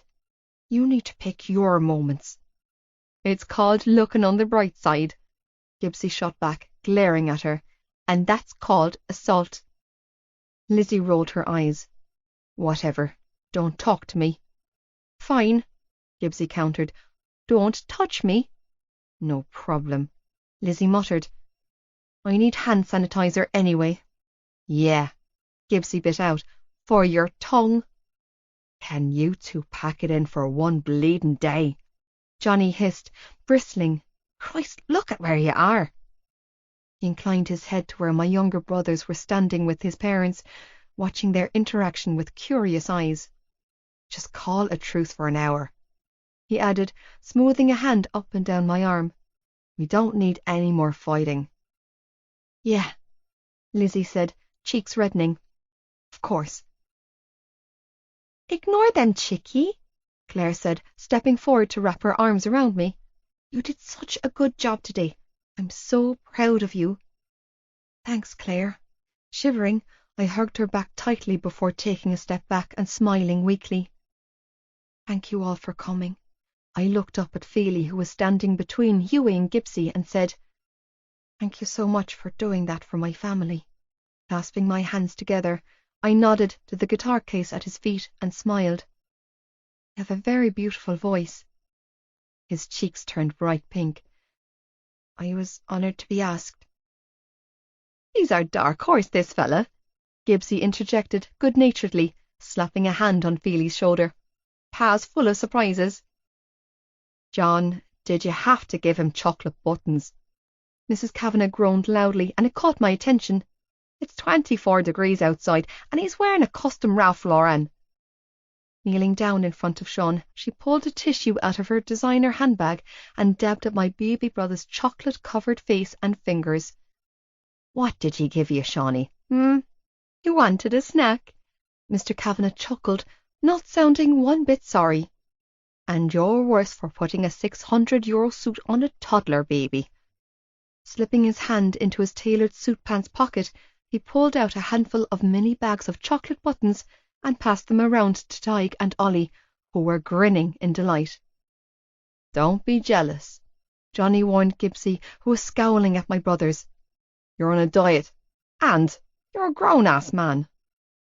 Don't worry, my old flower, Mr. Kavanagh said, before tossing a packet to Gibbsy.